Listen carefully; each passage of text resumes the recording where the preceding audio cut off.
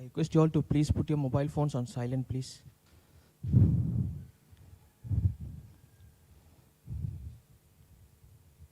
A very good morning to one and all present here. I welcome you all to the National Conference on Recent Advances in Agricultural, Forestry and Medical Entomology in India and third memorial lecture of Professor T.N. Ananthakrishnan. To begin this inaugural session, we now have research scholars of ERI to do the invocation.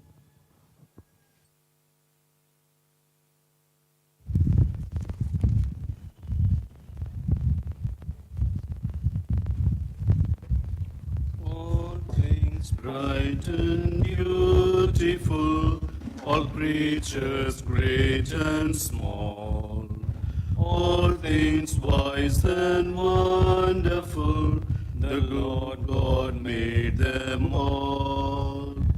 Each little flower that opens, each little bird that sings, He made their glowing colors, He made their tiny wings. All things bright and beautiful, all creatures great and small, all things wise and wonderful, the Lord God made them all. The purple-headed mountains, the river running by, the sunset and the morning that brightens up the sky. All things bright and beautiful, all creatures great and small, all things wise and wonderful, the Lord God made them all. The Lord God made them all.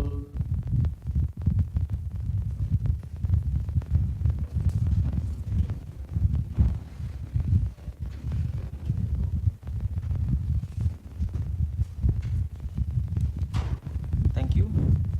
We will now have the floral tribute to late Professor T.N. Ananthakrishnan.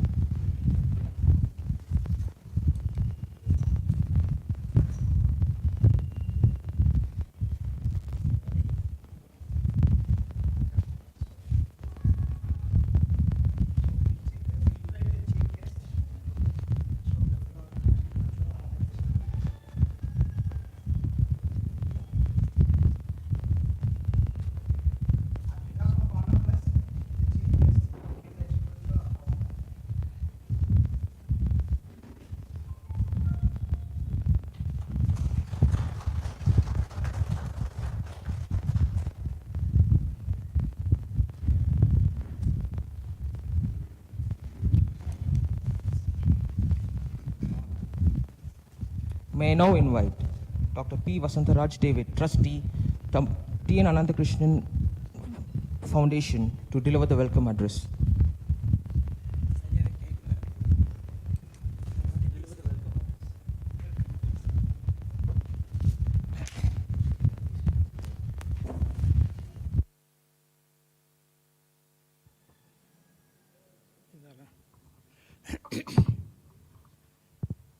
Revered Professor S.P. Tyagarajan, Professor of Eminence and Dean Research, Sri Ramachandra University, Chennai, and Chancellor, Avinash Lingam Institute for Home Science and Higher Education, deemed to be University for Women, Coimbatore, Reverend Dr. Francis Xavier, Vice President and Rector, Loyola Institutions, Reverend Dr. Selvanayagam, Secretary and Correspondent, Loyola College, Chennai, Dr. A. Thomas, Principal, Loyola College, Reverend Dr. S. Madhyapakyam, Director, ERI, respected dignitaries, my good friends and trustees, Dr. Alexander Jesudasan, Nagarajan Kannan, Dr. Venkatraman, and Dr. Ramamurthy, and members of the Executive Council, particularly Dr. John Peter, and delegates, dear students, and ladies and gentlemen. I extend a warm welcome to all of you for the third late Professor T. N. Ananthakrishnan Memorial Lecture, and thank Professor S.P. Tyagarajan, who readily agreed to our request to deliver the memorial address. On this auspicious occasion, I have great pleasure in congratulating Professor S.P. Tyagarajan on behalf of the Professor T. N. Ananthakrishnan Foundation for having been appointed by the government as Chancellor of Avinashalingam Institute for Home Science and Higher Education, Coimbatore. I presume, sir, you have already assumed charge. I extend a warm welcome to Reverend Dr. Francis Xavier, Reverend Dr. Silvanayakam, Reverend Dr. Thomas, and Reverend Dr. Maria Pakiam, Director, ERI. I shall briefly mention about the TNA Foundation. As a mark of reverence and affection, some of the old scholars and colleagues and well-wishers decided to establish a foundation, namely Professor T. N. Ananthakrishnan Foundation. So the deed of endowment was executed on 18th November 1991 by Dr. N. Muralidharan, who was done with Opacity Research Institute as director, was in the Entomology department.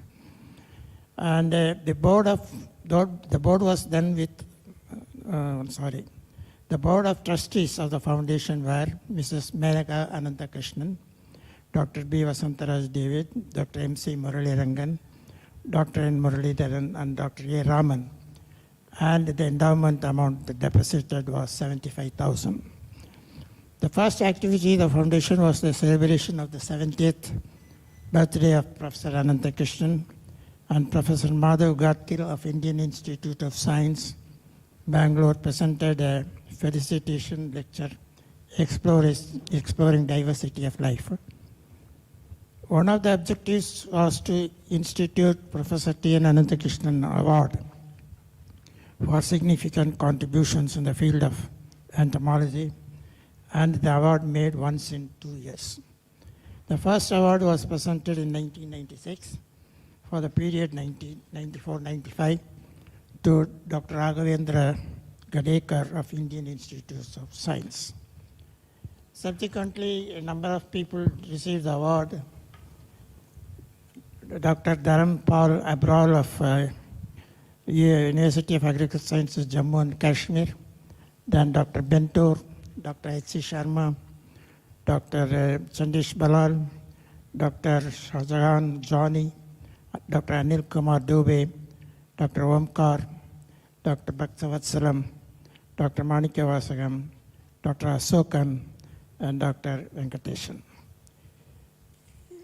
In a joint meeting of the trustees and the executive council held on 21st September 2019 at Hosur, it was decided to award 3 persons in both the senior scientists and young scientists categories, and each award has been decided as rupees 25,000 for first position, rupees 15,000 for second position, and rupees 10,000 for third position. Mr. Kandan Nagarajan has agreed to sponsor the award for young scientists as he did earlier. We are thankful to him for his continued support. I think that Mr. Nagarajan is here, so he is one of the trustees also. So we invited applications for senior scientist awards and young scientist awards of Professor Ananthakrishnan for the biennium 2018-2019. Under each category, we received 16 applications, and they were scrutinized by 3 eminent entomologists, Dr. S. Challaya, Dr. M.S. Venugopal, and Dr. R.W. Alexander Jesudasan, and they were all ranked. And based on the ranking, we have selected the awardee. Senior Scientist Award goes to first position to Dr. Kamala Jayanti. Then second position to Ankita. Then third position, Joseph Rajkumar. Okay. Then young scientist, first position, Gotyal. Oh, very good. Second position, Selvaraj. Right. And third position, Dr. Fond. He is sick, so he is not able to come.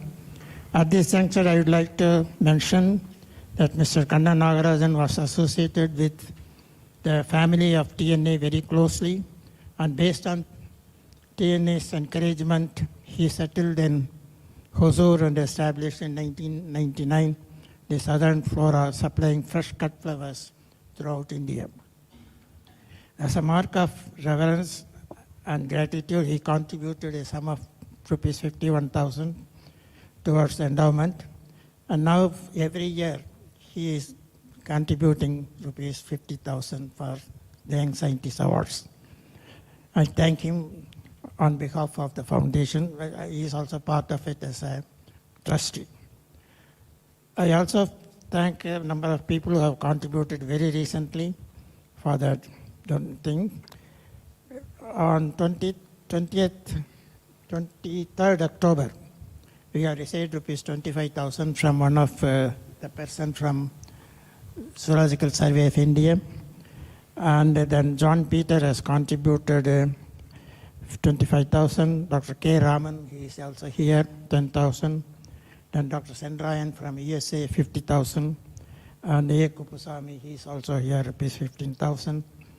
And as usual, this year, Nagarajan has also contributed 50,000. And today's flower decoration, everything has been by Dr. Mr. Nagarajan, and he has specially come from Hosur to do this. Thank you, Mr. Nagarajan. And his team of people have come yesterday night itself and stayed here and made all these decorations. Thank you very much.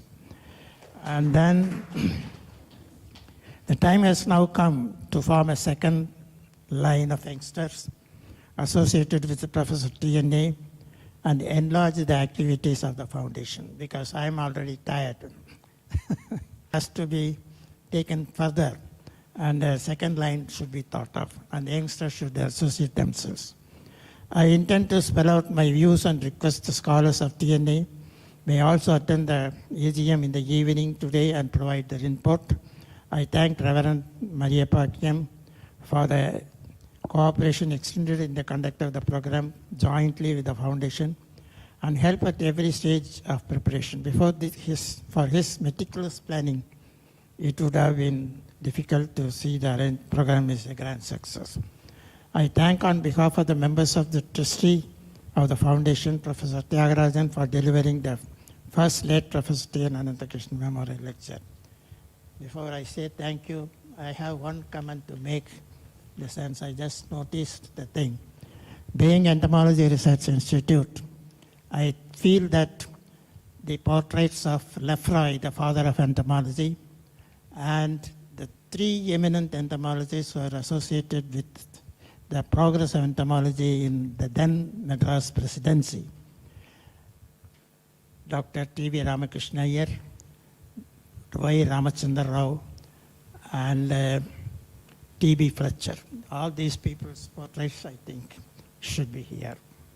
With these words, I thank every one of you for having come and gracing this occasion. Thank you all.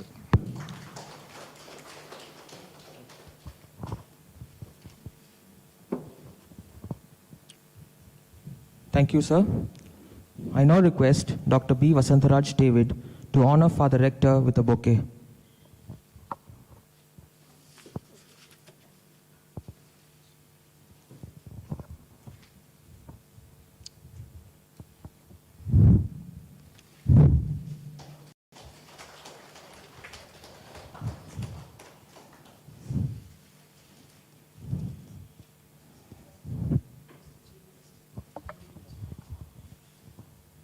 Now request Dr. Vasantaraj David to honor the chief guest, Dr. S.P. Tyagarajan, with a shawl.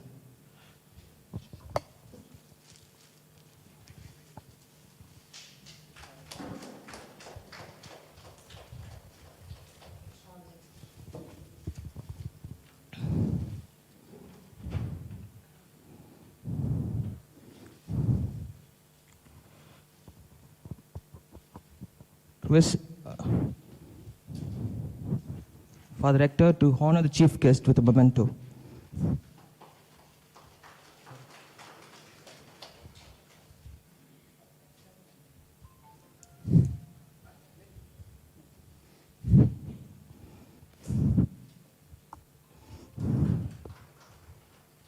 I now request Father Principal to honor the chief guest with a bouquet.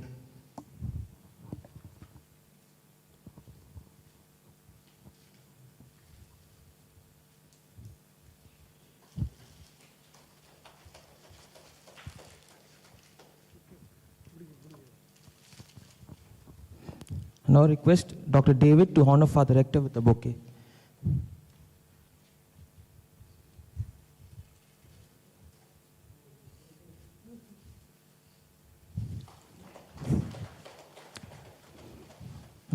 Now request Dr. David to honor the Father Principal with a bouquet.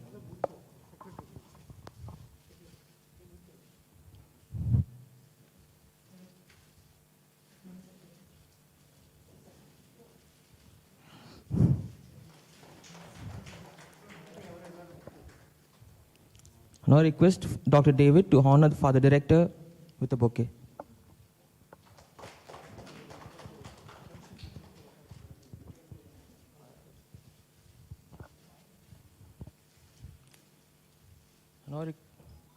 Now request Dr. David to honor Dr. Jesudasan with a bouquet.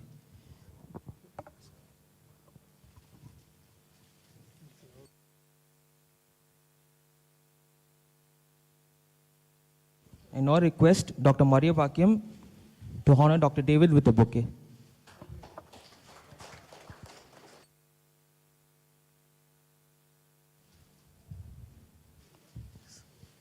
Thank you, sir. May I now invite Father Rector to deliver the presidential address.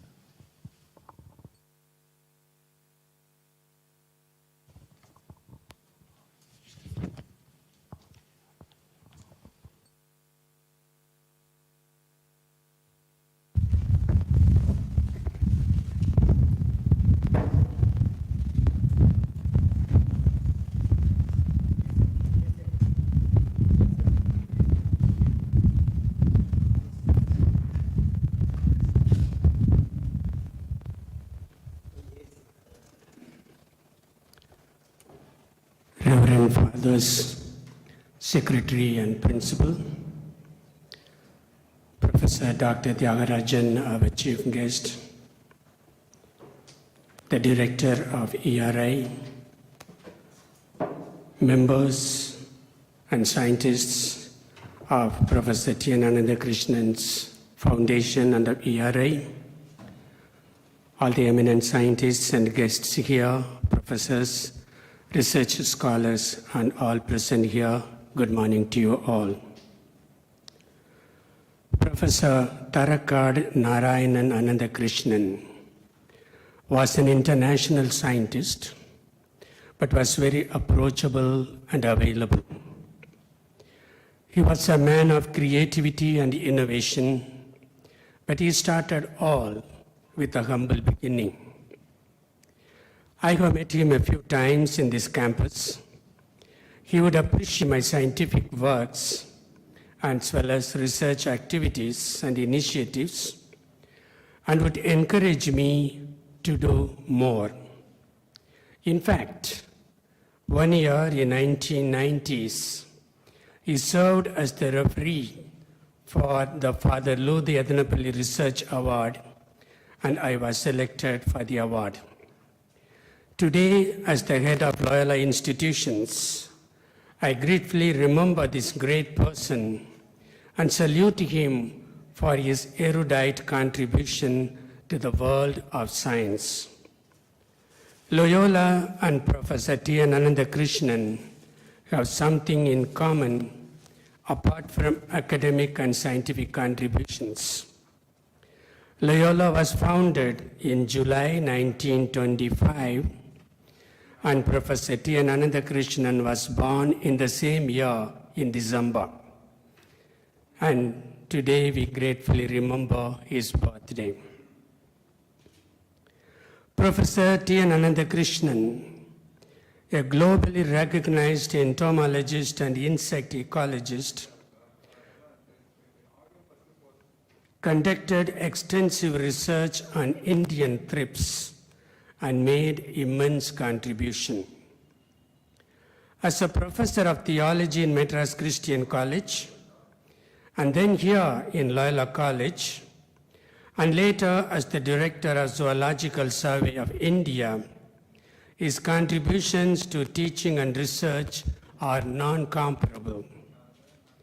He has discovered 76 new genera and 320 new species of thrips between 1950 and 1980.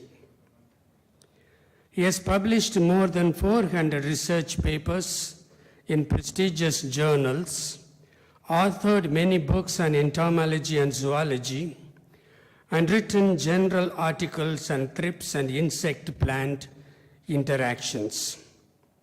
He has guided nearly 50 PhD scholars during his academic career.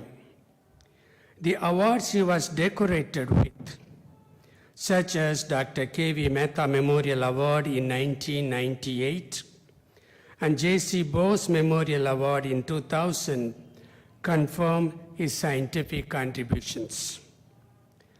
The legacy of Professor T.N. Ananthakrishnan is alive in Entomology Research Institute here, which he founded in 1963.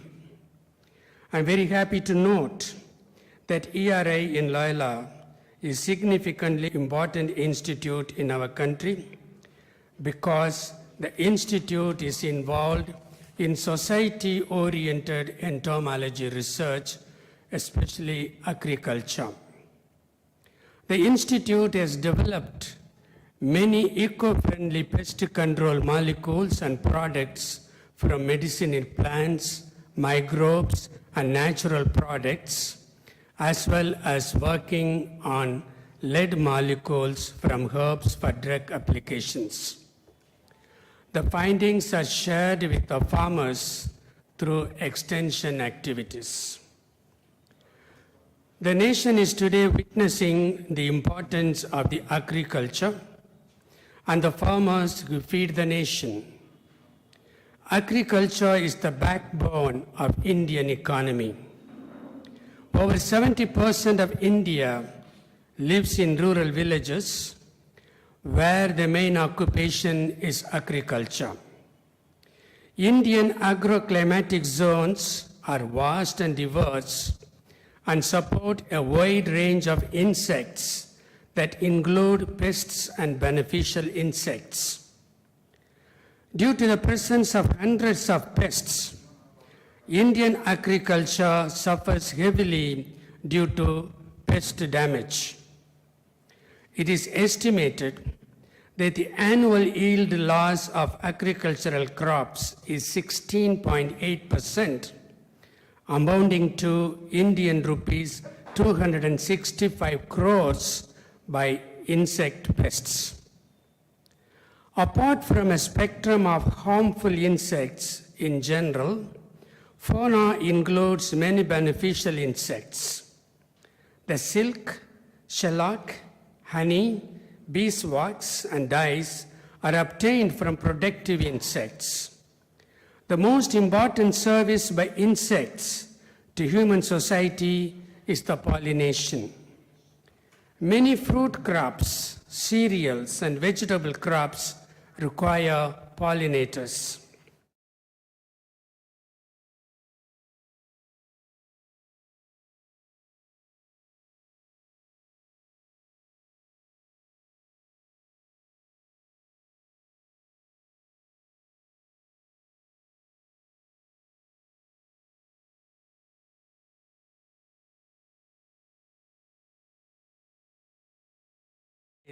By concrete forests, namely deforestation, giving rise to concrete buildings and factories.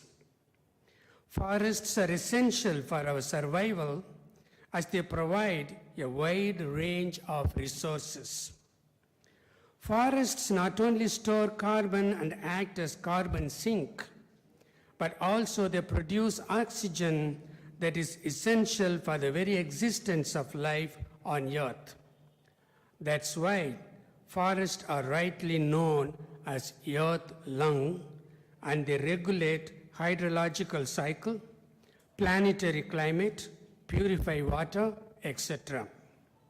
Forests provide wildlife habitat, as nearly 50% of the Earth's biodiversity occurs in the forests.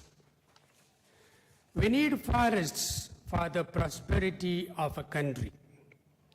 Take, for example, 67% of Japan's land area is covered by forests, and agricultural area is 14%. And a large part of Japan is still decorated with beautiful primitive and secondary forests. A little over 40% of the land in the North America is covered by forests, and 1/3 of Germany is made of forests. Though 56% of Indian geographical area is covered by forest trees, we need to arrest deforestation activities and tendencies. Loyola is very active and conscious in creating a green campus. You could find at least 28 species of trees, numbering to about 1,100 here in the campus. A recent study in the campus indicates that there are 35 species of birds and 12 species of butterflies in Loyola campus. And the administration is taking continuous efforts to plant more and more trees. Creating smaller forests would eventually expand the area covered by forests in the country. And today, I'm happy to know that the national conference is jointly organized by the Entomology Research Institute in Loyola College and Professor T. N. Anandakrishnan Foundation, both in Chennai. And it is my privilege to welcome our esteemed chief guest, Professor Dr. Tyagarajan, Professor of Eminence and Dean of Research at Sri Ramachandra University, Porur, former Vice Chancellor of University of Madras, and now the Chancellor of Avinasalingam Deemed University, Coimbatore, who is here to deliver the third Professor T. N. Anandakrishnan Memorial Endowment Lecture. It's nice to see Father Secretary and Principal of Loyola College, Chennai, present here, along with Dr. B. Vasandaraj David, Trustee of Professor T. N. Anandakrishnan Foundation. We welcome Dr. V. V. Ramamurthy and Dr. John Peter, Chairman of today's sessions, and also our alumni of ERA, scientists, and their family members. A word of appreciation is due to Father S. Maria Pakyam, Director of ERA and the Organizing Secretary of these events. Respected scientists, professors, research scholars, and all other participants, Loyola extends a cordial welcome to you all to the third Professor T. N. Anandakrishnan Memorial Endowment Lecture and the one-day National Conference on Research Advances in Agriculture, Forestry, and Medical Entomology.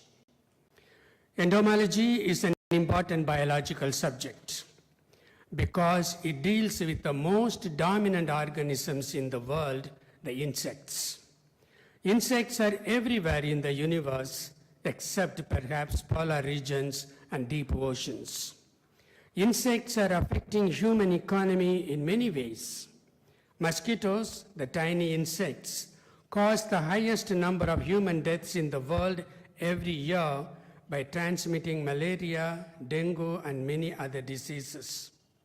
Apart from mosquitoes, several other insects like sandflies, lice, fleas, bedbugs, and black flies are also public healths. Houseflies contaminate our food and water with pathogenic microbes that cause cholera and typhoid.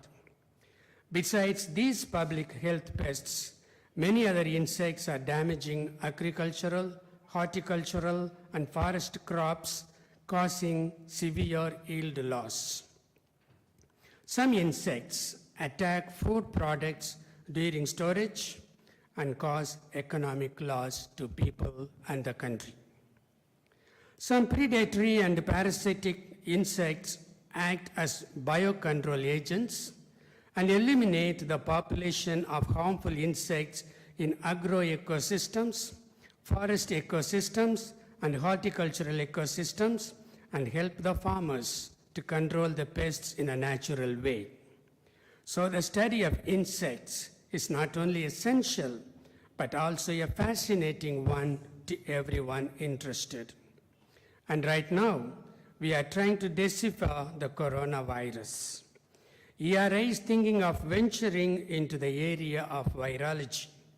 I'm sure that the conglomeration of scientists and scholars would bring out the fruits of know-how techniques and applications to enrich the quality life of people in India and in the world. Finally, we are all interconnected in the globe. As Pope Francis underlines in his Laudato Si, I quote, "Because all creatures are connected, each must be cherished with love and respect, for all of us as living creatures are dependent on one another." End of the quote. All the best for the endowment lecture and the conference. Kindly excuse me, I have another appointment to go. Thank you very much.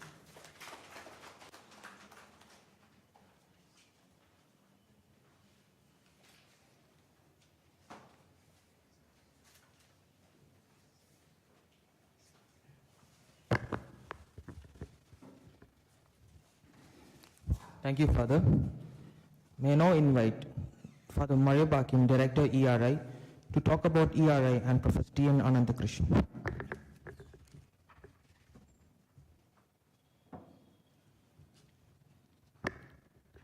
Respected Chief Guest, Reverend Father Rector, Father Secretary, Father Principal, renowned entomologist, Dr. Vasandaraj David, professors, scientists, research scholars, and all other members, those who are participants here. Good morning to all of you. As a director of ERI, I heartily welcome each and every one of you in this historical event. Professor T.N. Anandakrishnan, a renowned Indian entomologist, insect ecologist.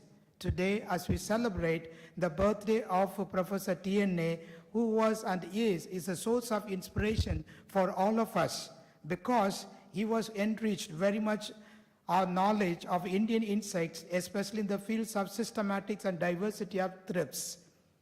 This institute was established by Professor T.N. Anandakrishnan with a singular purpose of understanding and explaining the chemical and molecular ecology of insect-plant interactions. Between 1950s and 1980s, Professor T.N. Anandakrishnan, who has identified 396 new nominal taxa of Thinoptera, which include 76 general and 320 new species. He has laid a strong foundation on which the Institute has flourished and attained a greater height, followed by Reverend Father S. Innasimuthu S.J., the former director, since 1986. The major objectives of 1996. The major objectives of research are to promote eco-friendly agriculture and health management, biodiversity conservation, enhancing the social and economical status of poor farmers and women. We are all formulating eco-friendly pesticide and isolating phytochemicals from medicinal plants and monitoring insect biodiversity in agro-ecosystem and forest ecosystem, and identifying and developing a potential crop varieties through biotechnological tools. Our research outputs are published in high impact factor journals. Also, we are patenting our inventions. Ponnim is a famous eco-friendly botanical pesticides developed by me and guided by Father Innasimuthu, the former director ERI. This eco-friendly pesticides has received great attention among farmers. This botanical pesticide is a great alternative pesticide and a wide spectrum of natural pesticide. I am sure all these research activities are adding credits to ERA. With the support of Loyola College management, we continue our research activities to help the society. As we celebrate the birthday of Professor T.N. Anandakrishna today, ERA has a rebirth in 2019 to 2020 with the spirit of the founder director, restoring the spirit of Mojis for protecting and promoting the health of people and our Mother Earth through biological research with a special reference to entomology. I am ever grateful to Loyola College management for renovating and restoring Entomology Research Institute building our research activities with a difference. On behalf of the entomologist and the students of Professor T.N. Anandakrishnan, I express my sincere thanks to Reverend Father Rector Francis Xavier and Reverend Father Secretary and Correspondent of Loyola College Arts of Science, Father D. Selvanayagam, and to Father Thomas, the principal of Loyola College, for supporting us so much. The building today looks like new. It's because of their greatest support today. And all the equipments, the tables, and everything be rebuilt. For what a purpose? We want to maintain the spirit of our founder. We want to maintain the spirit of our senior scientists, those who are formed from here, are doing a greater service.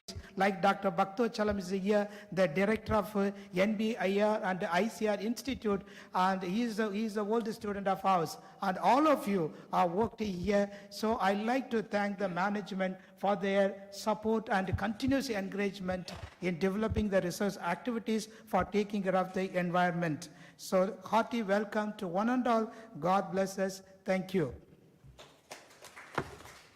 And before finishing, and I'd like to honor my teacher, and he was my mentor when I joined the department in 1997 and 2002, Dr. M. Selvanayagam, who celebrates his birthday today. It is an honor to honor him.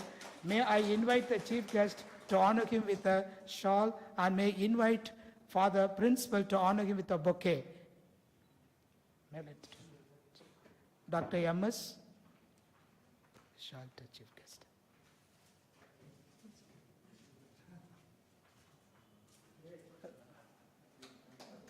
For the principal.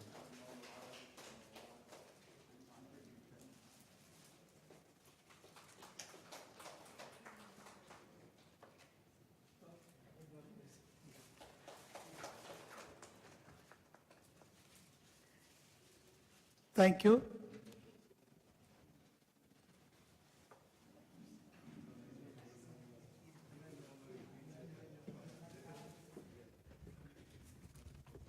Thank you, Father. May I now invite Reverend Dr. D. Selvanayagam, SJ, Secretary and Correspondent, Loyola College, to give the felicitations.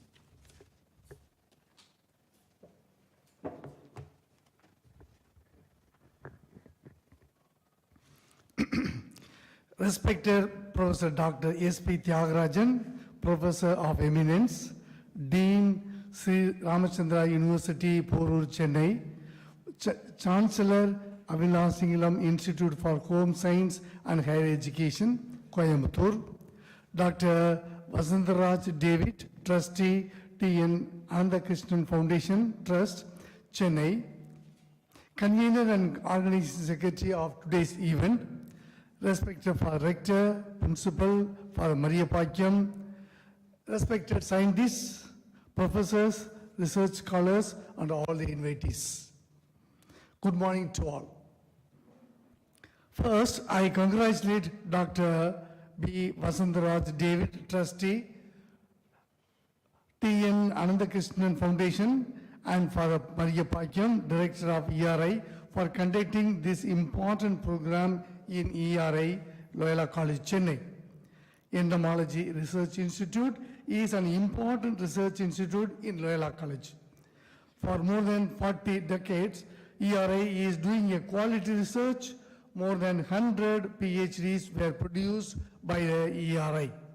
The institute is well recognized one in India and abroad due to the directorship of the founder, Professor T.N. Anandakrishnan, and his students.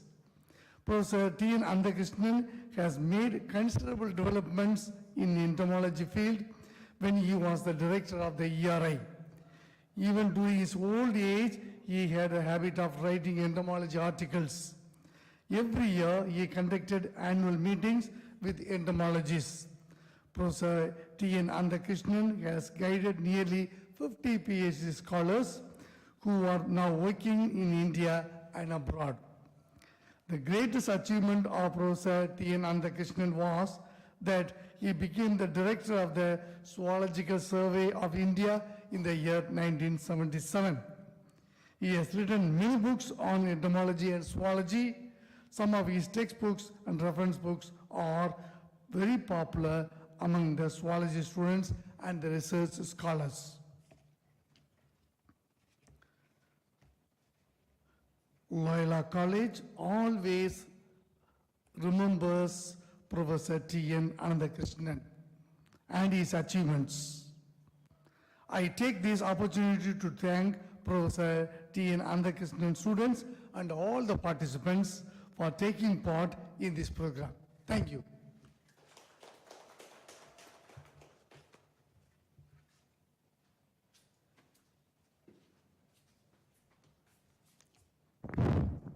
Thank you, Father. May I now invite Dr. A. Thomas, Principal, Loyola College, to felicitate the gathering.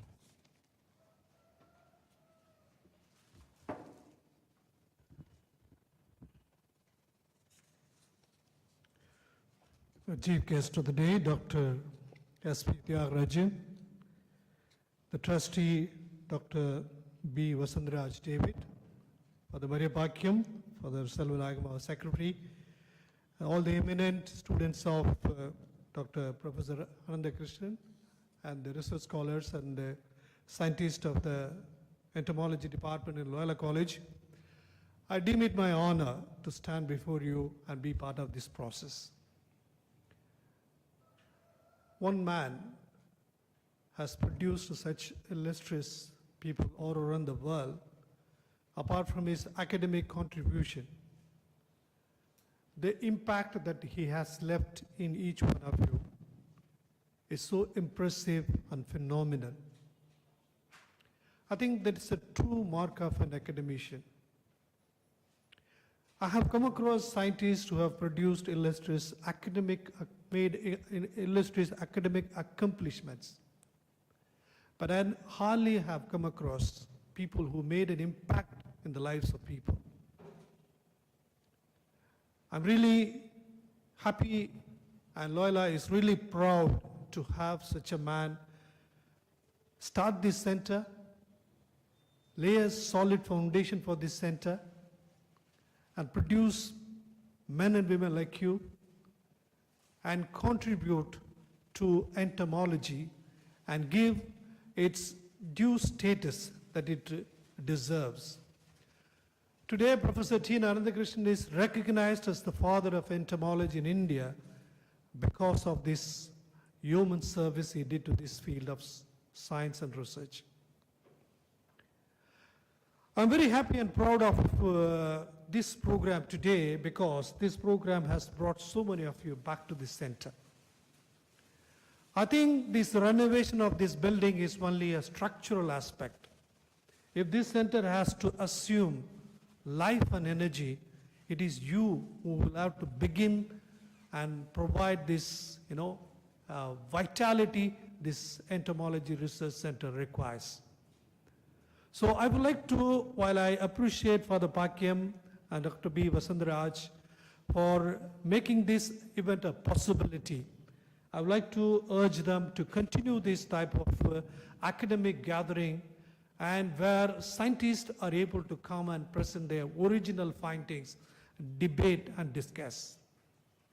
The topic that you have chosen for academic deliberation today is something very, very critical: agriculture, forestry, and medicinal entomology. They are very, very critical. All three fields are facing severe challenges.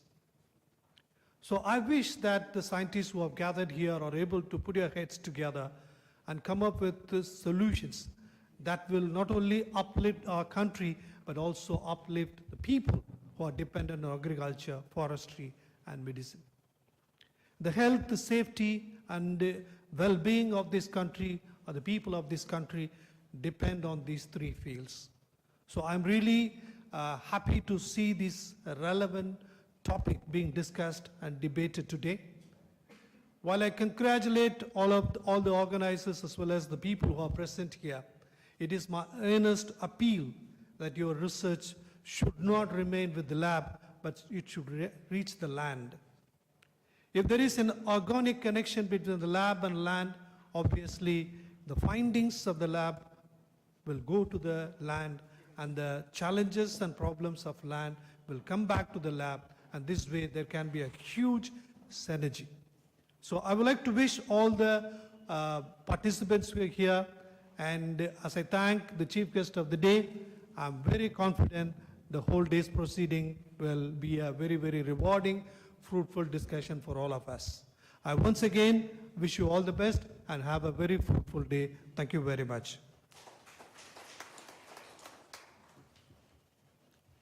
Thank you, Father.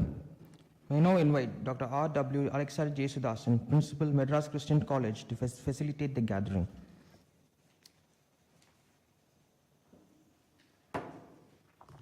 A small correction, I am former principal of Madras Christian College.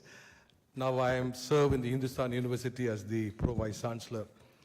Most respected the chief guest, Professor Dr. S.P. Tyagarajan, the Chancellor of Avinashalam, deemed to be university, Vice President Rector, Reverend Dr. Francis Xavier, the Secretary, Reverend Dr. Selvanayagam, the Principal of Loyola College, Reverend Father Thomas, the Director of the Entomology Research Institute, Reverend Dr. Maria Bakyam, my own teacher and research guide, Dr. Vasantaraj David, the Treasurer of the Foundation, Dr. Venkatraman, my very beloved friends and colleagues, and students of the Entomology Research Institute, whom I'm seeing after a very long time, invitees, professors, ladies and gentlemen.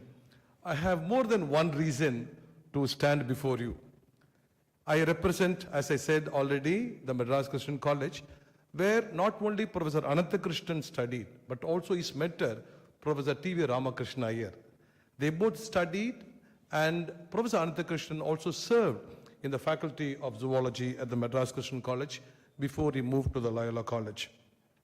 The second reason that I am here, while the students are regarded as the children of Professor Ananthakrishnan, I am regarded as the grandchild of Professor Ananthakrishnan, because my professor, Dr. David, happened to be a student of Professor Ananthakrishnan here. The third reason is that I've been associated with this institute from 1983. And I was here when the groundbreaking ceremony and the first brick was laid in the present premises of the Entomology Research Institute. The fourth reason, and the most important reason that I'm here, is that I have been the disciple and student of Professor Ananthakrishnan in the last part of his journey on this earth while he was here in Chennai. I happen to be associated as his son for the past 15 years before he left for the US. Because you know pretty well that I have been with him in organizing more than 10 annual discussion meetings in entomology up in the city. And we also had Dr. S.P. Tyagarajan to deliver one of the important keynote addresses.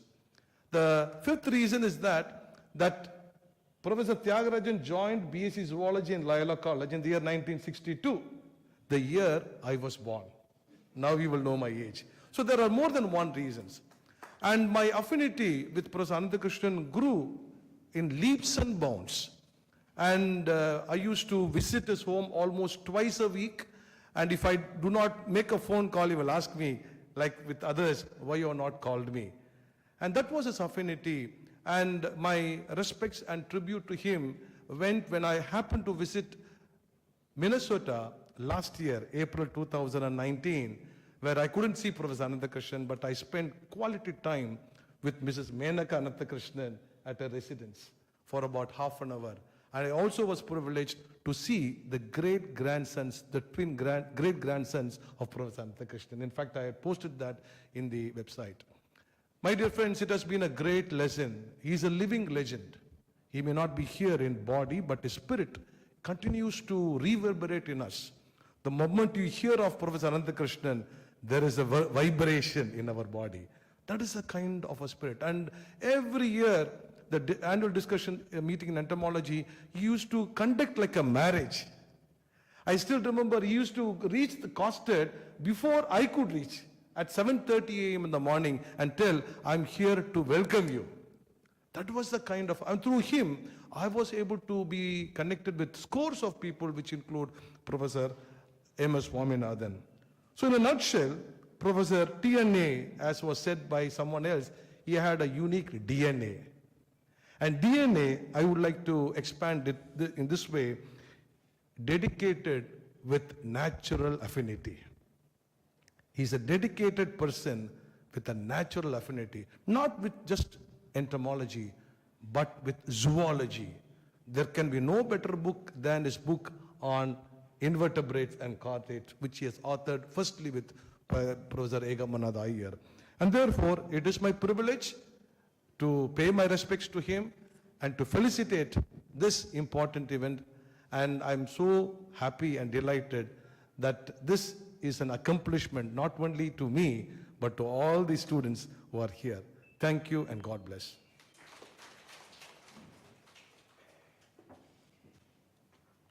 Thank you, sir, for that vivid facilitation.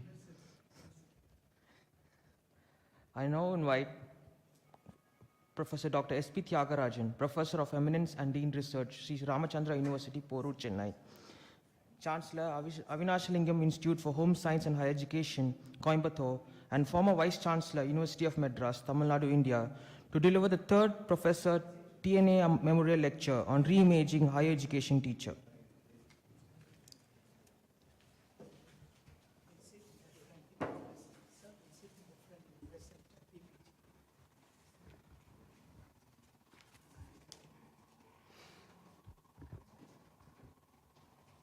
Good morning to all of you.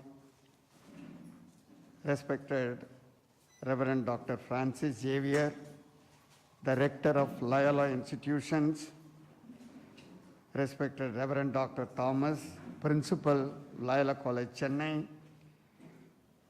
respected Reverend Dr. Maria Bhagyam, Director, Entomology Research Institute, Loyola College, respected Reverend Selvanayakam, Secretary and Correspondent, Loyola College, Chennai, and my dear good friend and colleague, and the trustee of the Dr. T.N. Ananthakrishnan Foundation, Dr. B. Vasantaraj David, Dr. K. Venkatraman, trustee of Professor T.N. Ananthakrishnan Trust, and my good friend, Dr. Alexander Jesudasan, Pro-Vice Chancellor of the Hindustan University, distinguished scientists who have come here for this particular program, Professor T.N. Ananthakrishnan awardees who have assembled here, delegates, Loyolites, research scholars, and friends. Let me at the outset express my sincere thanks to Dr. Vasantaraj David and Dr. Alex Jesudasan for having invited me for this particular program. In fact, it is a great coincidence that I am here today in the inaugural function of the National Conference on Recent Advances in Agricultural Forestry and Medical Entomology in India, and also to deliver the third Professor T.N. Ananthakrishnan Memorial Lecture. Thank you all very much. I have been associated with Professor T.N. Ananthakrishnan for several years from 1962 onwards, actively being a student of TNA and others in the Department of Zoology at Loyola College between 1962 to 65. It was a great honor and privilege for me. Next, please.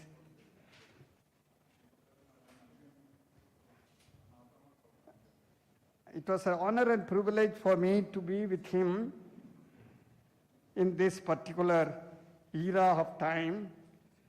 Oh, that will be great. Thank you. To be with him and then try to get educated both in discipline, dedication, and educational culture. He has been a great teacher, as all of us have now outlined, enumerated, explained all our experiences, and felt by heart and soul. The greatness of him with the chalk and board has been phenomenal. But today, there has been changes that have taken place, and he continued his journey to trace the technological advances and try to mentor the younger scientists through this discussion meeting that he has held, which Dr. Alex Jesdasan has nicely portrayed. So what I was thinking was, from the era of higher education teachers, which we have seen for decades, how you can re-image a higher education teacher today in the current environment.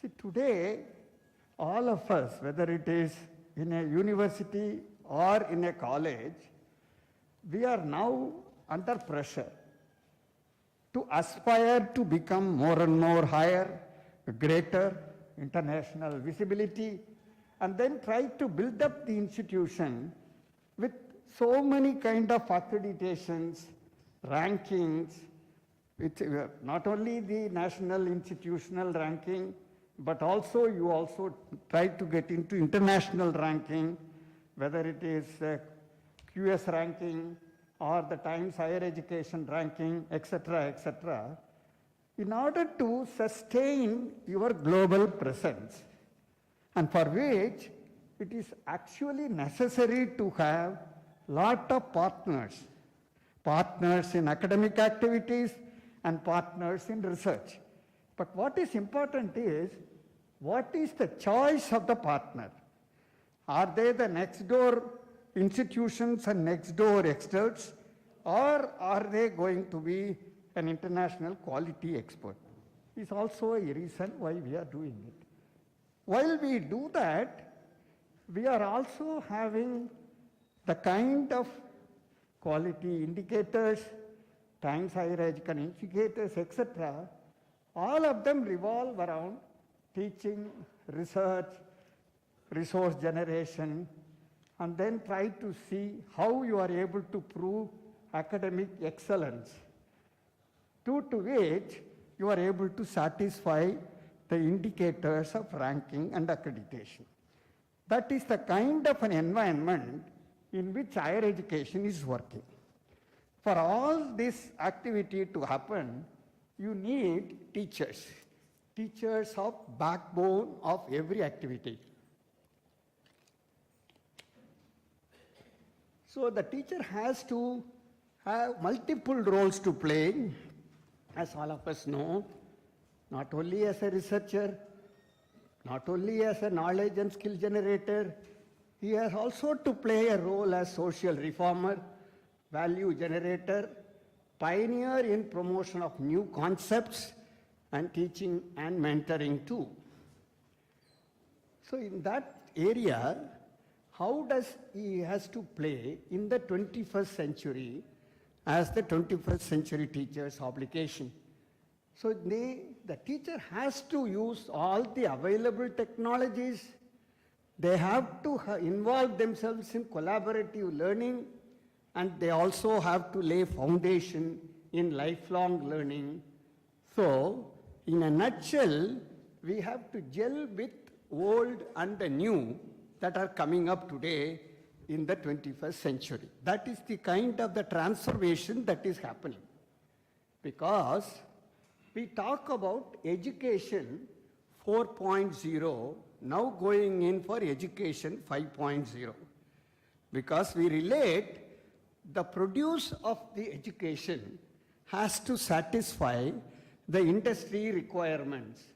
I will not go into the tracking history of the earlier generation of education 1.0, 2.0, 3.0, but 4.0 has become very, very prominent, and now it is migrating to 5.0, so that the industrial revolution in leading on to so many innovations and interdisciplinary kind of discoveries, inventions and others take place in an interdisciplinary platform, which may have applications of cyber-physical systems, Internet of Things, artificial intelligence, network, not as engineering subjects, but as interdisciplinary arena, which may be able to surpass to various areas of science, technology, social sciences, even languages, and literature, and so on. That is the kind of the enormous application that have come, so that the products of this are not going to be only efficient employees, but also effective employers. That was the kind of a system that is coming up. Hence, the new generation teachers need to have some new requirements. So these teachers have to be facilitators, helping learners to make judgments about the quality and validity of new sources of knowledge. It is not just they provide the knowledge, but they must also provide the sources wherein they will be able to enrich the students with additional knowledge. They must be open-minded, they must be analytical, and they must be also independent.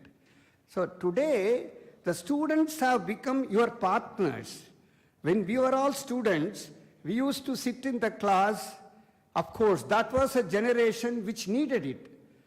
Even when one of the students is able to yawn, Professor T.N. Ananthakrishnan will throw a chalk piece there which will go directly into the mouth of the yawning student. That was the days we used to encourage, because that is the kind of an eye contact, that is an eye contact of personal attention the teachers used to do.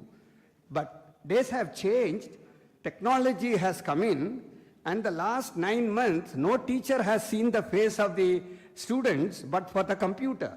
Only through the computer you are able to see, and even the students are able to switch off, unmute, and all kinds of things, so you don't even see their faces.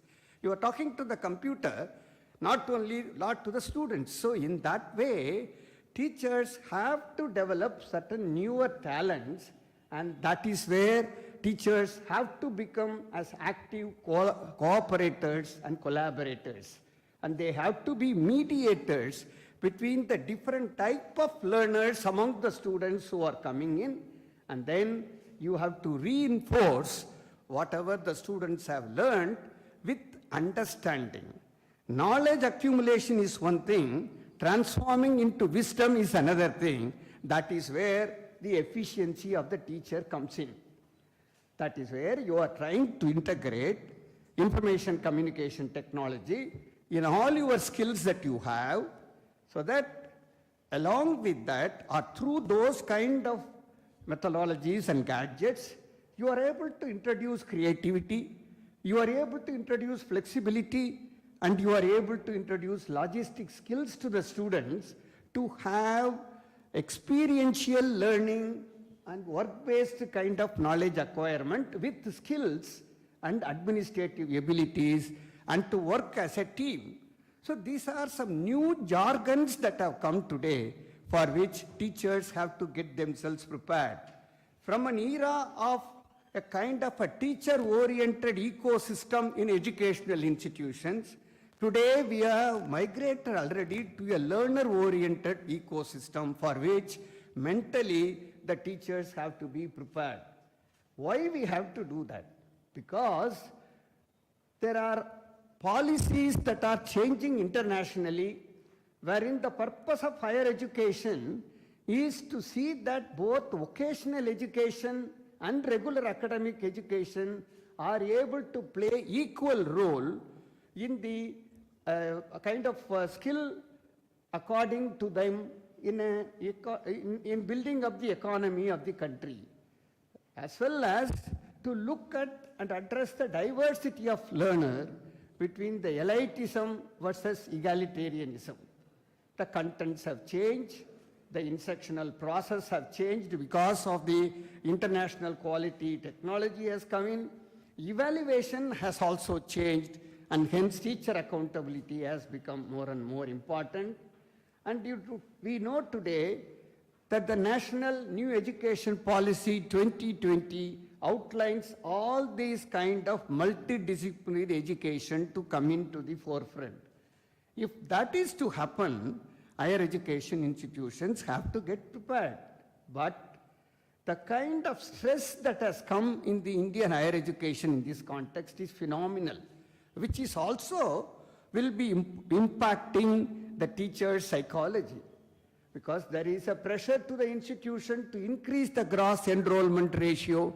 It is projected that it has to become 50 across the country. Even though Tamil Nadu has reached almost to that level, many of the northern states have not reached, so teachers are put into it indirectly. And then equity and inclusiveness as a national policy. You do have problems of getting talented teachers also who are having the optimum skills that is required. A skewed distribution of the knowledge talent and the skill talent is also another area of concern. Then the accreditation. Every institution has to project their visibility by way of accreditation, by way of ranking, because the public are looking at it. What is the NIRF rank of this particular institution? What is the NAAC CGPA grade of that particular institution, and so on. All these are being contributed by the teachers only, and they have to effectively and efficiently understand the mechanism of all of them. When you see these kind of difficulties and the infrastructural requirements, there is also a growing cost of higher education, especially in professional degrees.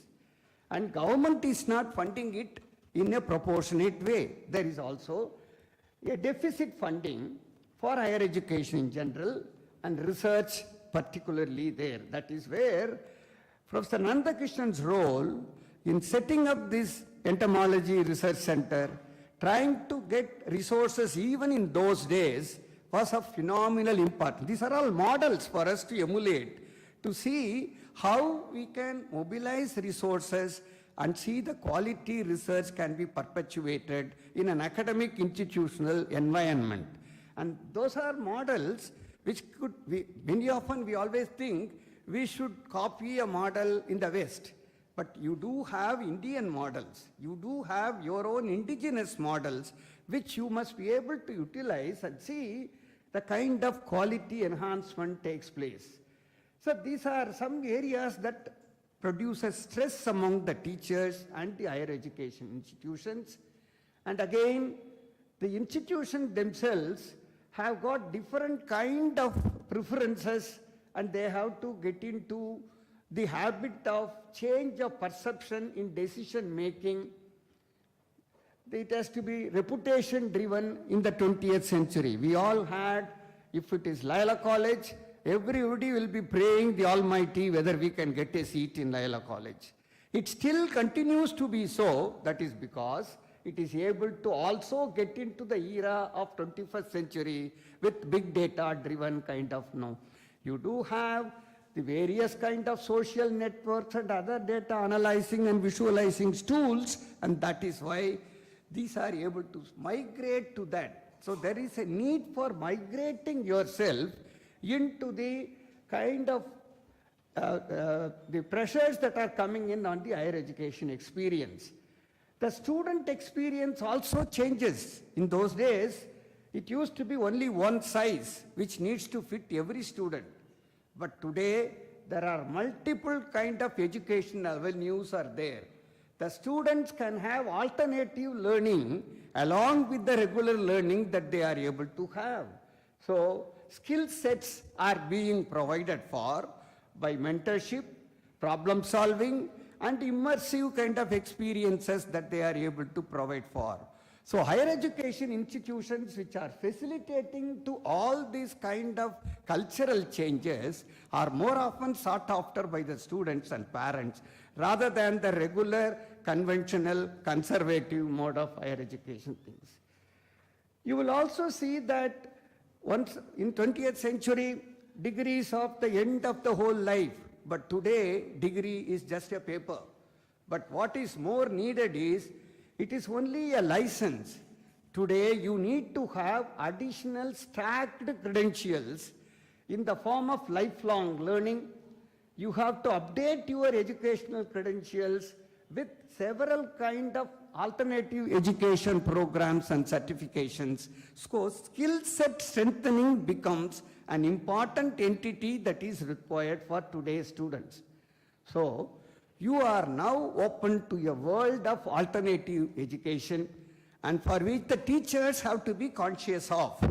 Unless the teachers are going to be conscious of, they will not be able to pave the way for exposing the students to all these avenues that are there. There are even very low-cost kind of solutions that are available now in the form of MOOCs.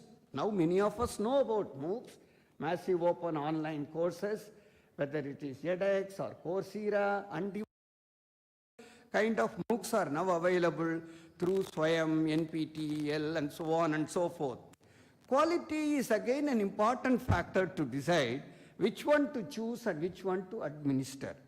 Immersive programs are other kind of models that have come in for the students during their vacation, either it is summer vacation or winter vacation or any other kind of vacation they get.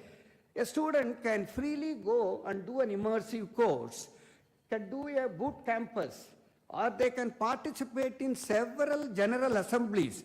It may be an institution innovation council, or it may be another kind of, hackathons, marathons, and so on and so forth, which provides skills, creativity, and analytical kind of mentalities for them. So they are transformed into a entrepreneurial learner.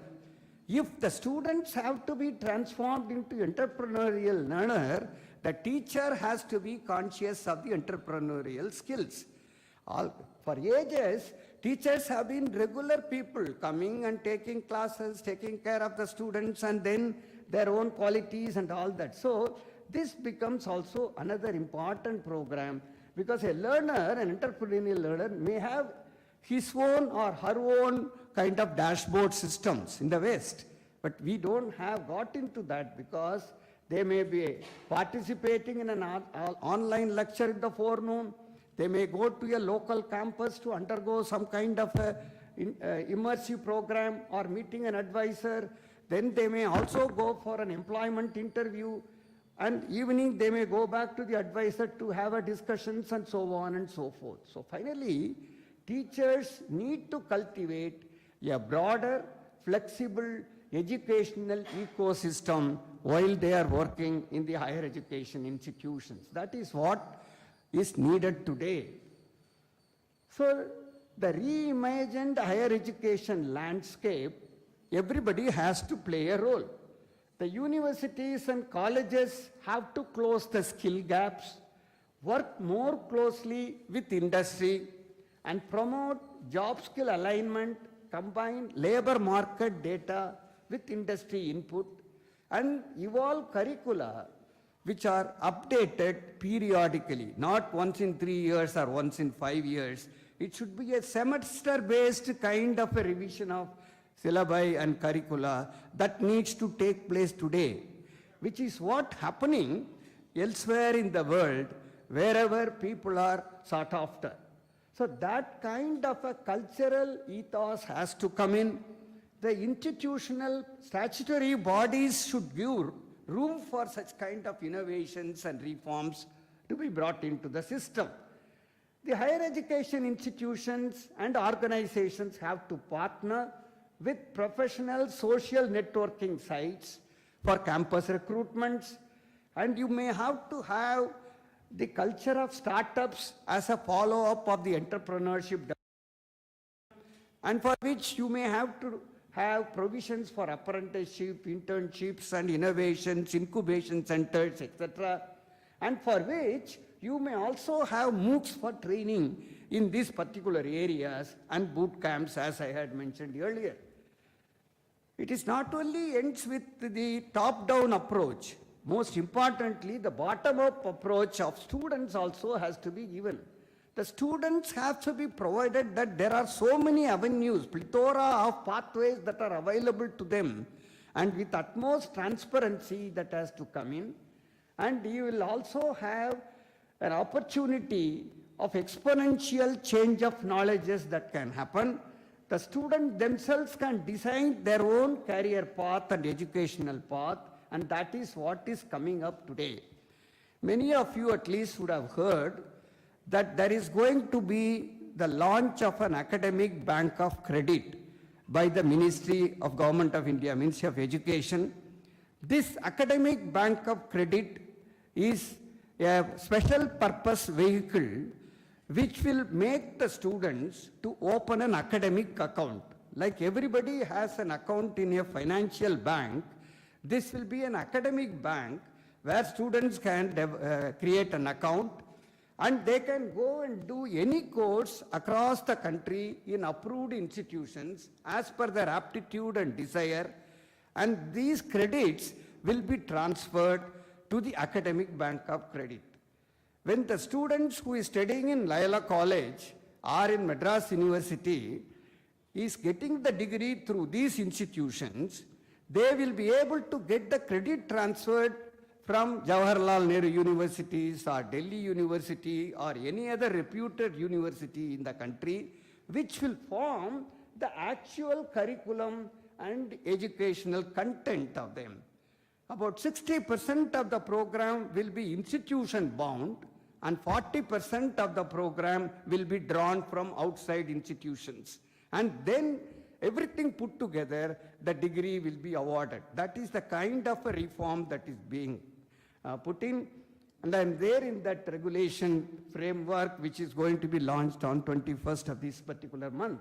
So hopefully we have to understand it first and efficiently communicate it to the potential learners, as well as the institutions have to get sensitized to this particular concept so that an international model is being brought into our country. This model is not anything brand new. It is there in the US, it is there in the Europe and other countries. So we are only providing the option for the student to choose what they want as per their aptitude. So that kind of a system is going to emanate, and our teachers have to really come into the forefront and bring in business houses and industries into this kind of competency building exercise along with universities to bring in curricular reforms that is being talked about very frequently, which will definitely broaden recruiting strategies, and it will also bring in effective partnership, not just in paper, but in reality as a day-to-day practice. So let me end by saying, the greatness of a teacher is to show the student how capable he is or she is. The greatness of a student is to live up to the capability he has been shown. And institution has to create an ecosystem for both the things to happen. That is where we will have to work towards it. I'm sure you will agree that the journey continues. We may have many more miles to go, but the transformed teacher will be able to get it much more shorter. Thank you all very much. I once again thank the organizers for having called me.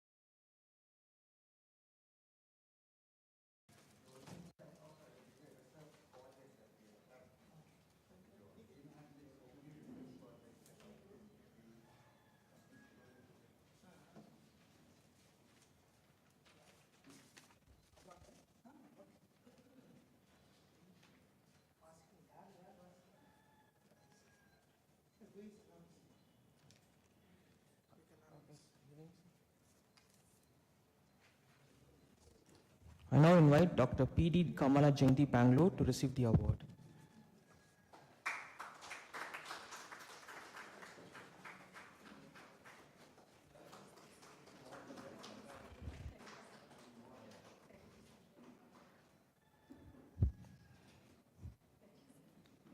I now invite Dr. Ankita Gupta Bangalore to receive the award.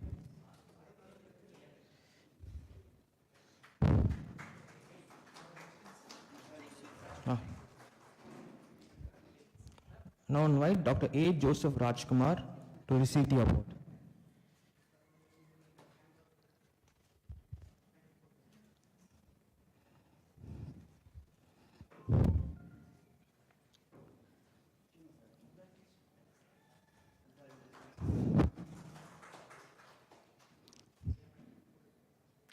I now invite Dr. B.S. Gotyal Barakpur to receive the award.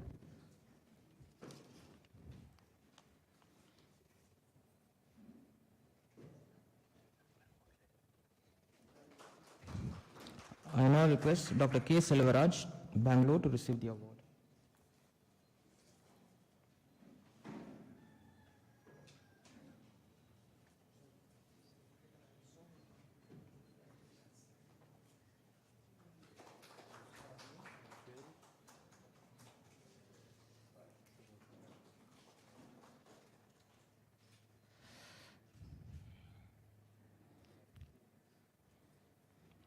Now the award to Dr. Fand will be presented virtually.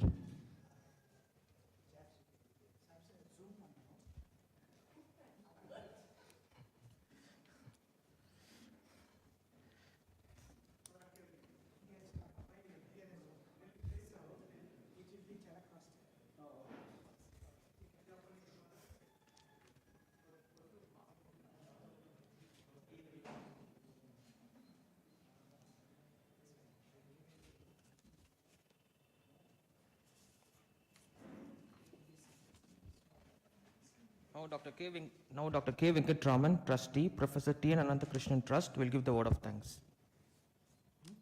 Will give the word of thanks. Yeah.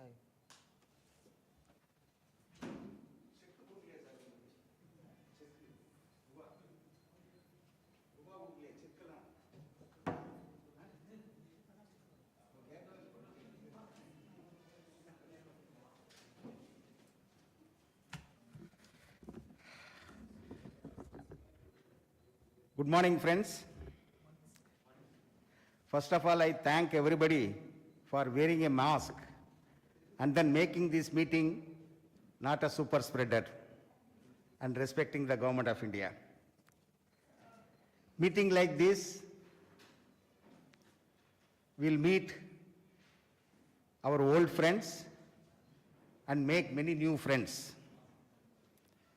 I think all of us will meet our own old friends and then make many more new friends. I'm very happy to see Professor Ananthakrishnan back to this Entomology Institute. I was associated in all those meetings, what Dr. Alex was telling. And also, this is the first meeting I am associated in his memorial thing. Friends, don't expect that Professor Ananthakrishnan is only established this institute. The place where I worked as Director, Zoological Survey of India, where he has established several regional centers, ecosystem centers. So Professor is also living everywhere. This is not the only place.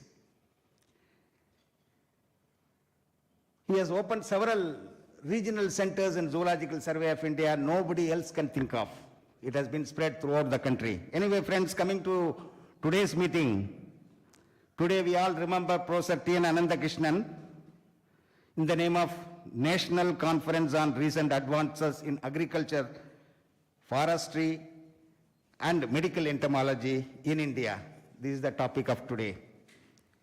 This is the third Professor T.N.A. Memorial Lecture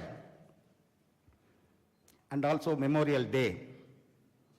This is jointly organized by Entomology Research Institute of India headed by Director Loyola College. We also thank Reverend Dr. Francis Xavier for his presidential address. We, the trustees, thank Reverend Dr. Maria Pakyam, Director ERI, for his excellent speech. Reverend Dr. Silvanayagam, Secretary Correspondent, Loyola College, for his felicitation speech.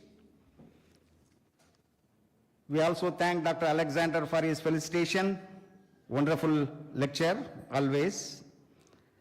Reverend Thomas, Principal, for his felicitation. Our gratefulness to Professor S.P. Tyagarajan, a well-known scientist internationally, former Vice Chancellor of University of Madras, for his TNA Memorial Lecture. And also, I thank all the awardees for accepting awards of TNA Foundation for this third TNA Memorial Day. Thanks to all real hard-working trustees of this TNA Foundation and the executive committee members. Only because of them, Professor TNA is remembered even today. Thanks to scientific session chairmen and co-chairmen, that is going to happen after this tea break. We thank Dr. Muralidharan, Bhaktavachalam, Dr. Babu, Dr. Kupusamy for accepting to deliver a talk. But not least, Reverend Father Muthupakyam, John Peter, and Nagarajan for their acceptance to give their lecture and vote of thanks and conduct of the meetings, scientific sessions. Thanks to the conveners and organizing secretaries of this third TNA Memorial Lecture. Thanks to all his students, scientists of Loyola College. Thanks to TNA Associates. There is a separate session is there, separate type of people. They are all called the TNA Associates. We all salute the great soul of Professor T.N. Anandakrishnan. The TNA Foundation thank all the contributors in kind. So recently, the contribution has, several contribution has come. All those things Dr. David already informed to everyone. Special thanks to only one person, Mr. Nagarajan, for enormously contributing to the foundation in the form of lakhs of rupees for each and every meeting as an award. That's all. You have to clap. People should have mind to do that in the name of Professor T. Anandakrishnan. So, thanks one and all. I have not left anyone, I think. If at all I have left anyone, it is my mistake. Kindly accept my gratefulness and thanks for contributing to Professor T.N. Anandakrishnan Foundation as well as conducting this meeting so successful. Thank you very much, sir. Thank you.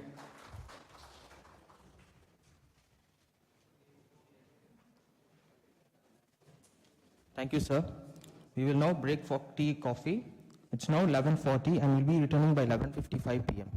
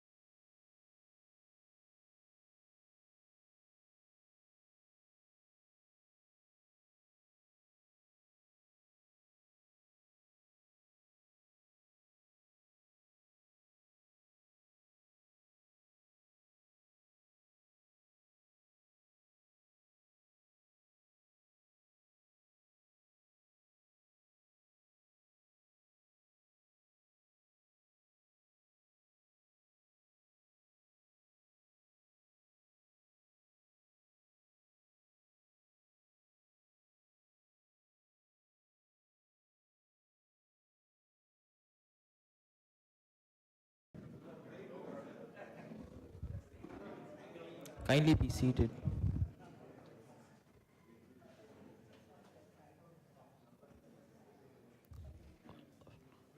Kindly be seated. Now we'll be moving on to our next session, the scientific session. This session is the presentation by the awardees and will be chaired by Dr. R.W. Alexander Jesudasan and Father Maria Bhakyam. Now the opening remarks will now be given by Dr. Alexander Jesudasan. Opening remarks will now be given by Father Dr. Maria Bhakyam.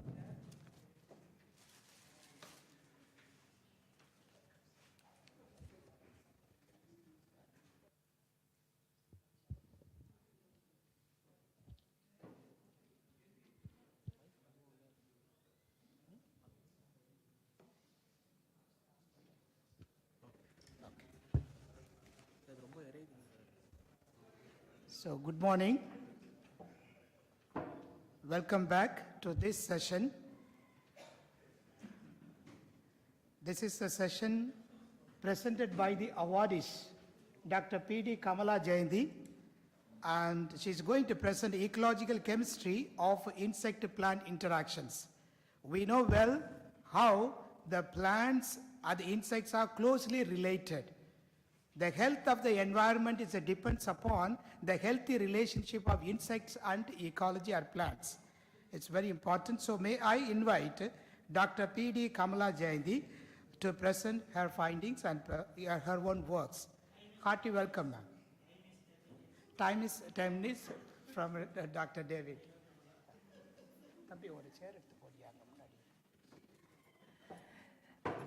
Respected dignitaries of the dais and my dear delegates, I'm really honored to be here to receive this award and present my brief work on ecological chemistry of insect-plant interaction.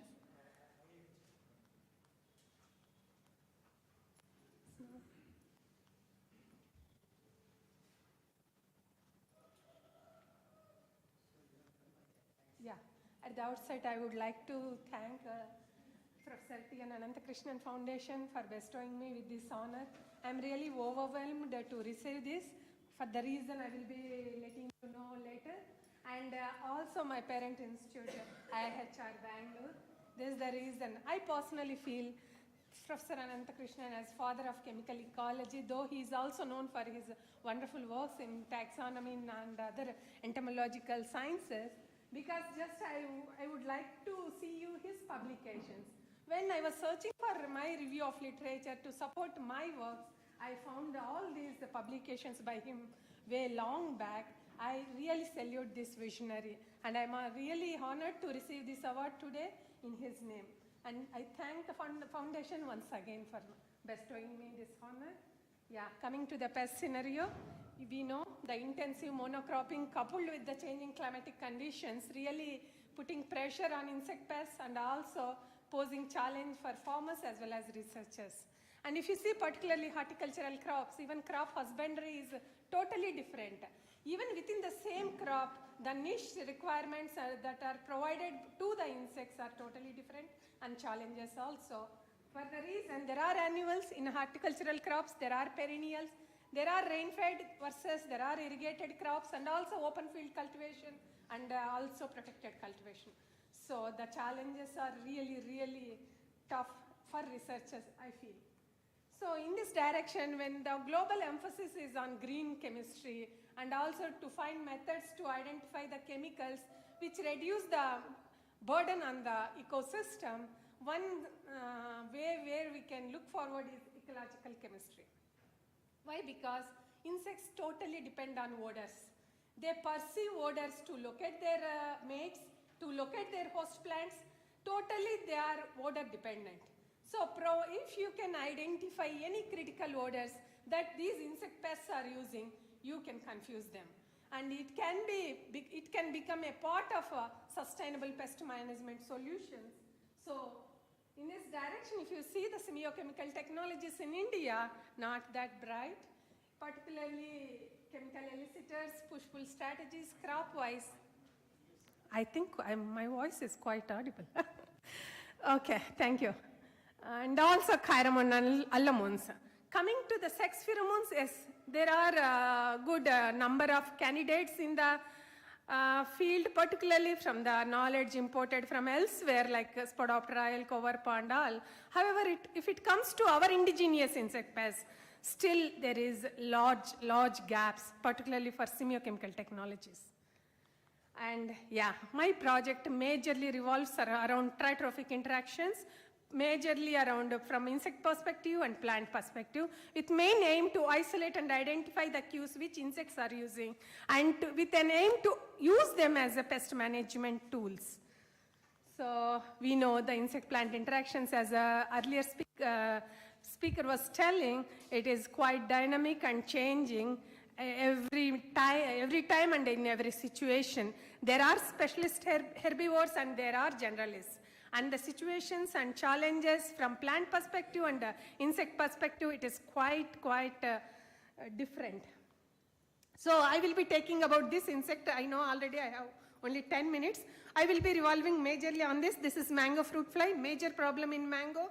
And it attracts the quarantine restrictions, and though we are number 1 in mango production in the world, our exports are only 2%, mainly because of this type of pests which attract the quarantine issues and embargoes from other countries.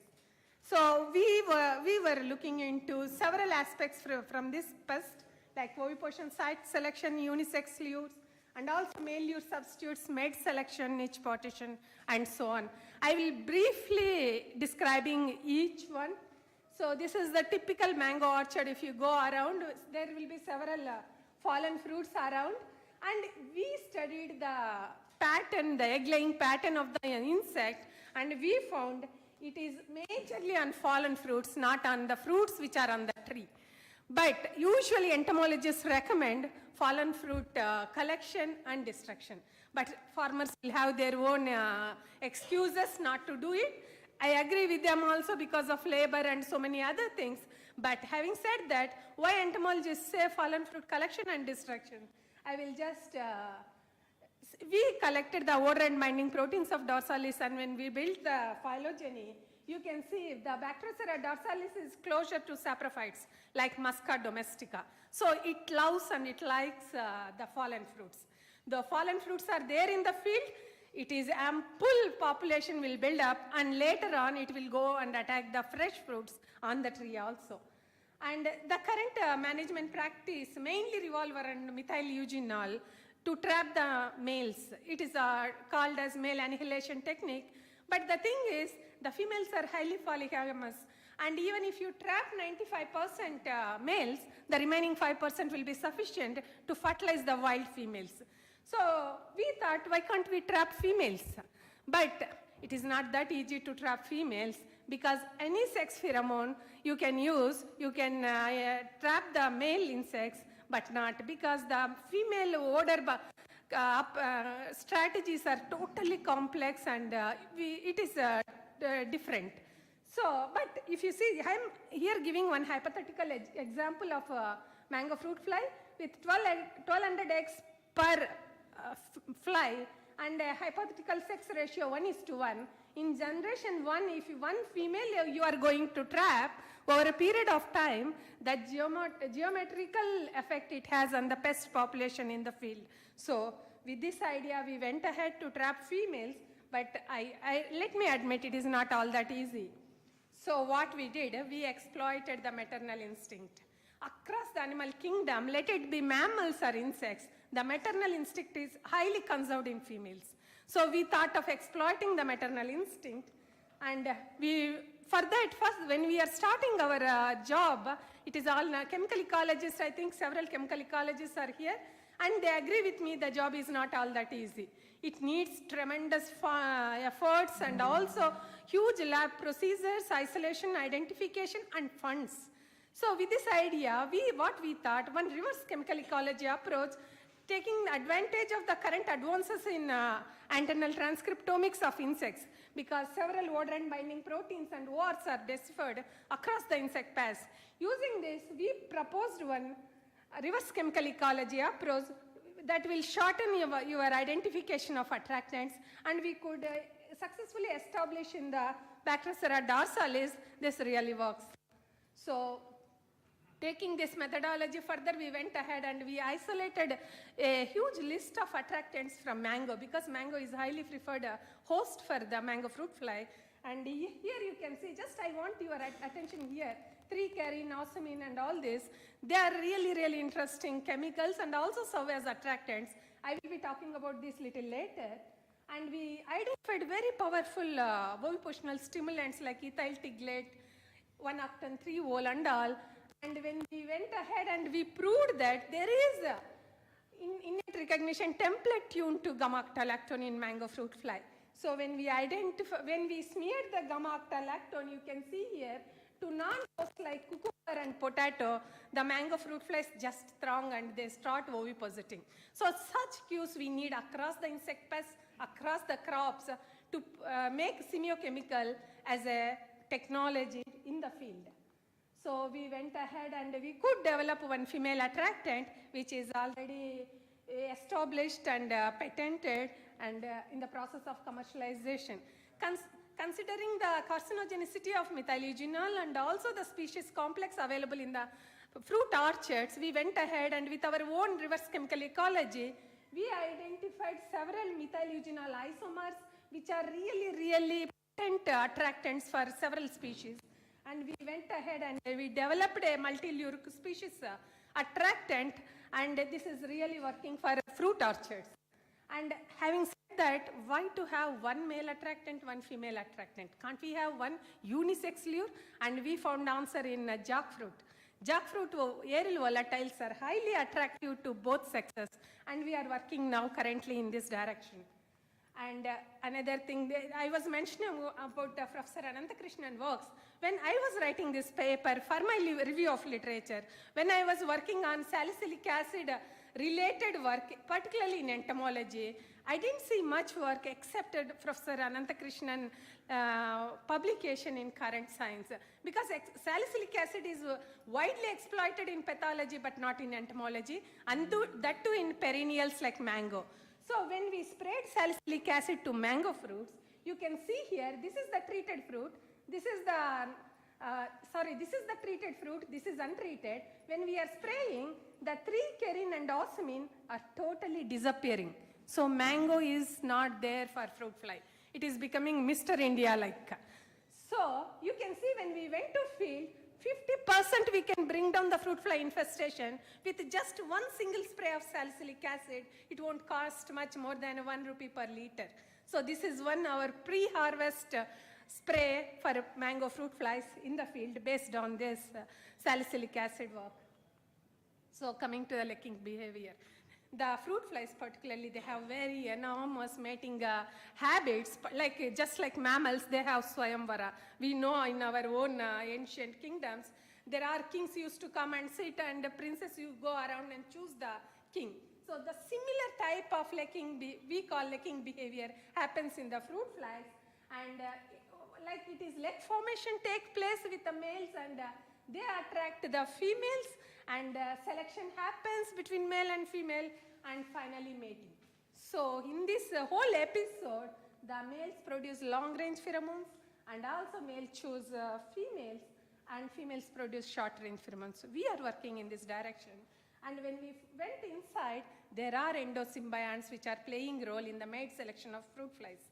How? You can see here, when we treated the female with antibiotic, the attraction totally gone down.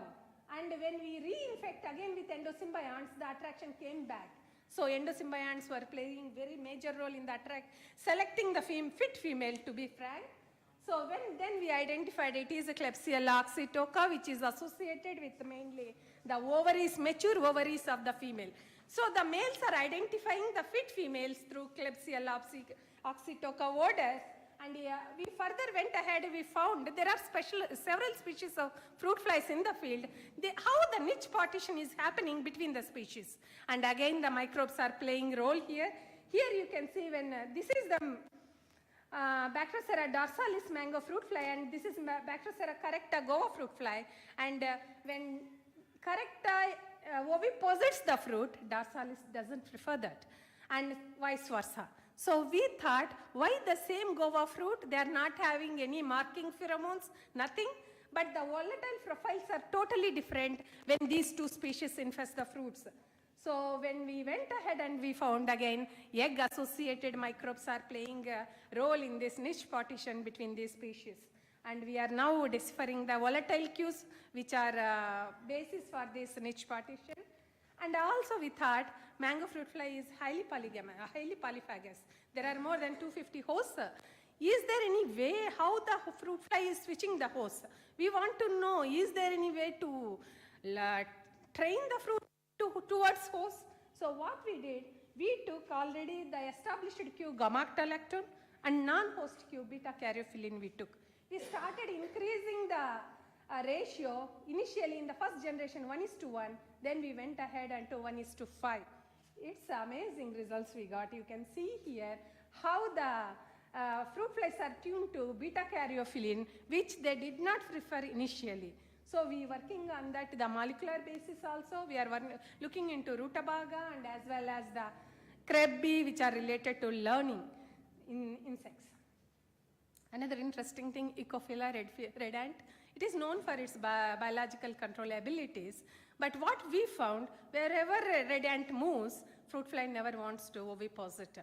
Then we took body odors of Ecophila, and when we smeared the banana fruits, totally the fruit flies are avoiding those fruits, thinking of predator risk.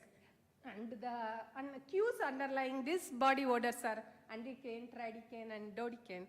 We are looking into further practical application of these cues in the field. So host plant resistance.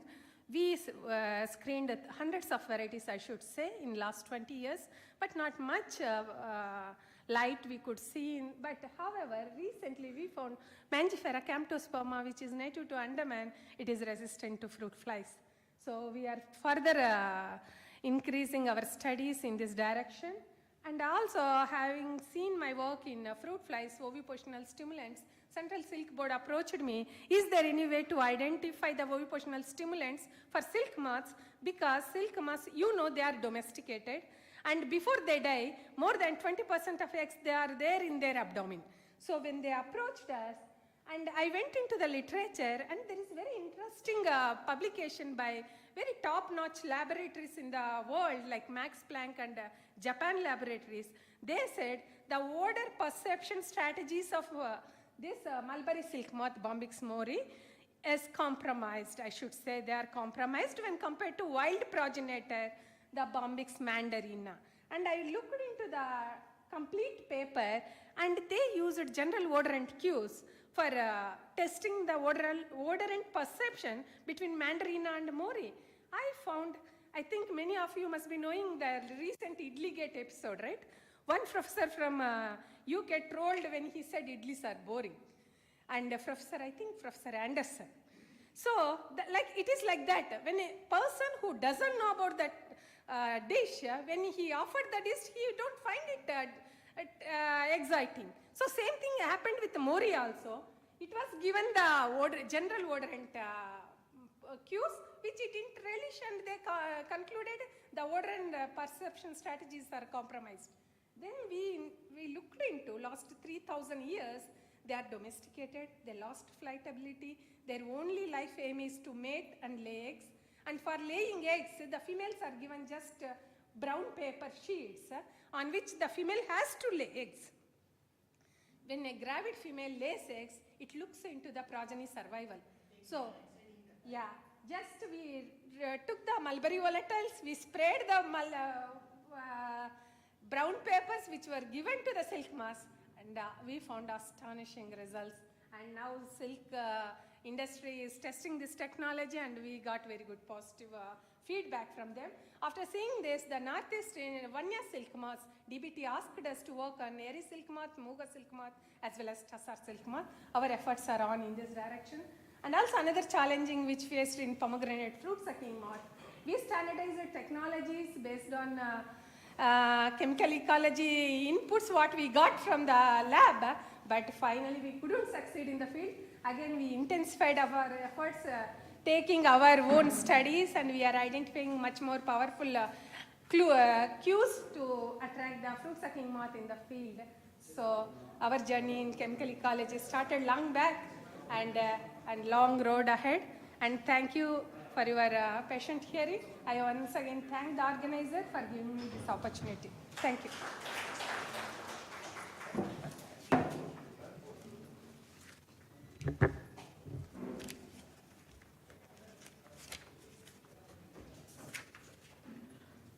Thank you so much, Dr. P.D. Kamala Jayanti, for your wonderful presentation. Even though we have given short span of time, but you are able to summarize and give the gist of it. And thank you so much. Now, may I invite Dr. Angita Gupta from ICR NBAIR to present her talks on insights into the host range expansion of native parasitoids in a compacting and line invasive pest species. Dr. Angita Gupta, welcome.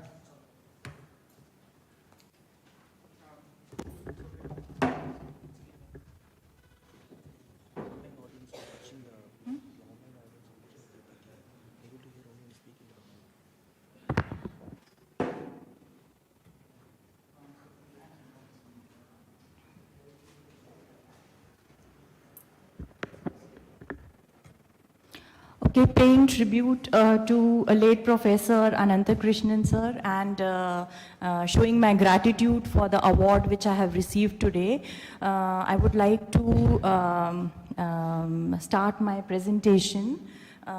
First of all, a warm welcome to all of you, online and offline audience, dignitaries. I'll be talking on insights into the host range expansion of native parasitoids in combating alien invasive species.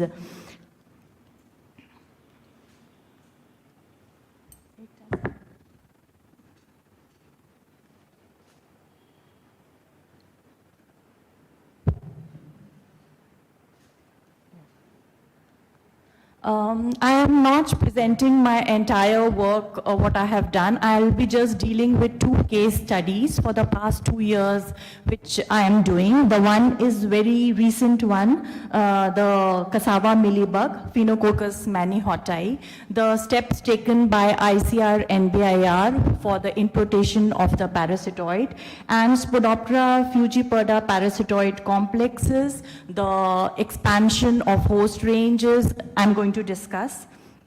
Here, just to initiate this, I would like to inform the audience that with the intervention of our present director, NBIR, we were prompt enough to report the pest first time in the country. Dr. Joshi was the one who reported. And after that, a team was formed to look into the further aspects and whether we have a primary parasitoid to control the pest or not. Just to give a brief overview, the invasion of Phenacoccus manihottai, it happened in April 2020. Basically, to talk about the pest, it is native to South America. In 1973, it entered Congo Republic. Within a span of 8 years, it had covered entire Africa. In Asia, it entered 2008, and 2020, it entered India. So, it is said about the host range, which is not reported yet from India. That is also reported on citrus, tomato, capsicum, sweet potato, but there are some apprehensions whether they are able to continue their life cycle or reproduce there. This is still questionable. Now, what is the important finding was this in India, it is reproducing on other hosts such as Alternanthera sessilis, Cynadrella nodiflora, and Blumia lacera. Now, why this is important is in literature so far around the globe, it has been known from Asteraceae. In India, we have many weeds of Amaranthaceae family. So, if the invasive pest is able to reproduce in Amaranthaceae, it is going to be a serious problem for us. Now, to talk about cassava, it is basically not a mandate or a very important cash crop for us, but then it is important for export in the form of byproducts like flour and all. And suppose if it expands its host range, then it will be a concern for us.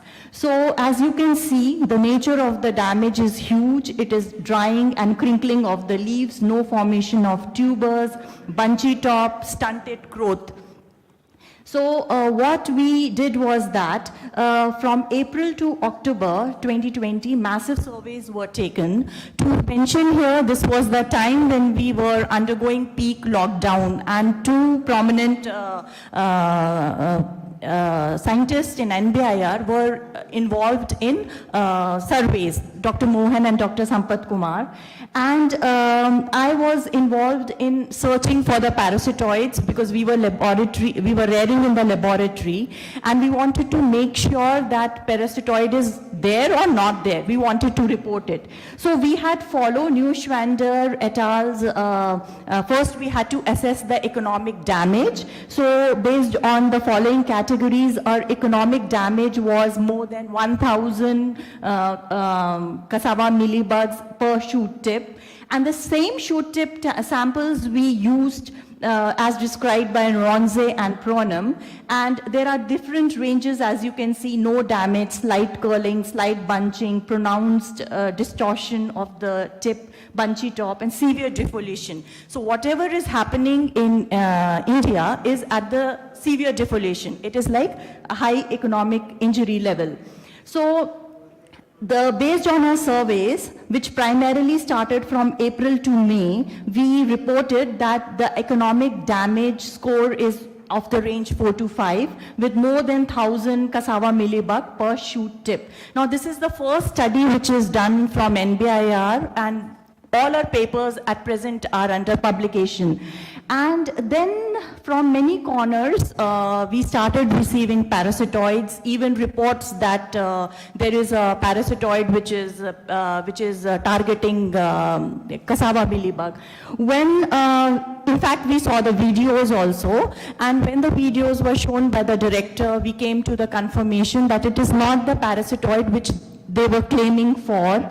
So why that was important? Because we were in the process of receiving import permit, which at present, with the intervention of NBIR, we have received import permit from Republic of Benin and Thailand to receive this Anagyrus lopezi. Now, based on all our surveys for this year, because the crop is no more there and it is in the seedling stage for the next year, we are reporting that there is no parasitoid and we want to import it. So this ecological interaction study I have done in the laboratory.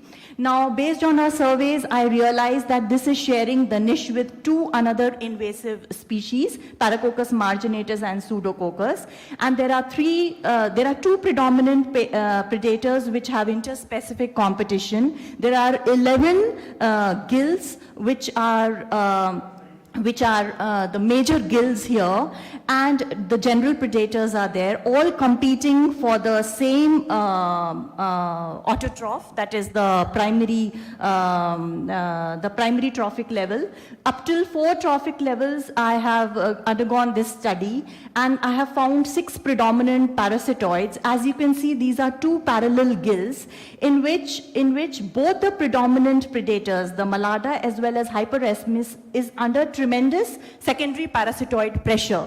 So it is by Homaloturkmanicus, which we have already published. Though hyperparasitism is there, but it is less than 5%. In the other major parallel guild, there is Tetrasticus. So the gist of this study is the cassava millibug does not have a primary parasitoid. Whatever parasitoids are there are of Paracoccus marginatus. And other parasitoids are basically the parasitoids of the predator. So in fact, they are doing more harm to the cassava plantation. Then, as you can see, these are the, altogether some 50 species I have identified in the cassava millibug niche. And this I have already mentioned. This is, I am working on the parallel gill dynamics and the niche partitioning and the interspecific competition of the 2 predominant predators. I'll just skip this slide and I will tell about the Spodoptera fujiperda. I have prepared a checklist from all over India for the 15 important species of parasitoids. What I have found amongst all the parasitoid complex, it is maximum 60 to 70% by the parasitoids. There is moderate parasitism by the Chilonis complex, egg larval parasitoids and larval parasitoids, and the predominant one is Ruficus.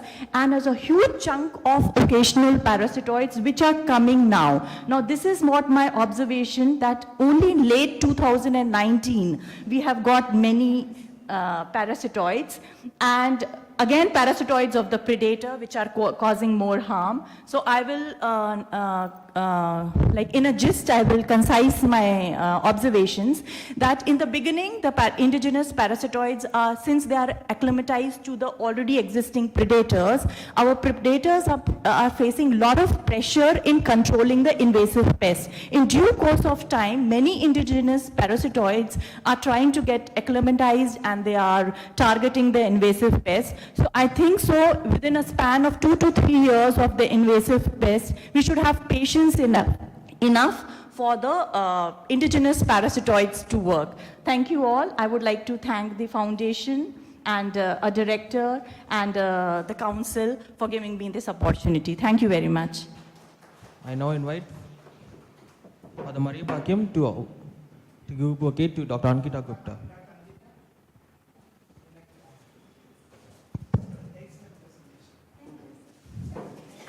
I now invite Father Director Maria Bhakyam to give a bouquet to Dr. Kamala Jayanti.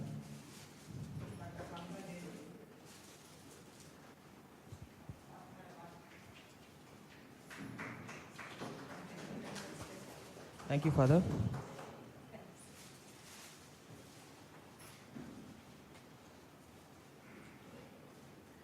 Kindly keep your time. The allotted time is 10 minutes. I know you have done wonderful work. That's a research work that you have done, but we are making injustice in a way. But try to summarize it within 10 minutes so that others will have better chance. May I invite Dr. Joseph Rajkumar, ICAR Central Plantation Crop Regional Institute, Kerala. He is going to present with us the awardee. His topic is on smart diagnosis of exotic pests and intelligent pest management solutions in coconut and cardamom. Welcome you, sir. Dr. Joseph Rajkumar, yes.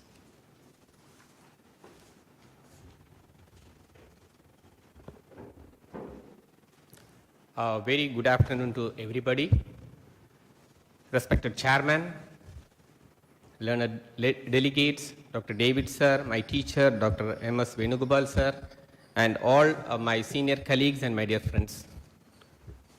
It's always a pleasure to be here because I represent a coconut from the state of Kerala, and coconut is such a crop of huge in nature, wherein the pest management also becomes really a tough exercise for all the workers to do with. So of late we have encountered with a lot of invasive pests, and in the process of that we are in a position to effectively diagnose some of the invasive pests and evolve certain very interesting strategies for pest management in it as well.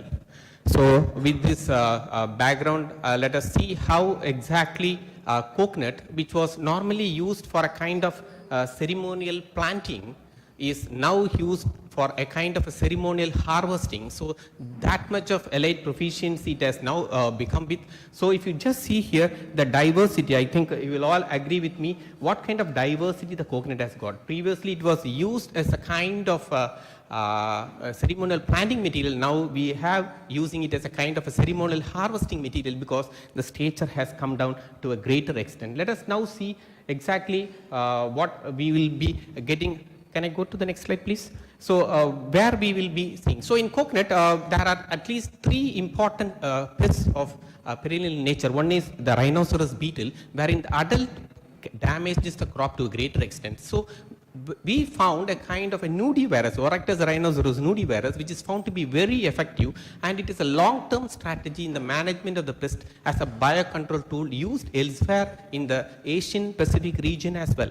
So of late, what we have found is they have reported kind of a haplotype which is resistant to this particular Oryctes rhinoceros nudie-virus. The resultant is this particular pest has become very, very damaging on the adult palm. So that is what is being worried. it. So what exactly we were looking is whether we have this particular haplotype in this country. So we just made for this restriction analysis and we found that we never had this particular strain. So if you just see the COI sequence of those Vorectus rhinoceros in our country, what we found is there is no change from this A to G. So it is all intact A here. So the resultant here is we don't have a haplotype in our country. So that is one of the reasons why we say that the biological control strategy is wonderful, and we also rare this particular nudibvirus on the live host, not on the cell lines as the people do in the Western countries. So to evolve a kind of a botanical formulation, we have been trying, because at least a couple of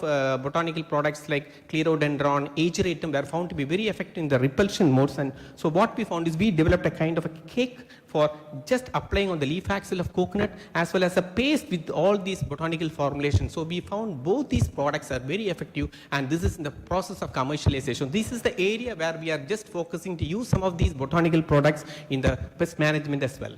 Now the greatest threat to coconut is always the red palm weevil. So red palm weevil, the diagnosis is always a problem here. So what we have made is we just wanted to know whether these diagnosis in early stage is possible. So using the artificial intelligence mechanism, the sound produced by the gnawing grubs is being tackled, and using the machine learning approaches, we have now seen just a complex kind of signal has been initially developed. We have filtered off all the unwanted material. We are very effectively tuned to what the sound produced by the grubs. So we are in the process of evolving a kind of a gadget. Now it is almost ready in the laboratory, thing which has already been made. So I think this is a small video just showing how exactly we can use this particular strategy to early diagnose this particular insect in the coconut petiole. So this is in the advanced stage of fine tuning as well. So in a period of 3 to 4 years, you will find at least some 5 invasive pests has reached our country, especially the whitefly. I think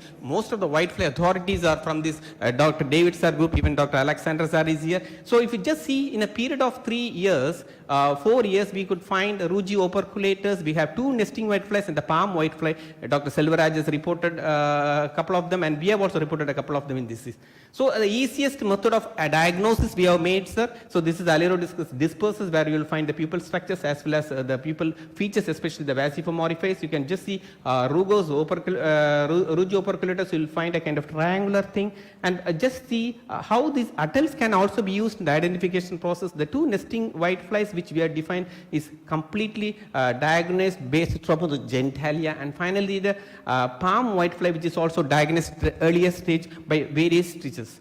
Now, in a process of identification, we will find at least 3 different groups it has evolved. One is the Alerodiscus group, one is the nesting whitefly group, and the last is the Alerotraculus or the Alerothrixis group. So this has come in a short period of time. So this, especially the movement of material, the transport, as well as the globalization has made a kind of problem in this thing. Now, even in adult whiteflies, we are in a position to diagnose it very effectively. That is the latest trend we are just going, because whenever an adult fly is there, we have characterized 2 important things. One is the male genitalia as well as the female semen gland. So these are very unique in each of the insect. You can just see in mini how it is. In case of Alerothrixis flacosus, just got double-layered head. You'll just like a cobra kind of thing in terms of Rugi operculators. We'll find a wavy kind of thing, semen gland. So semen gland is one feature where we can use it effectively for identification in the adults. So we'll find, yes sir, just see how the insects coexist there. So these are some of the areas I think we have to very effectively use it, because it is very difficult to identify in coexistence. So some of these coexisting insects, what happens is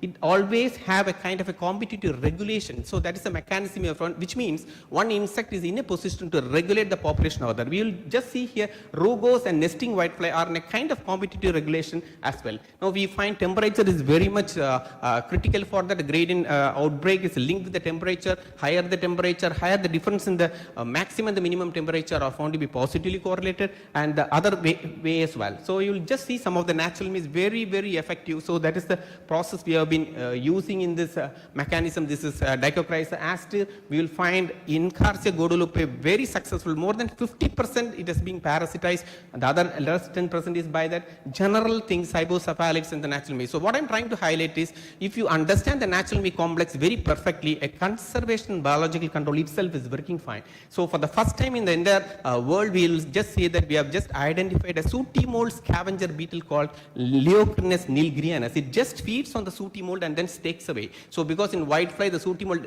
deposit is a problem. So we are trying to get it introduced in all the spiraling whitefly enclosed area, and we will find how the legs are, how the insects feeding are. This is how it feeds the sooty mold as well. So this is a very interesting aspect. So these are the strategies where we have evolved in the management. So the main important point which I'm just, yes sir, just a minute. So what I'm trying to say is that even in the morning there was a discussion about how we just make an ecological engineering complex. So you'll just see we have in a group of coconut where almost all the intercrops are there. This is just like a kind of a paradise of Eden we had the other day. So the concept here is just to make a kind of Nei Maruda Mullai, which means converting the Neithal area coastal farming as well as the garden land farming into a kind of a forest system. So this is the area where we are now focusing, because this area has most of the natural means, most of the soil health resilience factors and all the factors together. So in cardamom, this is the last slide I will just highlight upon. We, in the process of my start of my career, where I worked in cardamom, where we could evolve a kind of a variety which was found to be thrips tolerant. I think this is a great tribute to our professor as well, because he is an authority on thrips, and we found one particular variety, especially PV2, to some extent was found to be thrips tolerant, and it is found to be effective. So these are some of the way forwards we are thinking. And finally, I will say a quote from Thirukural, because this is very important. Erinum nantam eruvudal, kattapin neerinum nandu adan kapu. So plant protection is very important. Not only it is manuring and irrigation, it is plant protection. Thank you so much. Thank you for the team for the nice opportunity given to me. Thank you one and all. Thank you, sir. Now, Father Director will now honor the bouquet. Dr. Raj.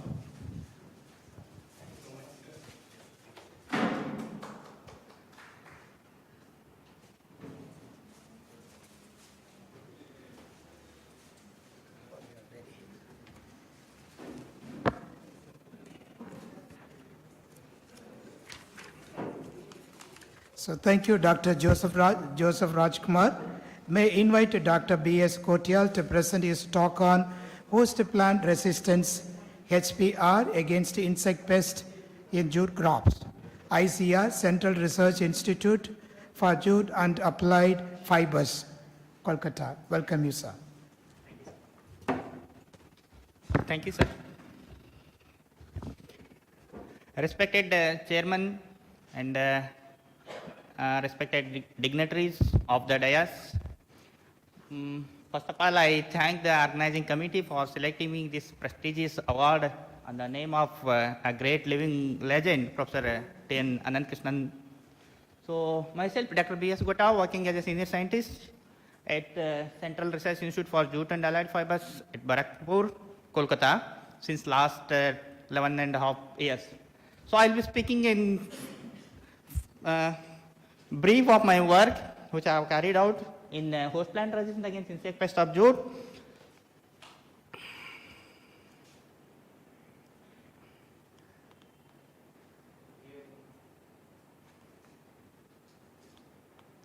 So in brief, as you know that in the southern part of the India or western part of India, this jute is not grown because it is mainly a eastern part of the crop. Even I did not see this crop before I joined to that institute. So jute is it is an annual natural fiber crop, and we mainly find two important species in jute. One is Corchorus alitoris and Corchorus capsularis. So 80% of the total area is presently covered by alitoris species. And the area covered is 0.78 million hectare, and the production is 9.98 million bales.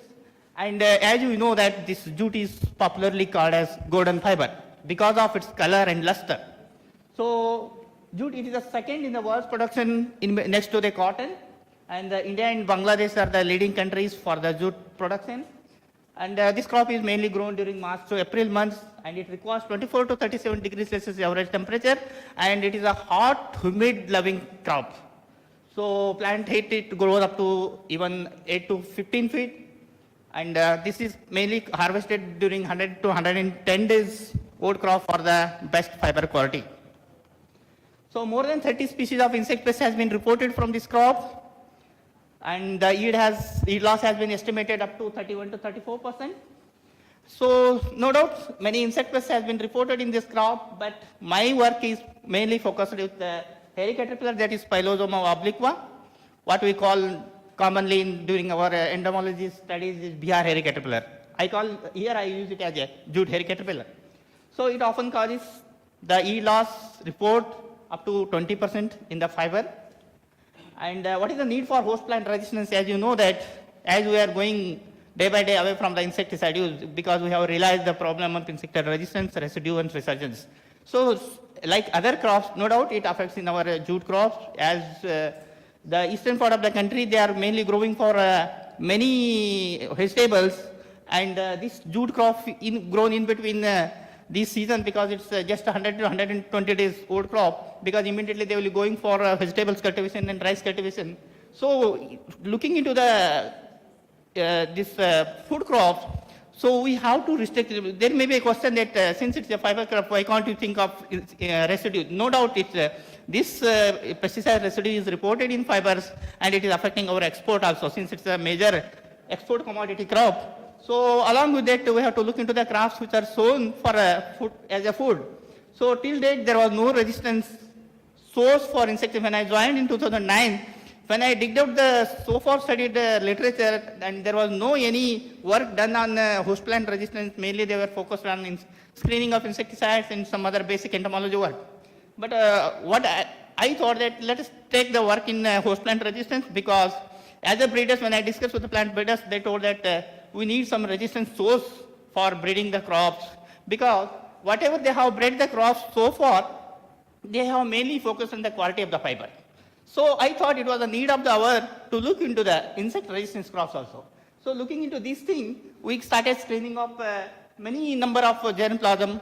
Let us take it cultivated and wild. Then we found that one species,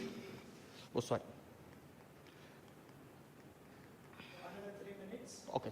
So then we went for screening of many germplasma through antibiotic non-preponderance VOC, and finally we went for registration of that species, Corcorus estivans. So you can see here the maximum antibiotic effect was seen in Corcorus estivans, and so I'll go a bit faster because of the time constraint. And if you see the pipacin and in case of pipacin, these two species, Corcorus estivans and tridens, there was no growth of the larvae. So similar thing has happened when we looked into the oviposition preference study, because these estivans, this is quite resistant for this particular pest. So we have gone into multiple choice, no choice, all kind of things we have studied, and finally we confirmed this is resistance. So even we have gone into the non-preference to do olfactory matter and all these things. Again, the same species is repeatedly showing the resistance. So then even it created some more interest why it is so. So then we looked into some biochemical aspects of the study, where we could find this maximum content of phenol was as you know that it's a major hindering for the growth of insect. That is found to be higher in this particular species. So this VOC studies, though it is in the infant state, because of some practical difficulty, we could not go much ahead. We are looking into this work. So in preliminary study, we have found some of the VOC chemicals, they may be imparting resistance. So then the main novelty of this germplasma, which we use for further resistance, less preference for oviposition, feeding and all, it helped us to go into registration at NBPGR. This species has been registered in 2018 by ICR Germplasm Registration Committee at NBPGR. And this work has been published in Florida Entomology Journal. And we looked into some transgenic studies of jute, where we are mainly targeted lepidopteran pests. These two semi-looper hairy caterpillar, these three semi-looper hairy caterpillar indigo caterpillar are found to be a major lepidopteran pest affecting jute. Then we could publish that paper in Florida Frontiers in Plant Science. This work was quite interesting, and this work was mainly done at Calcutta University. So we are one of the collaborators. So we have also reported some of the new pests and weed killers. So these are the first of all, milkbug was reported in 2010. So seeds was reported by Ramurthy sir, as identified in maybe in 2014-15, and some leaf fodder, pod borer, leaf webber, and some of the natural enemies also we have reported on along with the pests reported in the jute ecosystem. And we have found very interesting NPV. It's quite virulent. it's quite virulent that 99% mortality you could see in the larvae. And we have identified viticolor. This viticolor is also identified by Ramurthy sir. And recently we published it in Journal of Biocontrol. So this is one paper, it has come. Then mealybug infestation, what I have told. So some of the publications. So we have developed some of the varieties for insect resistance, and they have been released by Gazette. And we have developed one app for insect pest management in jute ecosystem.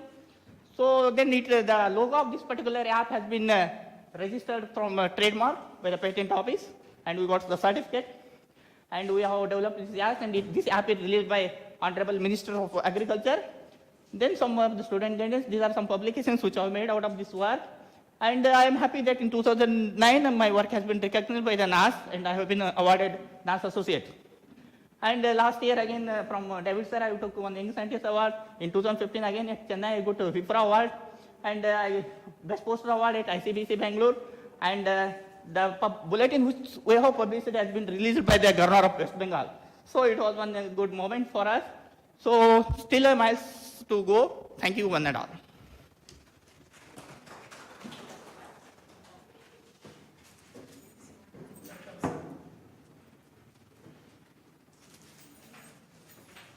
I now invite for the director to give a bouquet to Dr. Gotial.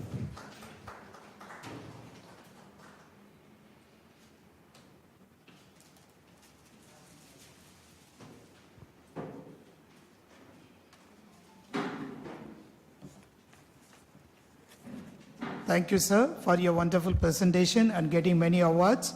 I hope in future that we continue to contribute in the field of science. May I invite Dr. Selvaraj to present his paper on whitefly diversity, IPM and climate change. He is from Division of Germplasm Conservation and Utilization, ICR NB AIR, Bangalore. Welcome, sir.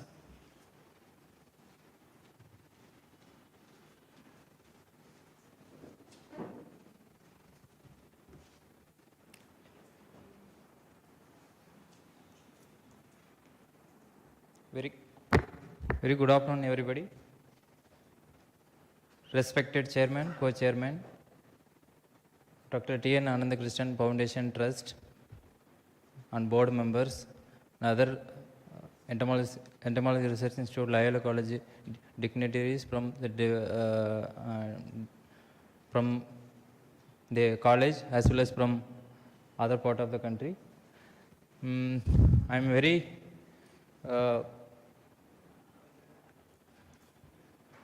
I don't know how to express. I think maybe junior most person to receive this important award. I'm very happy to receive this at my early career. I thank for each and everyone for choosing me for this award. And at present, I'm working at ICR NBAR. I'm little nervous to talk in two important, whitefly expert, the globally renowned whitefly entomologist, Dr. B.V. David sir. I don't know, I am in front of him I am talking, it's never expected one, I don't know. And then Dr. Jasudasan sir also there. Even Dr. David sir knows that at present I am chroming whitefly taxonomist at IWST under Dr. R. Sundarajan sir. After taking over, joining at ICR NBR. Next slide.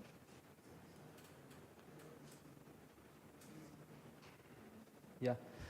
Before that, I born and brought up on small village where I completed my schooling.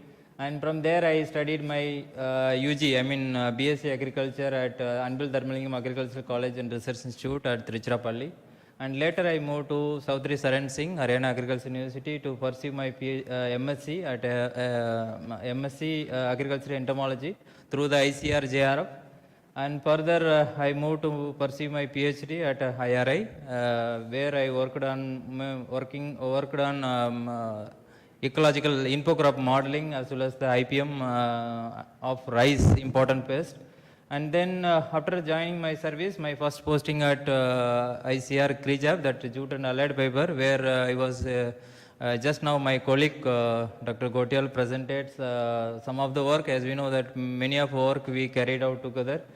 And later in 2016 I moved to this another prestigious institute, that is my dream institute rather I should say, to ICR NBIR. After starting joining our institute, slides. As we know, in 2016 we have recorded Rugo's spiraling whitefly in association with Dr. Har Sundararaj. As we know, at present it is one of the major insect pests which feed on mainly Ericaceae family as well as the many horticulture crops including field crops, many ornamental crops. Later we have also recorded one more form infesting whitefly which feed on coconut mainly as well as oil form and many Ericaceae form. And then 2019 we have also recorded one more pest, that is woolly whitefly, that is Alerothrixus pluccosis. All this is a new geographical record for our country as well as the oriental region. Next. After documenting these three important pests, we continuously carried the natural enemy complex. As we know, we need to, reporting is not end. So we need to have the solution for the farmers. So we have continuously monitored this pest through the field surveys across the infested area. We could reveal the two important parasitoids, that is Encarse guadeloupe and Encarse dispersa. And for other invasive pests, so far still monitoring, though it's recently introduced. So far we have never recorded, come across any parasitoid, either the imported the native or non-native parasitoid. We believe that probably it may be entered to India without any natural enemy complex. Besides, there are several predators. There are maybe generalist predators which feed on this other invasive whitefly. And we have also recorded two whitefly parasitoids from the Bemisia depasi during the severe outbreak situation in 2016 to 2017 in North India. And we have, as already my colleague covered, as my previous institute, we have some of the parasitoids we have recorded on the jute caterpillar and as well as the mealybug and jute and mesta. Next, please. And I also associated in the molecular aspect of characterization of whitefly species. As we know, in India we have more than 470 whitefly species, which include more than 10 invasive whiteflies and several parasitoids associated with that. So in order to the molecular characterization point of view, we don't have any much, in the NCPA database, if you see that more than 15 whitefly species only so far characterized and submitted in NCPA database. So we have taken this intensive way that characterization of different molecular species, which will help to the identification point of view is very important. Even the non-expert can easily to identify through the molecular barcoding, DNA barcoding.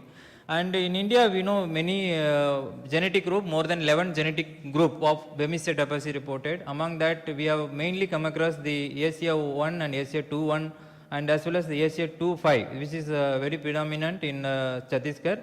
And Asia 1 mostly predominant in the northern part and Asia 2.1 is in the southern part of India. Next, please.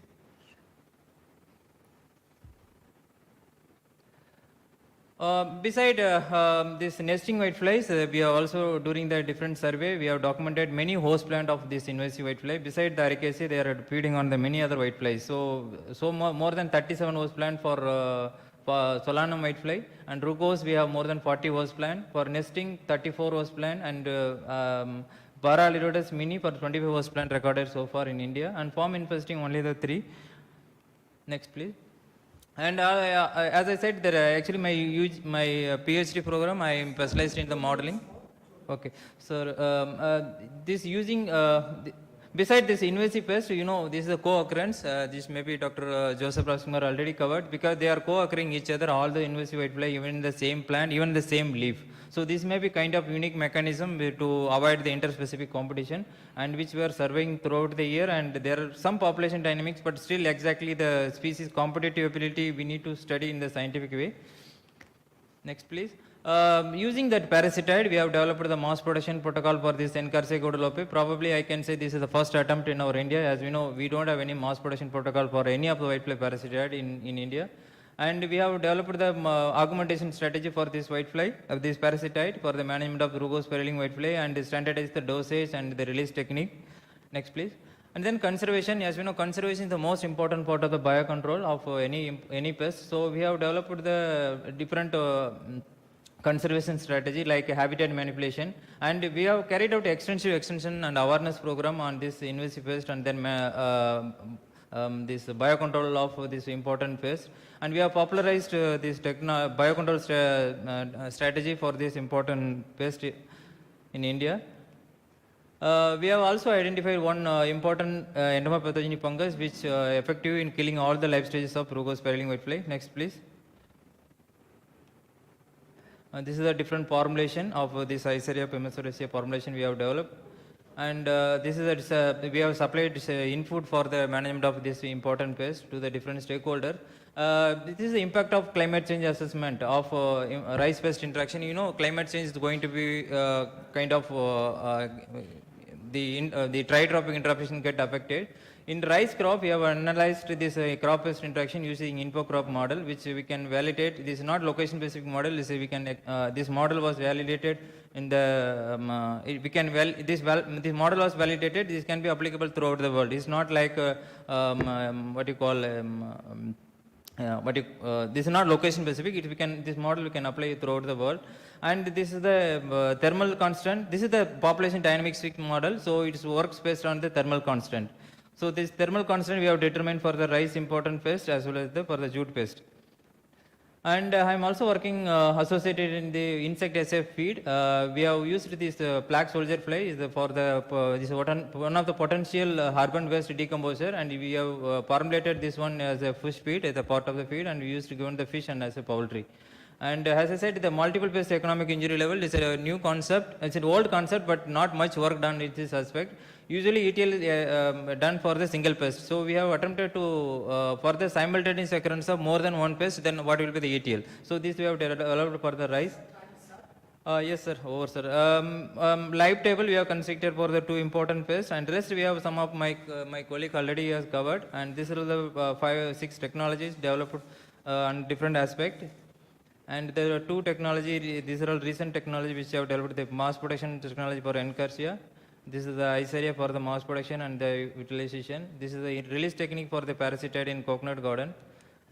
And this one we have already covered, my colleague. This is the Naval gem blossom for the resistant. And this one expert system which we have developed for jute expert, which is having all type of information including farmers.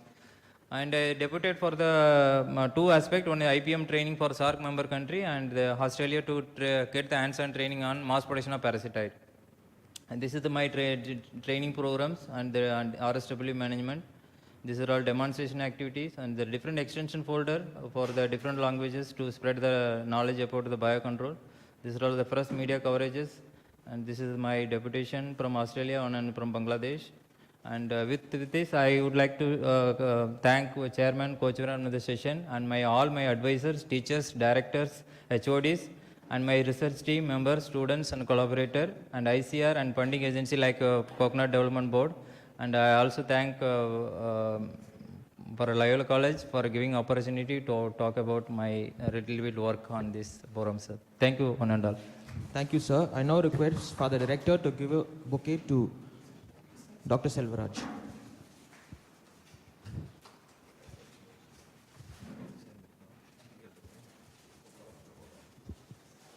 I now invite Father Maria Bakiam, Director, ERI, to give the closing remarks. Invite Dr. Alexander Jesudasan to give the closing remarks.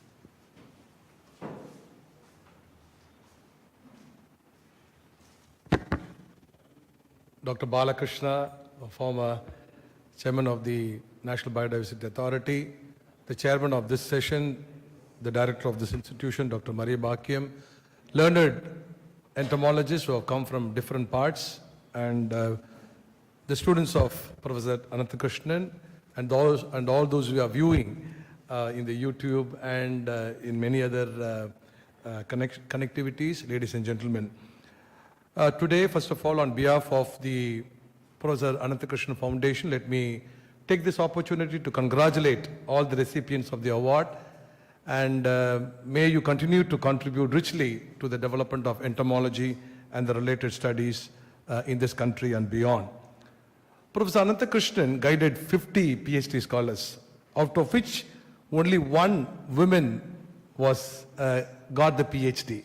And that happens to be the spouse of my teacher, Dr. M.C. Muralirangan. It was Meera Muralirangan. We do not know whether he had an aversion. I think you may understand what it is. But then, when we look at the ceremony of today, out of the 5 people, 2 recipients are women. Let's give a big hand. Because the gender equity is very much considered, and we like to congratulate.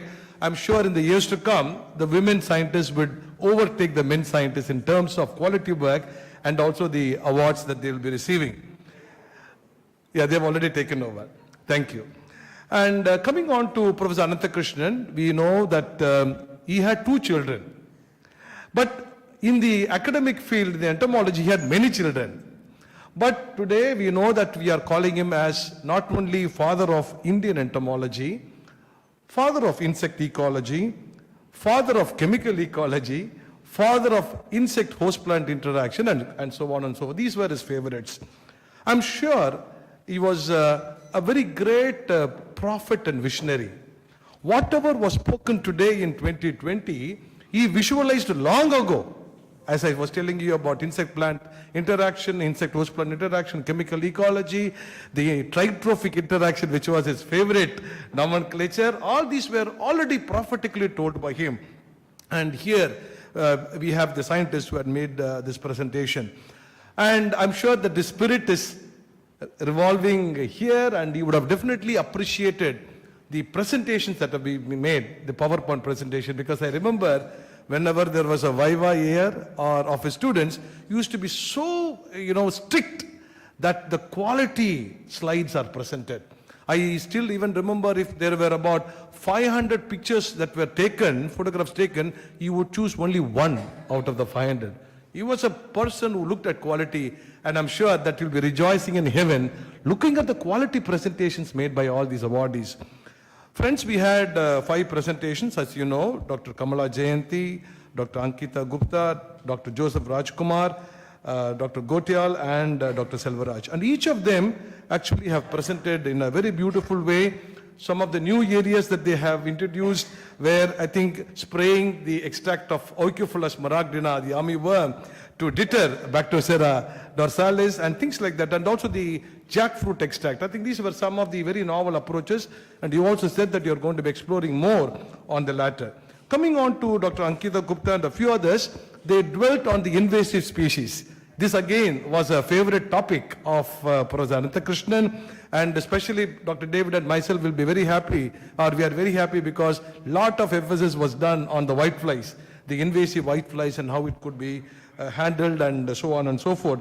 Therefore, on behalf of everyone, let me take this opportunity to thank all the 5 presenters for a very excellent work, which actually bagged you an award. And also, it was a very quality work, and I'm sure that wherever you are, you'll be able to make your presence in these places. As you look at the distribution, they were from Bangalore, they were from Kolkata, they were from Calcutta, and they were also from Nagpur. So there has been a perfect distribution of the awardees across the country, gender balance, and things like that. I'm sure that in the years to come, we will be able to have many more such great presentations from this very same place where Professor Ananthakrishnan toiled and worked for the excellence of entomological studies in this country. Thank you, ladies and gentlemen. I thank the director for this opportunity given to me. Thank you.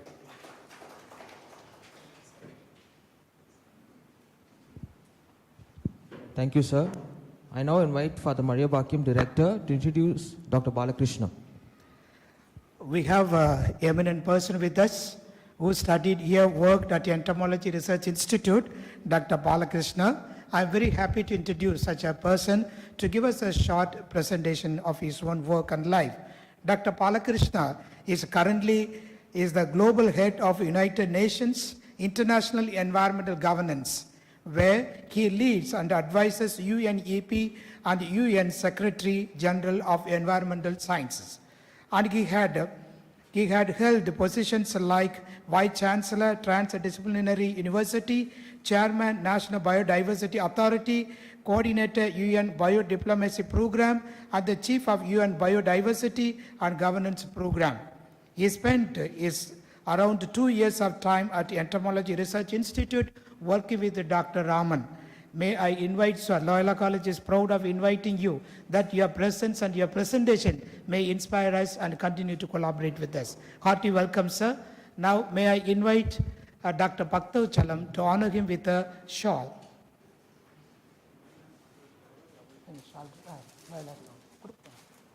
Sir, please come on stage. Dr. Bhaktav Chalam is the director of ICR NVIR. Please come on the stage. Sir, please come on the stage.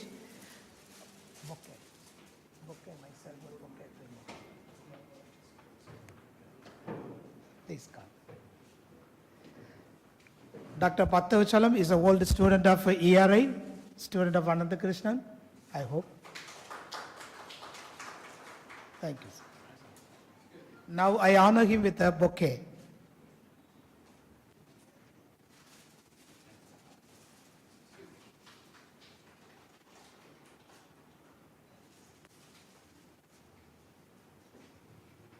Over to Dr. Balakrishna.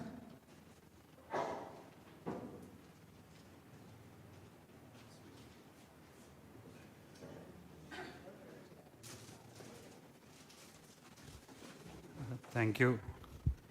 A very good afternoon, colleagues. It was a little a pleasant surprise for me. I was just telling Dr. Alexander that my intention of coming here is to just say hello to several of the old friends, because it's almost 30 years after which I'm entering this campus.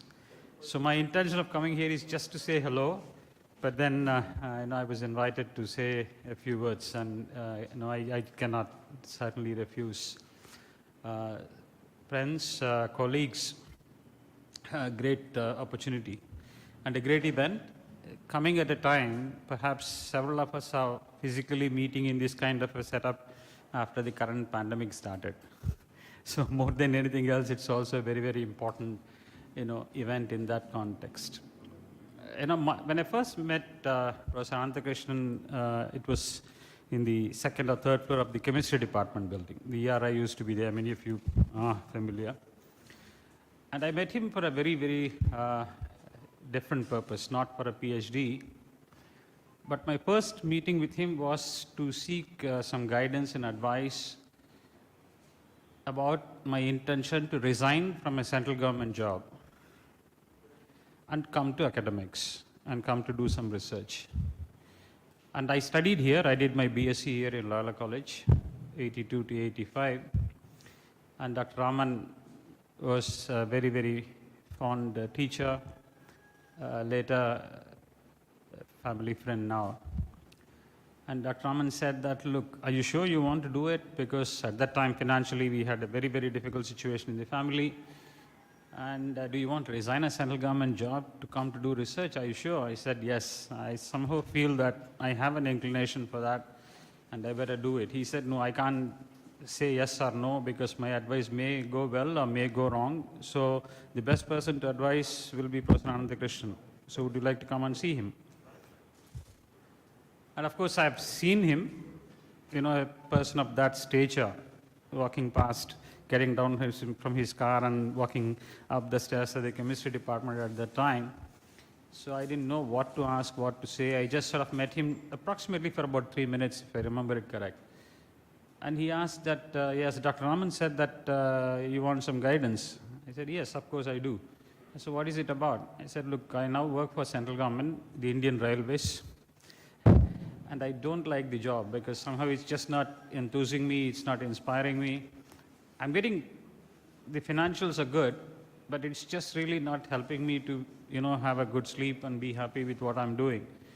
And I'm very keen in research, and I'd like to come to research. And Dr. Raman was there with me. He just looked at Dr. Raman and said that, that's interesting. That is something like, which I also thought, because he said that, do you know that I was the director of Zoological Survey of India? And then I quit the job and came back to Loyola College to actually establish and strengthen Entomology Research Institute. And he said that if you really have an inclination, resign. And Dr. Raman was very, very shocked. He said, yeah, but he can resign, but what is he going to do here? Because he has to get some salary. I mean, how can he be without any salary? So then he said that, yeah, we have a new DST project, so why don't we give him some salary? There should be some JRF, at least in that particular thing.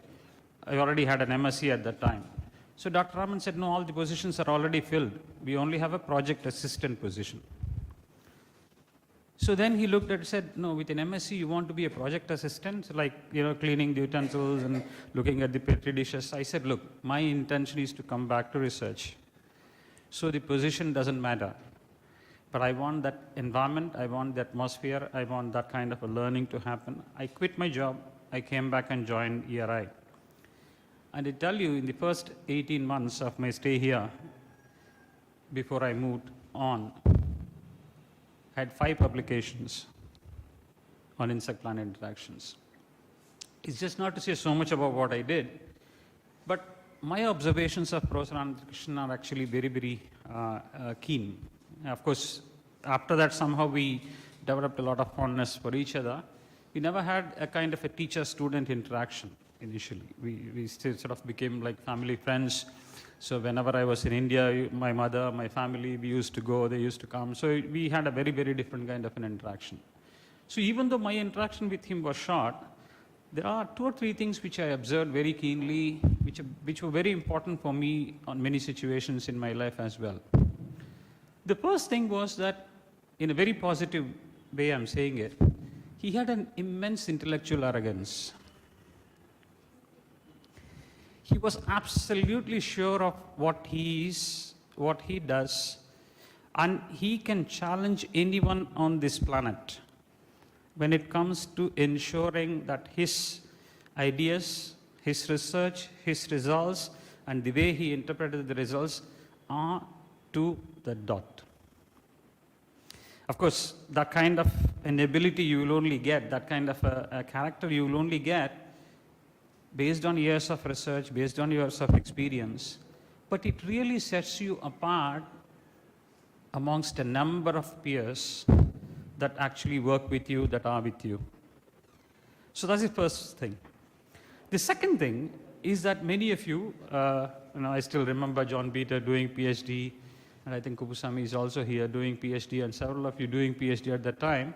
People used to really fear for him every morning. And PhD, the Viva, I think Dr. Alexander mentioned the number of slides, the number of rehearsals in the same room, I used to sort of remember. But there was one thing which was very, very important for me that I have observed, is that he will even, of course he doesn't physically beat you up, but he almost will do it. The intent was to ensure that whoever gets out of the foundation, institution, will basically have the best ability to defend the important special work that he or he did for his PhD. And several of us who were very young at that time used to be a part of the trainers for these biannual or annual training sessions supported by DST at that time, where a lot of professors, a lot of lecturers from different universities and colleges come and used to work here. One important element connecting these two is that even though he will say that you are useless, you just can't do any research, you have to improve and you have to do it and all that to you, but when it comes to presenting you to an external audience, he used to be the most protective teacher, he used to be the most protective mentor, a protective guide anybody can even dream of. He had never let a single student in my 18 months of experience in front of anyone. He would have really had a bad day, he would have really had a big mess up with his slides or presentation. He will scold him left, right, and center afterwards. But in the public, he used to be the best protector of that individual. So that confidence is something which, he instilled in a lot of his students.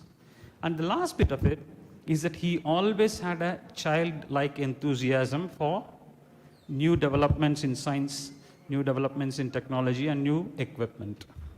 Many of you are familiar in terms of doing it. So certainly, those 3 elements are something which really sort of inspired me in Professor Anandakrishnan, and certainly we cherish his, remembrance, and I thank you for this opportunity for having provided this. Thank you. Thank you, sir. Dr. Balakrishna, sir.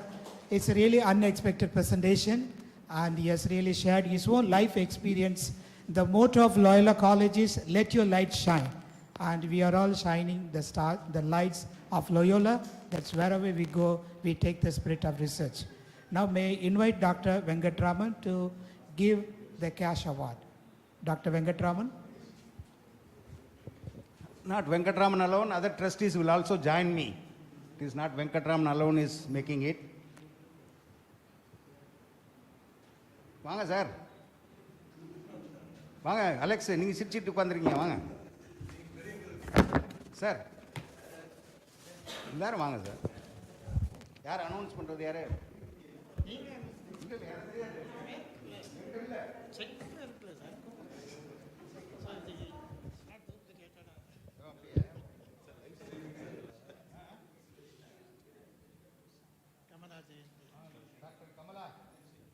Dr. Kamala Jayanti.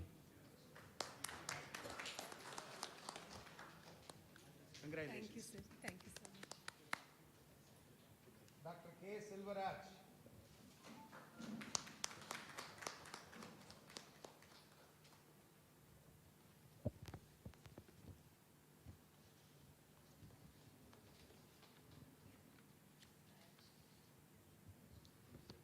Thank you. Dr. A. Joseph Rajkumar. Yeah, கொடுங்க.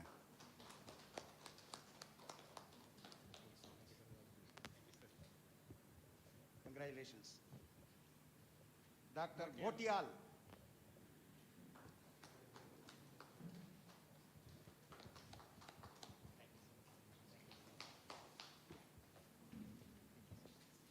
Ankita Gupta.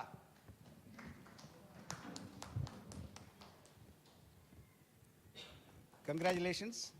There is one more person is there. That check is with sir. Sir will deliver. So kindly all of you come for a photograph with all these trustees. மேல போல sir மேல போனா அவங்க பின்னால் நின்னுக்குவாங்க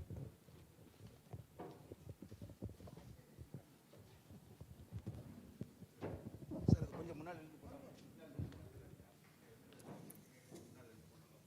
அவங்க பின்னால் நின்னுக்குவாங்க நம்ம sir வந்து உட்கார்ந்துவாரு டேவிட் சார் வாங்க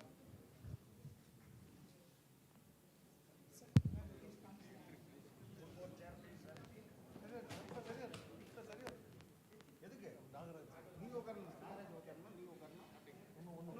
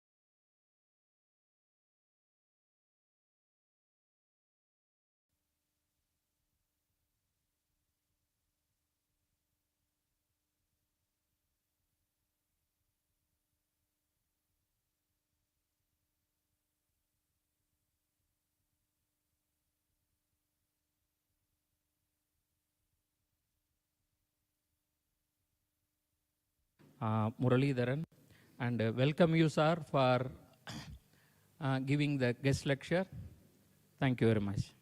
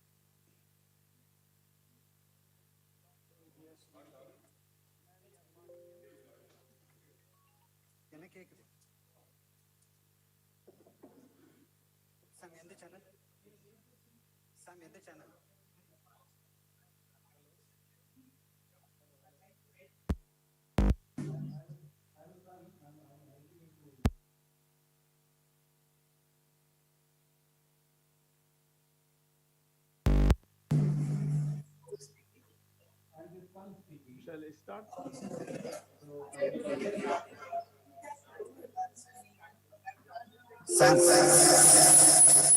Here his thing is unmuted. His audio is unmuted. Samsung? Okay, okay. Yeah. Okay. Dr. John Peter, Reverend Dr. Maria Pakiam, Dr. Vasantha,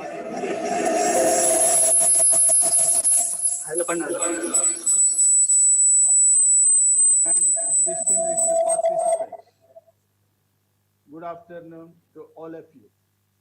At the outset, let me thank the trustees of the Professor T.N. Ananthakrishnan Foundation, especially Dr. David, for inviting me to speak at this conference.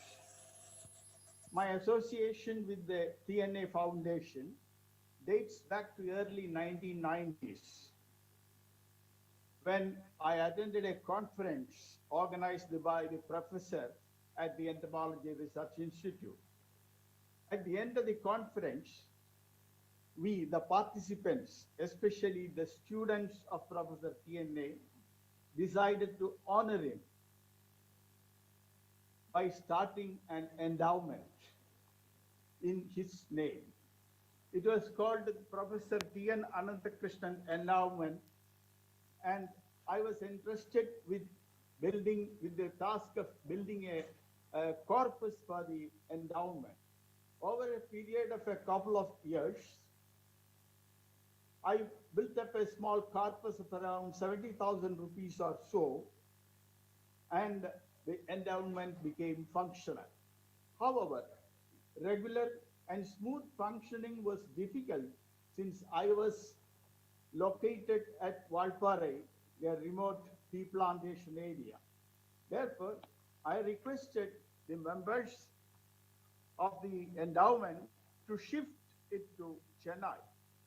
Dr. M.C. Murali Rangan and Dr. K.P. Sanjayan were of great help, and they operated the endowment and also the functions associated with that from the Guru Nanak College, Gindi in Chennai. It was at this point of time that Dr. Vasantha David came into the scenario, and after legal consultation, it was decided that the endowment should be converted or transformed into a trust, and hence the formation of the DNA Foundation. Whenever I speak, that is about the history of or the origin of the foundation when it started as an endowment. Now, whenever I speak or write about my professor, Dr. T.N. Ananthakrishnan, it may appear more like an autobiography of myself. This is because my professional life has been greatly influenced by it. In 1969, when I was a student of zoology with entomology specialization. At the examination time, at the oral examination time, the examiner asked me a question, do you know Dr. Ananthakrishnan? Obviously, I did not know at that age, uh, even though my special subject was entomology. And the examiner simply said, it is Dr. Ananthakrishnan, you do not know. Anyway, he left it off like that. It was only a few months later, or maybe about 6-7 months later, I got a note from my college professor asking me to meet him. And I was told that there is a vacancy in Dr. T. N. Ananthakrishnan's laboratory as a research assistant. And he asked me to apply. My professor, R. Parameshwaraya, asked me to apply for this position. And I did not think much about it. I straight away applied, though I had a small job at the Accountant General's office. I thought that I will apply for this position, and straight away got the order from the Loyola College authorities through Dr. Ananthakrishnan asking me to report at the Entomology Research Unit. Entomology, it was called the Entomology Research Unit in those days. The project was the PL480 funded project, which was on thrips, and soon I registered for my PhD program under the guidance of professor. He suggested me to work on anthochorids, which are predators of thrips, and they could be collected while doing a survey on the thrips fauna, especially the tubulifera inhabiting the galls and also the decaying organic matters. The Entomology Research Unit in those days was a small team, had a small team consisting of Dr. M.C. Murali Rangan, myself, and Mr. Kochuman, who was an exceptionally good microtome specialist. He was good at microtomy and preparation of microscopic slides. His expertise at thrips collection was so good that professor named a genus called Kochumania after Mr. Kochuman. Soon, my junior college mate, Dr. T.R. Vishwanathan, Mr. T.R. Vishwanathan joined in a UGC-sponsored book writing project. I can never forget him, who was my closest friend in those days, and he helped me a lot in the collection and also in the preparation of my thesis. I must also mention that it was at the fag end of my tenure at the Entomology Research Unit, Dr. D.V. David joined to complete his PhD program on Aluronids.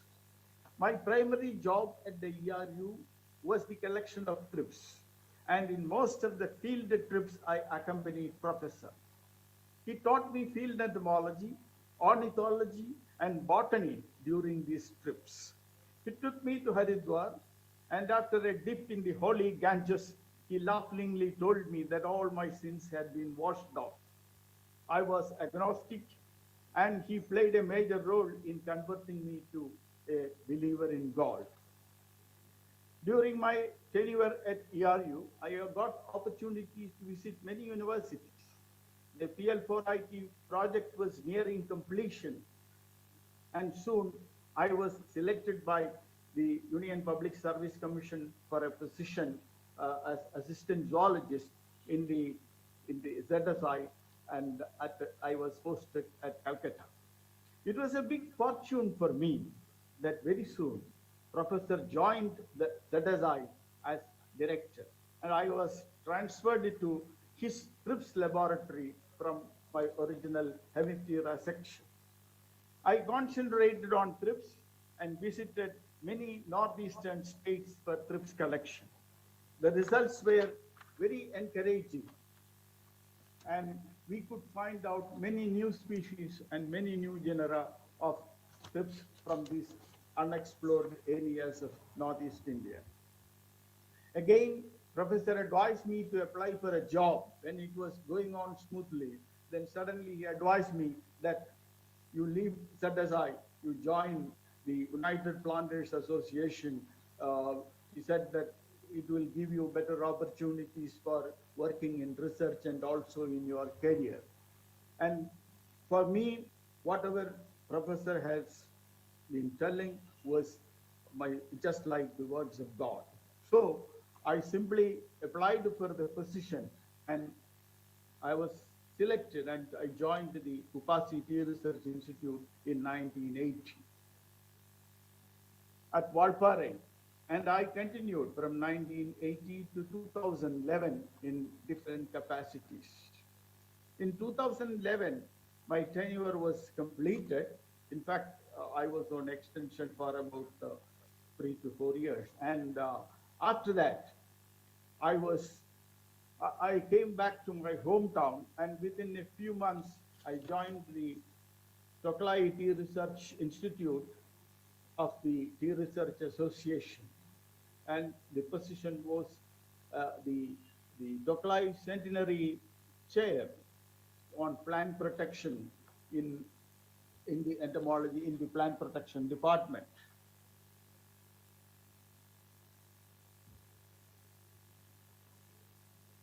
My tenure at Toklai, and very soon from the chair, I was asked to take over as a director of the TRA, and I completed my tenure as a director of the Tea Research Association and Jorhat till 2016. A research career on tea spanning over a period of 36 years. All these years and even today, I gratefully remember the kindness, the help and affection of Professor for me. Professor Ananthakrishnan was a great entomologist, an excellent orator, a prolific writer, a wonderful organizer, and a remarkable institution builder. But above all, he was a great human being. I owe him a lot. A detailed write-up on Dr. Ananthakrishnan is published by Dr. Raman, so I will not go into details, but I remember him almost every day. This is not just for the sake of saying it in a conference like this. I tell you from the bottom of my heart that I remember him every day, every day. It's customary on occasions like this for a speaker to talk on a subject of his choice, and I shall talk on the tea plant, on which I spend a large part of my career. Tea is the most widely consumed beverage in the world, next only to water. It is primarily of three types: the black, green, and the oolong, depending on the way in which they are manufactured. India is the largest producer of black tea in the world. The tea plant, Camellia sinensis, is grown from Corrientes in Argentina to Georgia near Russia. It's grown at sea levels and at high elevations, and also under an array of climatic variables. In India, it's grown from down south Nagarcoil or Kanyakumari district to Kangra Valley in Himachal Pradesh in the North India. The largest tea growing states are Assam, West Bengal, Tamil Nadu, and Kerala, while several other states produce small quantities of tea. In 2019, that is the last year, India produced about 1,350 million kilograms of tea, and the industry employs over 3.5 million people directly and indirectly. This is the importance of the tea industry. As you all know, climate change is having its full impact all over the planet. Tea is a rain-fed crop, and the leaf is harvested at 8 to 10 days interval. And even slight changes in the weather, especially temperature and rainfall, affect crop production. Some of the key issues in tea arising out of climate change are the following. Frequent and prolonged droughts reduce the quantity of tea production and the quality of processed tea. Very heavy rains lead to landslides, resulting either in the loss or, when I say loss, the loss of the field itself or damage to the field. Extremely low temperatures in winter damage tea shoots. Leaves and branches are damaged by high temperature during daytime. Frost can seriously damage the plants, resulting in severe crop loss, sometimes even for months. Hailstorms severely damage tea plants as well as the shade trees planted in the tea fields. Delay or unpredictability in the onset of rainfall pose challenges in the conduct of routine cultural operations and like manuring and pruning, especially and the harvest also. The impacts of climate change in the production of tea are some of the following aspects. Drying of the soils resulting in reduced water content in tea shoots, erosion of soil due to dry weather, emergence of new pests and diseases, sun scorch of leaves and lowering of leaves, changes in the suitability of present tea growing areas for tea cultivation. Sometimes the predictions have shown that some of the present tea growing areas may become unsuitable for tea cultivation in future. The loss of biodiversity due to death of shade tree species. Decrease in leaf quality due to the reduced water content in their tea shoots. Uncertainty will be there in fertilizer application, water scarcity, and drought and extreme rainfall events. These are some of the things that can happen due to the changing rainfall patterns. The extreme weather like flash floods, landslides, frost, hailstorms, etc. will lead to crop failure, loss of tea fields and plants, and loss of soil fertility. And above all, there is an economy of the farmer, loss or reduction of income leading to food insecurity and other related economic problems of the tea farmer. How can the tea growers or plantations address the new and challenging issues posed by climate changes? The climate change adaptations will include all activities that help to manage the climate change. This will include the management of shade trees, pests, diseases, increasing the organic content and fertility of the soil through the addition of compost or green manure, then drainage and irrigation. Shade tree is an important component of the tea plantations in South India, Sri Lanka, and several other countries. Though in certain countries, like Kenya, tea is grown without shade trees, where the equitable weather conditions are there. Though in South India, silver oak or Grevillea robusta is the common shade tree. In Northeast India and North India, several species of trees which have been experimented and proved to be suitable as shade trees are being planted. These include several species of Albizia, Deris, and Acacia, Melia, and Parkia. Some of these species belonging to these genera are used as shade tree plants. There are several advantages resulting from regulated shade. Leaves exposed to direct sunlight have almost 5 degrees higher temperature than the ambient temperature. Under the shade trees, the tea leaf temperature will be lesser by 2 to 3 degrees Celsius. Leaves under shade lose only 50% less water than from the leaves exposed to the direct sun. Total chlorophyll content in the shaded leaves is slightly higher than the directly exposed leaves. Photosynthetic rate of shaded leaves is about 33% higher than that of the unshaded leaves.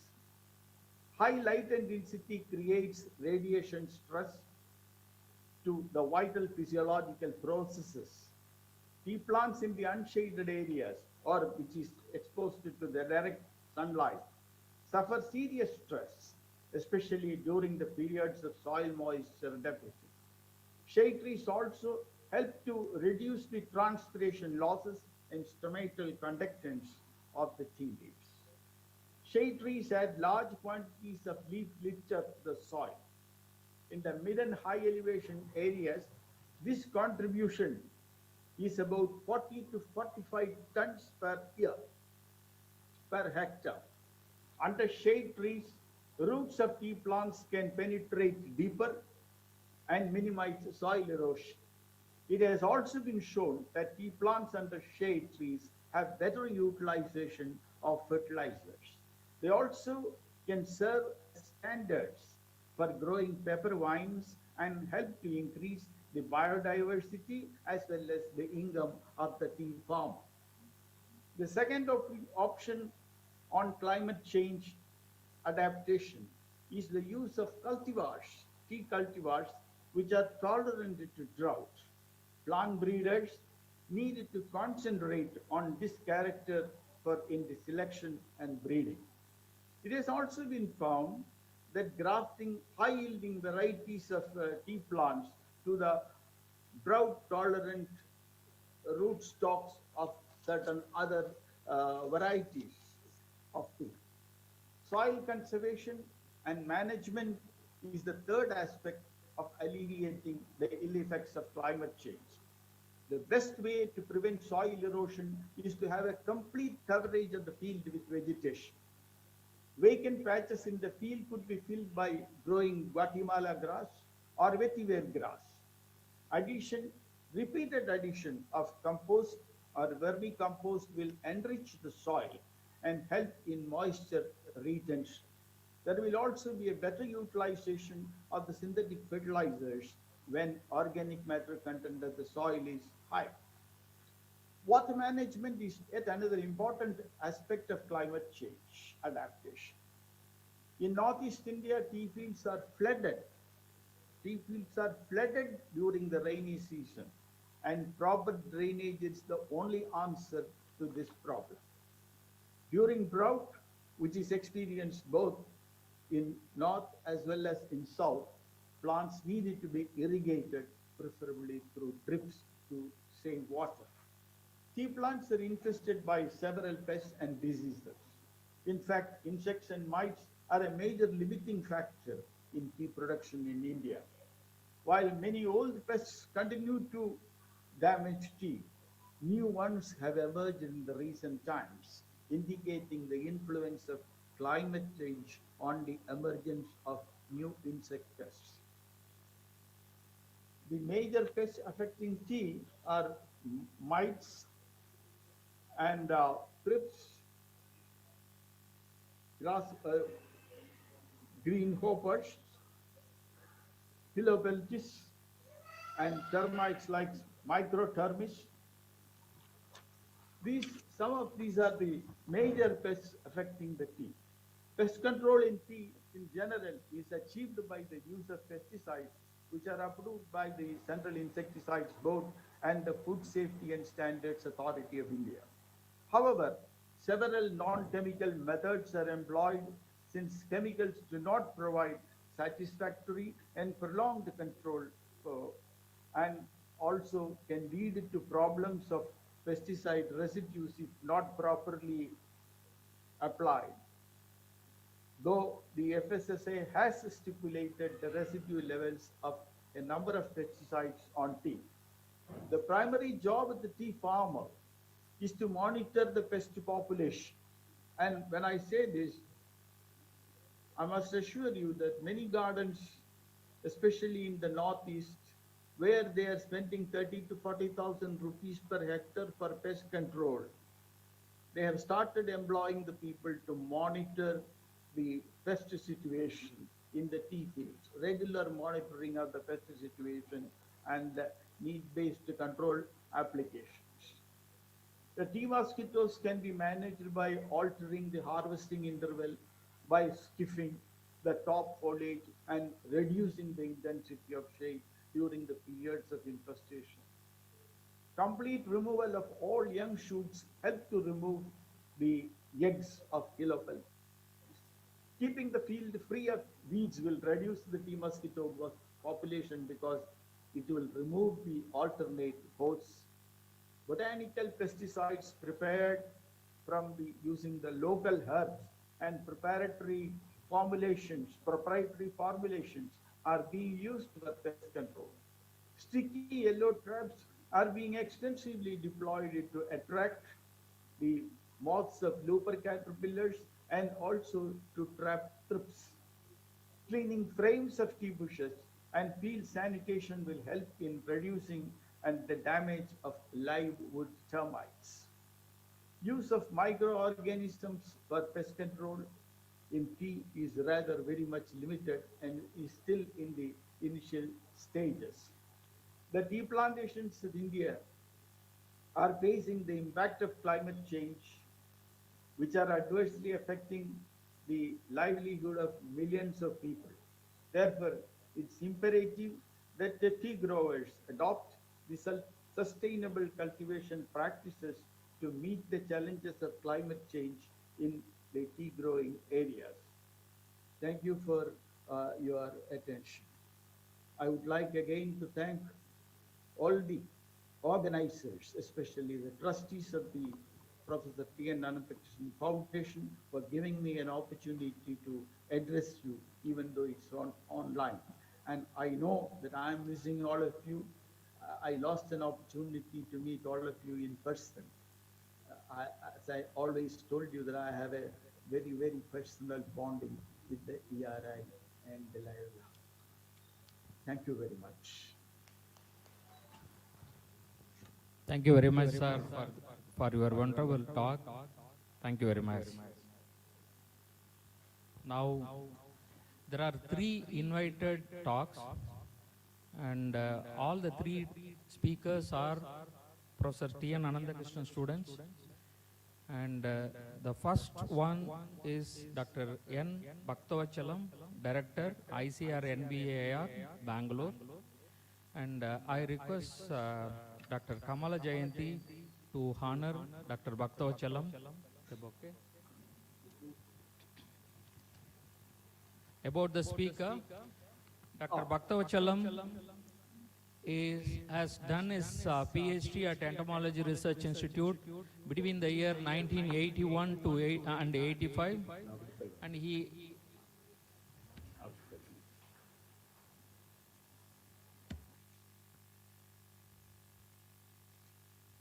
was awarded PhD in the year 1987, and currently he is the director of NBIM with 11 patents, 150 publications of referred journals, and he is also an awardee he was awarded DBT Birac Technology Development Award, and he is the only one who got Professor T.N. Ananthakrishnan Foundation Award among all the students. And welcome you, Doctor, and thank you for accepting this speech. Thank you.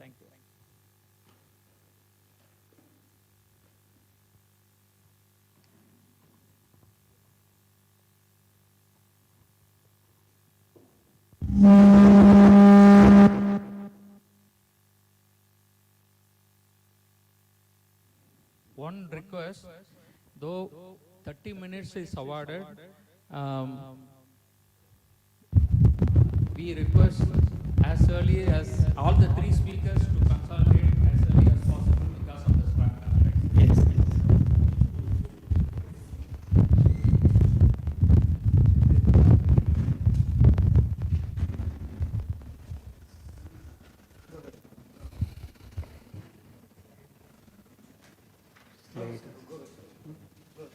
Slide.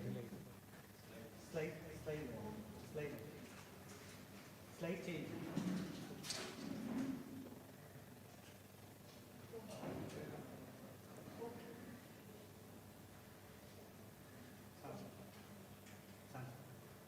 Slide change.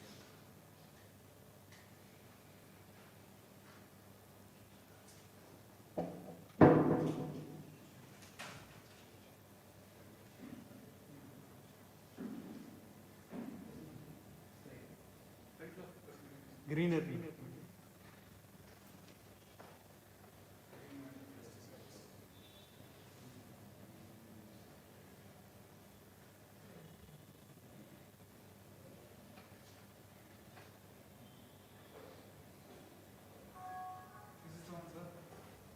Yes.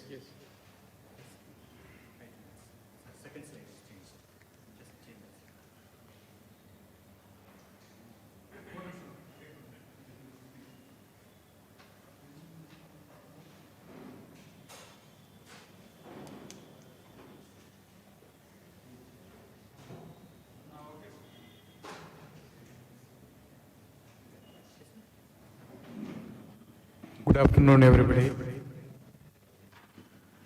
Respected Dr. David sir, and all my fellow colleagues at this institute.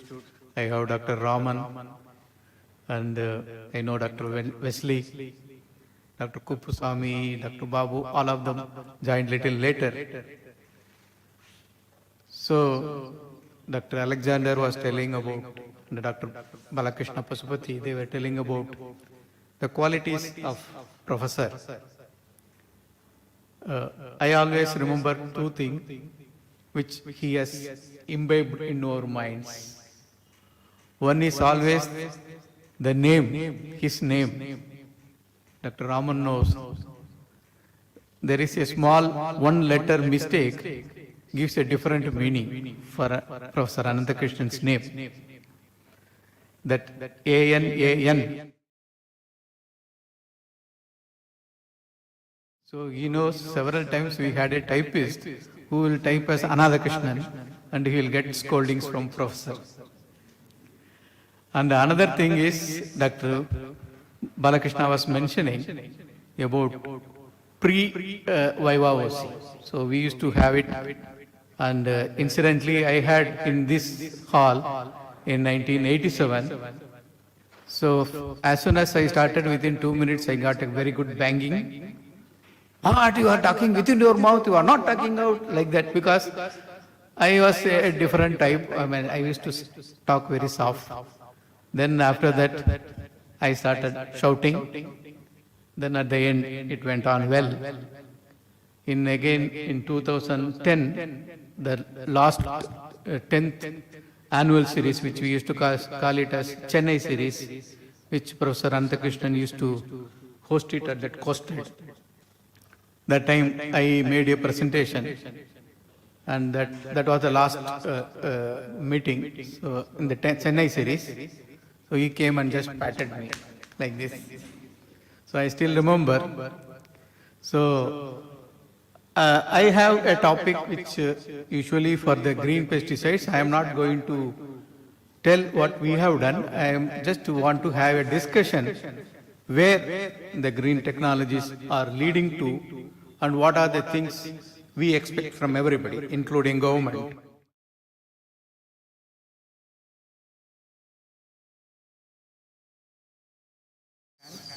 Wear masks and also watch our social distancing.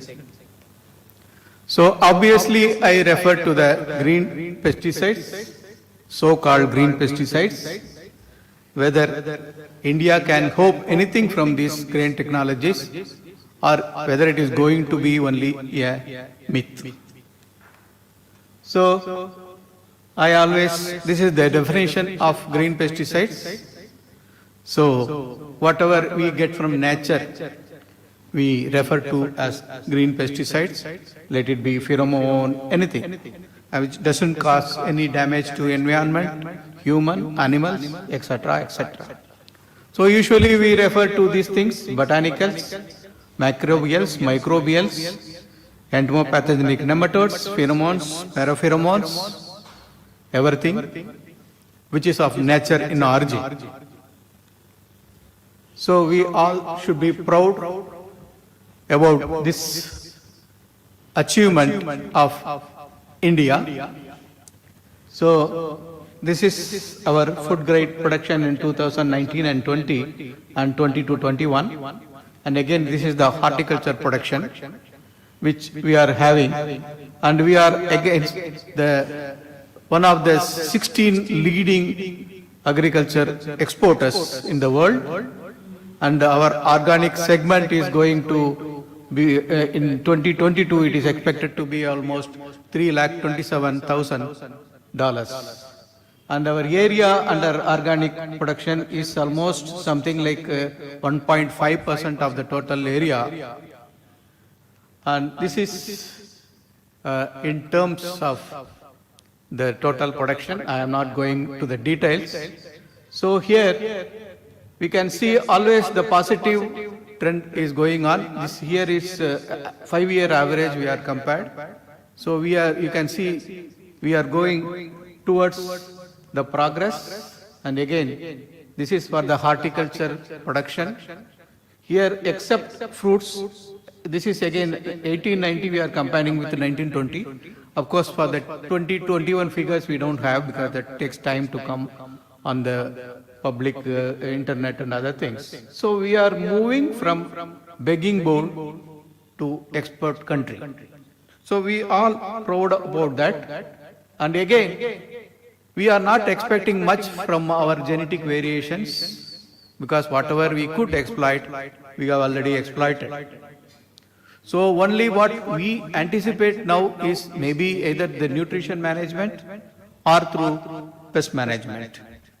So as soon as we say pest, the major is the weeds, then again insects, then pathogens, again to almost 12% is other things, which includes rodents, vertebrates. Even if you say our wild boar is a pest, we have to accept it is a pest, but we can't do anything for that.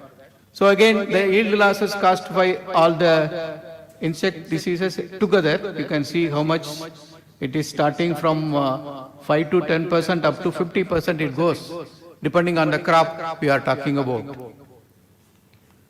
So these are some of the general insect pests which you always notice. The Helicoverpa armigera, the old American bollworm, then it was earlier a big issue in cotton, but thanks to our transgenic cotton, the damage by bollworm, especially American bollworm, has been drastically reduced on cotton. But again, we have good infestation in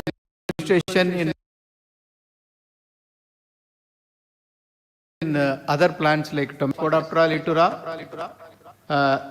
Again,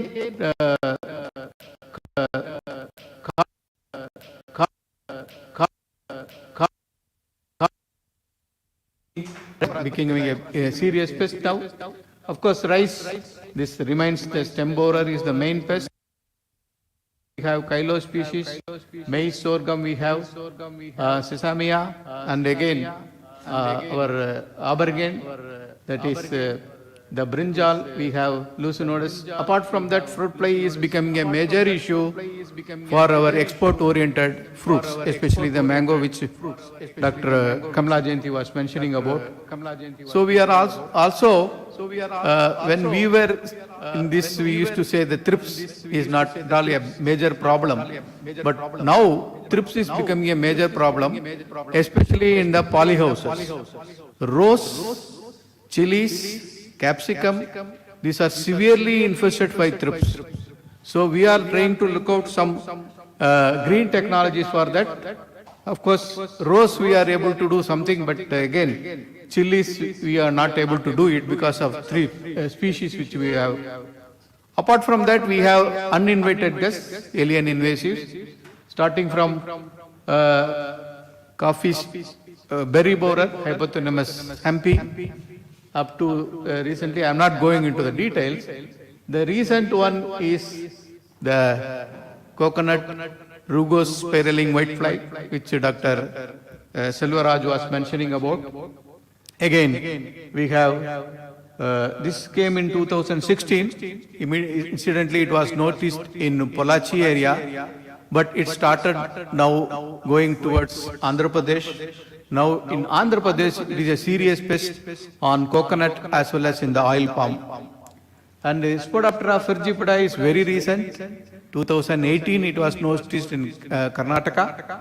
and within a span of almost 2 years, it has invaded almost throughout the country, except, I think, Jammu Kashmir. So all the other states we can see this pest, and wherever it goes for the first year, and my colleague Dr. Ankita has already given about the control measures and how the biocontrol agents are adapted to this. So whenever it goes for the first time, it causes heavy damage. You will see up to 80% plants are just damaged like this. And there were farmers who have just removed the maize plant, but later we found that it is not that much severe nowadays, because our native bioagents are taking care along with the recommendations of Department of Agriculture and Cooperation and Farmers Welfare. We have a schedule of insecticide which is already been recommended. So combining all this, we can easily control this. And this is the one which is the recent pest, cassava mealybug, which is a dreaded pest in Africa. In Africa, it has almost come to the stage that the farmers are going to die because of that, because cassava is the staple food for African people, not like us. Here we use only for the sagu and other things, because the starch is used for different things. But there, it is staple food for them. So this has now to India. In February, March, we first identified in Kerala and Thrissur area. And after that, to our surprise, we saw this is already established in some of the districts, especially Salem and Krishnagiri, that side. Tapioca is 90% infested, especially in the summer months. So, what is the solution for this? As my colleague told, there were some videos and website content telling that we have a parasite for that, you can release like that. Finally, we observed it is a hyper parasite of one of the coccinellid predators, that was Homolotylus, and later we gave an advisory to all the, even in our website we have put, don't believe it is a parasite for this bug. This is actually causing damage to us because it is killing our own good natural enemies. So now we are making efforts to import one of the important parasitoids known as Anagares lepici from Thailand as well as from the Benin. Benin, they have agreed most probably with Benin. Benin, they have agreed most probably with Benin. Benin, they have agreed most probably with Benin. Benin, they have agreed most probably with Benin. So it is stressing the importance of importation. So we are in the process of importing. Basically, next month we will get the pictures. So if you go, first is the greener pesticides, so-called greener pesticides. So as you know, neem, pongamia, this is the very normal botanical pesticide. So neem, there are so many formulations already available in the country. And next is, as you know, they usually, the next is the microbial pesticides, which includes fungal pathogens, bacteria, antagonists, bacterial antagonists, viruses, entomofungal pathogens. Then macrobials, we have egg parasitoids, larval, pupal, prepupal, predators.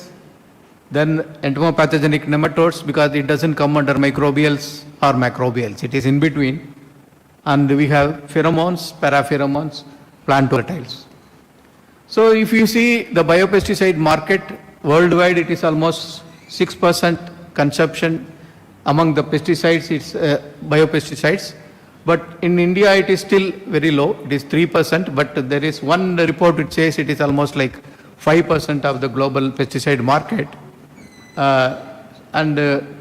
Countries like North America and Europa, they use very good quantity of biopesticides, almost 45% is used in North America and almost 20% in European Union. If you see the chemicals registered, there are about 295 chemicals with 568 formulations registered under the CIBRC. And among them, we have almost 17 species of organisms with about 41 formulations. And this is the global market. So why I told is weeds are major problem in India, but our insecticide consumption is more than weedicide consumption. Why? This question is always lingering in our minds. But if you see, the insecticide consumption is very high, followed by fungicides, and weedicides is very less, and others like biopesticides and others. So if you see the botanical pesticides, as you say that they act sometimes as regulators. One example is juvevosement, which is from the Asimum basilicum, and usually they are feeding deterrents, repellents, confusions. So these are some of the botanicals already registered in India: pyrethrum, rotinin, azadirachtin, nicotinine, and rhinia. And of course, you will see mostly the azadirachtin and to some extent rotinin, and you don't see others in the market. I don't know why it is vanished. And sabadilla is not registered. And these also as projected as botanical pesticides, but their toxicity is very high. So that is the reason this is not coming into the market, because this toxicity is higher than the synthetic insecticides. So both the compounds, it has not come into the market. All the other compounds are available. So if we see the microbials, as I am coming from the formerly known as the project director of biological control, we are concentrating on this egg parasitoids, Trichogramma, Helicoverpa, Polycinodes. This is the success stories where we have released and we have got an excellent results. And bacteria, we also found it is working very well in cotton and Pectinophagocypiella. And Trichogramma pretiosum, which is recommended for Spodoptera fergiboda, but this is the fall armyworm. But we also found the Chilonis also is effectively controlling the fall armyworm. And Telinomus remus, this is preferred because it has a longer ovipositor so that it can reach into the inner layers of the eggs of Spodoptera litura and Spodoptera fergipoda. But the problem is the rearing, because we cannot be able to rear in other eggs. We have to rear only in the Spodoptera eggs. And again, Japanicum is recommended for rice leaf folder. So nymphal parasites also, which Dr. Selvaraj has told, Encarcia dispersa and Guadalupe, we have found it is an effective parasitoid for the management of rugospiraling whitefly. Of course, this is for the cotton mealybug, which was known to be a good parasitoid, but it is not commercially known now. Among the larval parasitoids, this Formosenesis is the recent one, which we have observed, and we have also standardized the mass rearing technology on the Carcera larvae. But Goniosis is the one which is well sought of, because this is for the management of black-headed caterpillar, the Opicina arnocilla. So we get so much demand for that. Among the predators, Chrysoprella is the dominant predator, and of course this is the general predator. Cryptolemus is very specific for mealybugs, so we also produce it and give it. The Pseudo Melanoaster, which we earlier used to know as Melanoaster, is also found to be an effective predator, especially in the coastal Andhra Pradesh.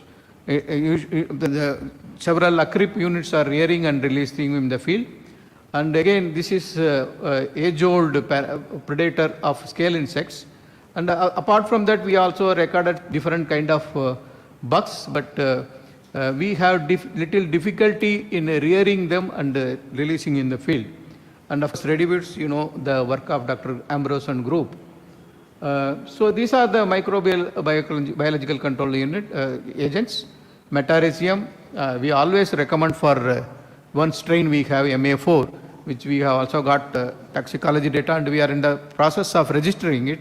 This is very effective for root grubs, especially all the Halotricha species and other species. And again, this is also very effective in the fall armyworm, that is Spodoptera fergipoda.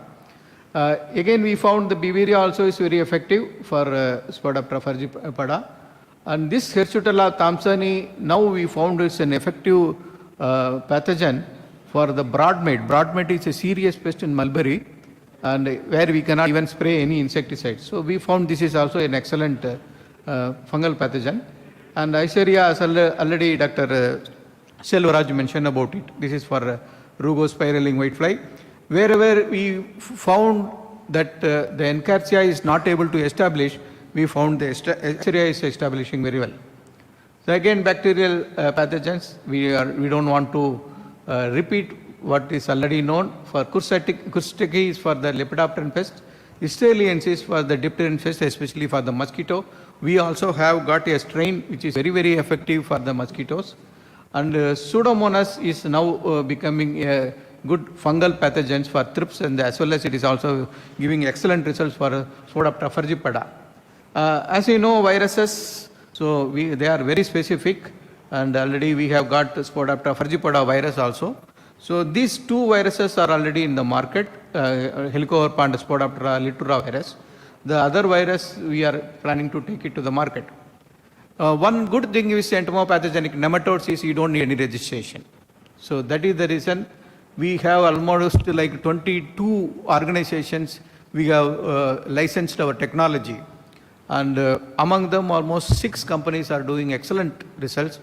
The total coverage is almost like 24,000 hectares. So mainly for the root grubs, of course it is working for Frangipeda also, but for the root grubs, it is doing wonderful job.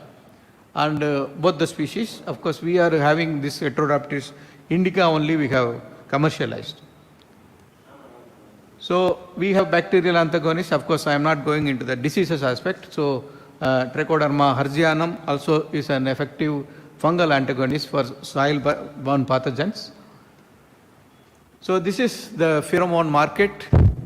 So after Ananthakrishnan has left, the things which he has told me has enabled me to start the chemical ecology. So for the past almost 25 years, I have that established laboratory, and that almost like 12 patents we have filed, and several of our compounds have been commercialized. We have a small group with another 2 colleagues. So here, this is the pheromone market which we have not realized. It is going to be almost $5.7 billion in 2025. And of course, in India, it is mainly used for monitoring. And monitoring also very important is quarantine monitoring, which Dr. Kamala Jayanti was mentioning. Whenever we are sending any export, especially the mango and other fruits, first thing they see is whether we have fruit fly infestation. So if we have fruit fly infestation, the commodity is rejected. And similarly, the countries which are importing our produce or any produce from any other country, they want to look for the fruit flies. For that, these parapheromones, methyluginol, Q-lure and trimidlure, are used extensively to find out whether the pest has entered into their country. So for that, what they do is wherever the importing facility are there, they keep these traps, and even if they find one fly, the alert is given to all the people working on that to make control measures effectively. And so apart from that, we can also find out in Australia, they use the pheromone for monitoring the dispersal of weed insects, because they are very conscious about the biological control. So they import different insects and release them for the management of weeds. So what they do is, suppose if they release in one place, they want to tag how the dispersal is going on. For that, they use the pheromones effectively. So apart from that, we can also use for the estimation of population and other things. Aggregation pheromones are usually used for the mass trapping, because we will be attracting both males and females. So Rhynchophorus coffee stumper, it is already suggested, it is commercially also available. And mating disruption, especially we have different formulations, like this is one known as the PB rope, which is developed by a Japanese company. It is also being tested in the field. It gives very good result. And we have another known as the Splat, which is from one company from Hyderabad. So this also we have used, and it is giving excellent results, especially for Pectinophora gossypiella and Tuta obsoleta. The quantity of pheromone is low, very low. It is only 8 grams they use, and they give 3 rounds, and it is coming only to 24 grams per the total crop period. And what they do is it will be in terms of like a paste, small paste, and they are supposed to keep in 400 places. So one tube, it will be 8 grams. It is actually 500 gram material. So, but we started at the early when we are having the blooming, just the flowering starts, we recommend, and we have got excellent result. Of course, this product is being registered now, maybe within a year or so, you can see in the markets. This male annihilation technique is for the using the parapheromones, which Dr. Kamala Jayanti was mentioning about. Here, what is happening is we use the parapheromones, especially methyluginol and other things, to attract and kill the males. So in that process, we see that most of the females are virgins, so the egg laying is reduced, and slowly we recommend the fruit fly is managed effectively. But here what we have done is we have used this methyluginol technique, and we have developed our own formulation which is having 2.5 times more attractant than methyluginol alone. So we use that, and we have effectively controlled that along with a bisexual pheromone. So this is the total number of registered compounds which we see here. So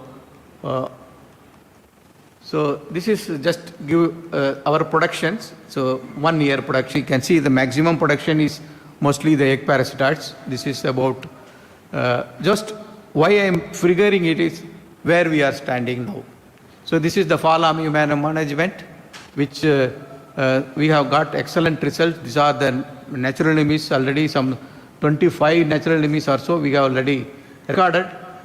So it has given excellent result. We have also developed a technology package where we use the pheromones initially, then egg parasitoids are released, then again neem oil and BT spray or metazoans. And with this combination, we have already shown it is very effectively managed even without a single spray.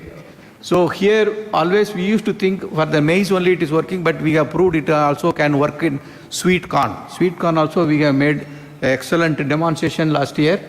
About 30 acres we have shown. So these are the issues which I want to flag you, especially the youngsters. So we need excellent artificial hosts because we are primarily dependent on the Coursera. But what we need is, can we go for some other host like Ephistia? Because in abroad they use Ephistia effectively. They could be able to control very nicely. And again, the storage of egg parasitoids is a very big issue. We can't store more than 21 days or maximum 1 month.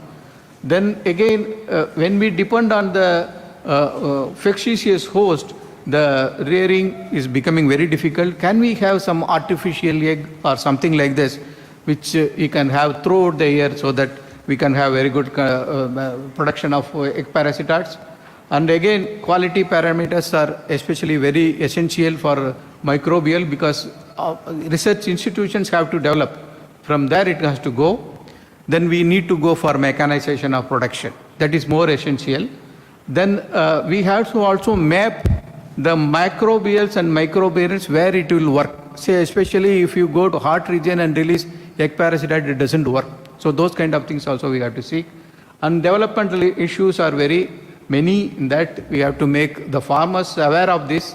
Then quality control is very important because the present system of testing the quality is very tedious or something like difficult because as per the norm you have to call the producer and get it tested in his presence, all these things. So that puts so much difficulty. Then again we have to develop the capacity of the officials, developmental officials about the biocontrol and greener pesticides. And again, we tack in about farmer groups have to be tacked in for the production of this macrobials and microbials. This is just if you want to cover only 1% of, I am telling only one crop, sugarcane. So how many carts we need? Almost like 4,000, 5,000 carts we need per day. So you can imagine how many labs we may have to set up. So this is the issue with that. So how green is the greener insecticides? So you say, of course you see in the paper report, so many are available, though it is called as Neem Gold or anything else. I'm not telling about that brand, I'm just telling the name says Neem, but if you see all this insecticide mixed in this. And again the microbial pesticides, there is no CFU, there is no spore, you have only powders. So that is the main issue with us.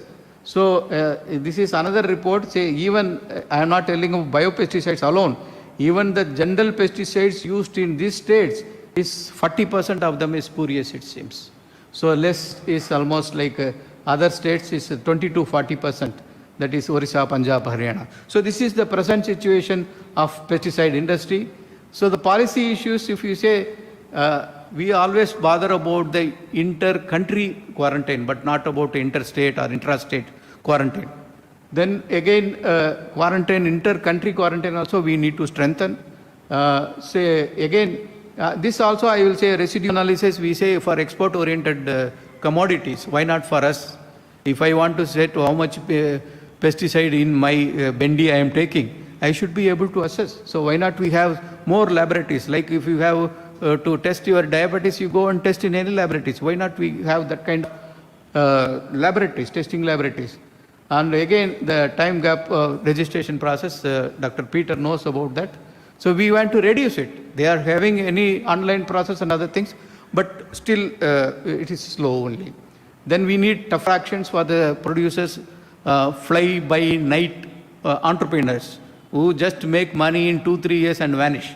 Those people we have to take spurious manufacturers, we have to take strict action. And again, registration process should be very easy. Again, we used to say why the pheromones are coming in the CIDL Act of 1969. It has no CIDL Act. It doesn't kill. Then again, farmers should be encouraged. There also we have burnt our fingers. They used to give subsidy. Subsidy has spoiled the farmers. So we should think of some other way where we can promote as well as it cannot be misused. So then again, I have my friend Dr. Ram. Why not big players enter into the field of biocontrol production? Let it be Bayer or Rallis or even Godrej, Agrovet. So let us come to us. So find out. We can work out because we want to know what is the problem we have in our production unit and marketing and other units. So we can have a collaborative process so that we can improve ourselves. So thank you very much. Thank you. Thank you very much, Dr. Bhaktavachalam, Director NBIM, for this wonderful presentation. And one of the fact Dr. Bhaktavachalam emphasized is the integration part, microbial, macrobial, and also as a policymaker, he has also envisaged the loopholes and the areas to be covered. Though he is from NBIM, he has also acknowledged there are several loopholes in the system where several things have to be cemented. And one request from us, sir, there is a vast gap between the research institutions and the policymaker as well as the universities. Agriculture universities still in the package of practices, they are recommending majority of the chemical pesticides that are in fact banned. Endosulfan and monocrotophos are still in package of practices of several universities. So probably NBIM can take a lead and send a circular to all the universities and educate what are all the alternatives we have. We recommend, the normal question put to us is, okay, I want to recommend Trichogramma, where is the production unit? Can you supply for 5,000 hectares? Because we don't have any. Macrobial production in this country is zero. Nobody is producing except very village level production is going on. Of course, microbial people are very confident of production because you don't need much. You may have one base and put the CFU, spore like that. But macrobial, especially Trichogramma, there is nobody absolutely to produce and supply to the farmers. That's only I am telling the big players should come. Because there are companies in the US, even countries like South Africa, they use so much of Trichogramma because they produce in the FSTR system.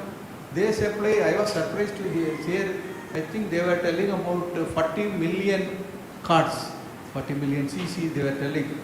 They have so much production, but ours is, we don't have. except NBIR, nobody is supplying. There are some small players I know. So we need to increase our production level, then only it can go as a recommendation. We have about 31 ACRIP centers.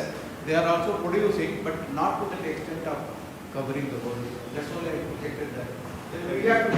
Thank you very much, sir. That's a good presentation.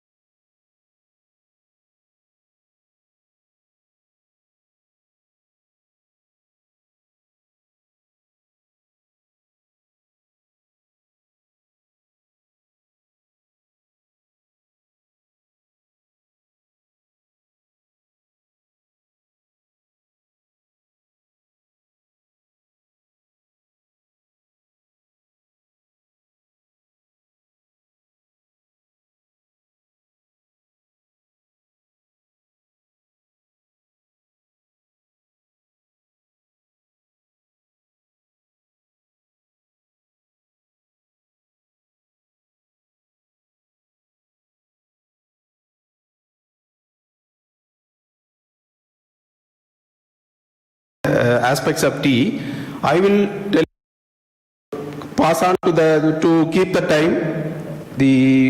I will be skipping some of the slides. Next slide, please.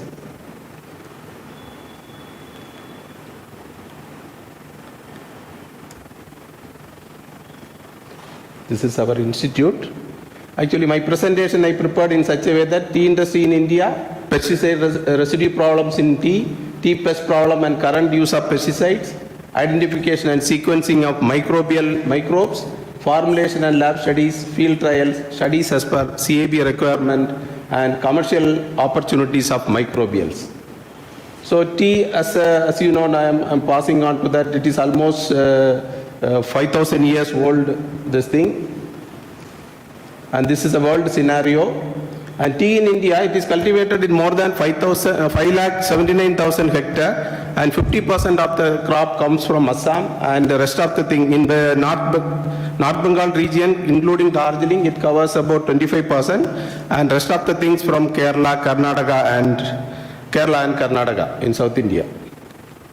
So this is the tea growing regions in India, and this is the type of plantations we have. Actually, these are all this is the Assam tea garden. You can see that next to the paddy fields, you can see that this is just to show you how it differs the plantation from area to area. Next to the paddy field, you will have tea plantations. And as Dr. Muralidharan was telling, tea is a tree. We keep them under the vegetative growth for harvesting purpose. If you allow it to grow, it will grow like this. And in tea, industry is about 173 years old. And this I have already covered, and India is about 35% of the global tea production is produced by India. And the Assam is the largest producer.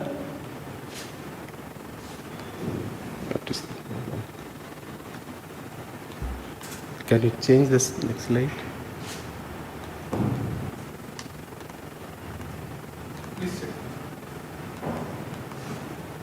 Pesticide problem. Countries that import tea or any food item have restrictions for the usage of pesticide. And border rejection, in the case of tea, border rejection of the tea has been happening recent years. Therefore, there is a conscious need for alternate chemicals for the control of pest diseases and the weeds. And if you take the tea as a bush now, all the parts of the tea bush, starting from the root up to the top plucking table, it is being affected by different kinds of pests. And more than 1,000 species of arthropods attack tea. And in India, 300 species of insects are recorded in India alone. And a good number of diseases and weeds accounts for the crop loss. This is a show about the different pests of tea and the major pest thrips, tea mosquito bug. This is a major tea looper which is restricted to Northeast India, not found in South India. It has migrated because of the deforestation and all. It migrated from the forest to the tea ecosystem and it is stabilized. And this is a red spider mite. And this is a normal tea field. You see the after infestation. This is a lower portion. You can see that this is a completely defoliated tea bushes by the recently introduced tea looper. And these are all the different insects and their crop loss. In young and maturity, I have given the ranges, percentage of crop loss, weeds and diseases and due to the pests. And these are all the pesticides. To control to keep, without crop loss, to keep the pest under control, we need to use pesticides. Although alternate strategies are available, to economically viable, we need to depend on some of the pesticides. And these are all used based on the MRL. We have to have the CAB registration as well as based on the MRLs, EU MRL and Japan MRL. These are all the chemicals. And these are all the acaricides for the control of the red spider mite. This is for insecticide for the control of the major pests. And coming to the use of pesticide, there are benefits. If you take the benefits, it's an effective control, high yield and high returns. But the disadvantages include the resistance, resurgence, the harmful effect on the non-target organisms, and besides the residues in the end product. So naturally occurring microbes play a vital role in and we can successfully utilize them for the control of the pests and diseases. An attempt has been made to explore the native strains because we started using the microbial pesticide isolated from different ecosystem, but we found that it is not much effective. As Dr. Bhaktavachalam was telling, strains which is specific to the different ecosystem, based on the climatic condition, it was not working well. So we have made an attempt of collecting the microbes from the soils, cereal dilution, and these are the steps involved. You all know that. And in our study, we have, I will be concentrating on the studies what we have done through a project in collaboration with the Varsha Bioscience. It is a BIRAC project in which we have identified so many microbials, and we have started getting the Beauveria bassiana in the tea ecosystem, different strains, and Metarhizium.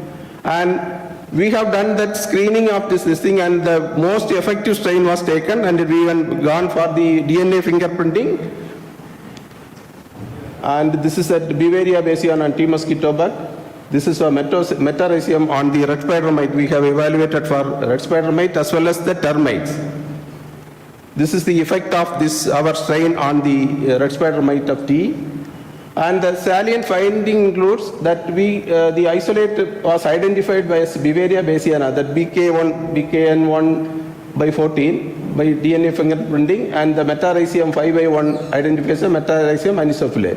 Even though there are several formulations available in the market, we found that it is superior than, and it is acclimatized to the tea ecosystem.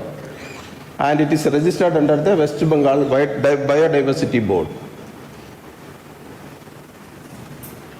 And this is the DNA fingerprinting of that particular Beauveria. And based on our studies, after the identification, we have given the technology to the industry partner and they have formulated, and we have done all the studies for the requirement of CAB registration. And I'm happy to say that with the collaboration of Varsha Bioscience, 3 of the microbial pesticides we have generated data and the dossier was submitted to CAB, which is waiting for clearance from CAB. This will be the first case of the microbials being registered with the label claim. It will be commercially available to the industry. That is, and this is about the metarhizium, and these are all the field studies. You can see that we have standardized the dose also. Around with the liquid formulation 1000 ml per hectare, we are getting around a mean control of around 63%, which is better than the commercial sample.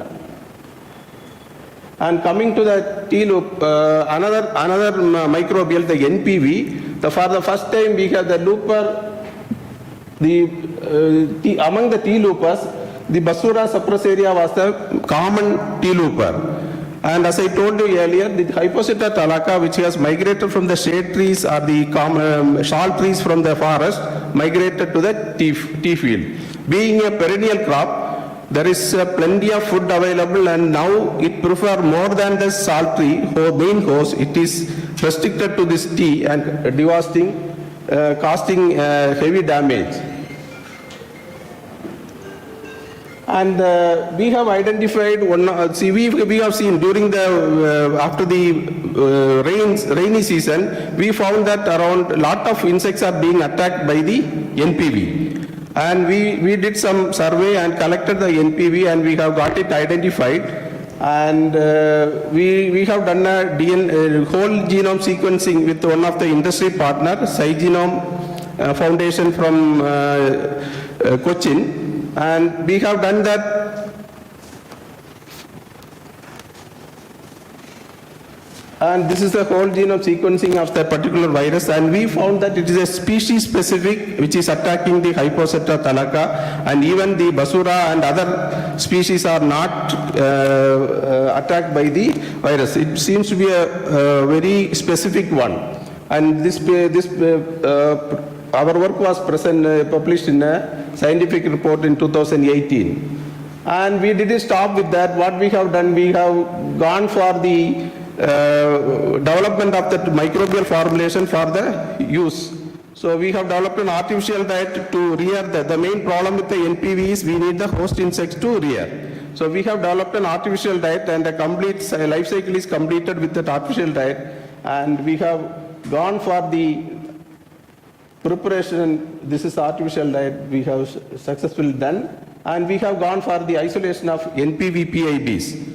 And we have developed a technology with that particular company partner, and we developed a formulation by our own, and we found that again tested for its efficacy. And we have found that it is stable for more than 12 months under our laboratory conditions, and the effectiveness was maintained. And this is the field wherein after application of our formulation, we can see that dead insects. And it was done during, in order to, initially we have done it with a caged plant wherein we are not allowing the other insects to come in and the infected insect not to go out. So this is for the established that our NPV is working in the field. And it was extrapolated to the microplot field. And later on, we have done RBD field trials under different locations, comparing the efficacy with one of the best pesticide, flubendiamide, and this is our NPV at the 400 ml per hectare, and it is 800, and azathioprine was used as a standard. And we found that you can see that around 85 to 94% control of the looper, which is on par, almost on par with the standard chemical treatment. And we can see that there is a yield. That means almost 30% crop loss is, this is responsible for 30% crop loss. The yield, this is recorded as a yield. We found that compared to the untreated control, we have 30% more crop in those fields. And this is under West Bengal condition also, we got the similar results. And to generate the thing for the CAB, we need to do all these stages. What is the non-target organism? What is the effect? As I told you, it is not at all affecting the similar pest, and it is not effective against the natural enemies. And this is the formulation we have weight, and it is ready to commercialize this technology. If some companies are coming forward, we are ready to generate the data for supporting data. Except toxicology, we have generated all the data. So an adoption of the non-chemical control method, especially using beneficial organisms, is as a component of the integrated management will be useful for the sustainable tea cultivation in Northeast India. And these are all I acknowledge the support by the CRS BIRAC, Sci Genome Research Foundation. And in the BIRAC, my industry partner was Varsha, and this is a photograph taken when we signed the MOU, when we transferred the technology to the industry partner. This is my research team. I take this opportunity to the organizers for inviting me for this talk, and thank you very much. Thank you very much, Dr. A. Babu, for the wonderful presentation.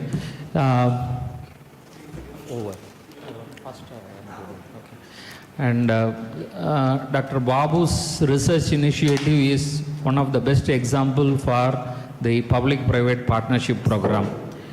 We were also doing the collaborative research. It is a wonderful institute, aptly guided by Dr. A. Babu. And anyone interested in such kind of collaborative project can accommodate. Dr. David wanted to ask one question. Metallizing Manisha play. You said that it's effective against mites on mites. Whether the same formulation can be used against any insect pest. Termites. We have done it for both termites and mites. And termites, because it is restricted to Kachar and some of the areas in North Bengal, it will not be commercially viable to commercialize it. That's why we have tested this thing. We found this is effective against the termites, live bleaching termites. So the same formulation is effective. Thank you very much, Dr. Babu, for timely consolidation. And may I request Dr. A. Kuppusamy to deliver the next talk. And I request also Dr. Bhaktavachalam to felicitate Dr. Kuppusamy. And Dr. Kuppusamy has... Yeah. Dr. Kuppusamy has did his PhD program between 1992 and 96 and awarded the doctoral degree in 1996. Currently, he is the Senior General Manager and Head Regulatory Affairs, Coromandel International.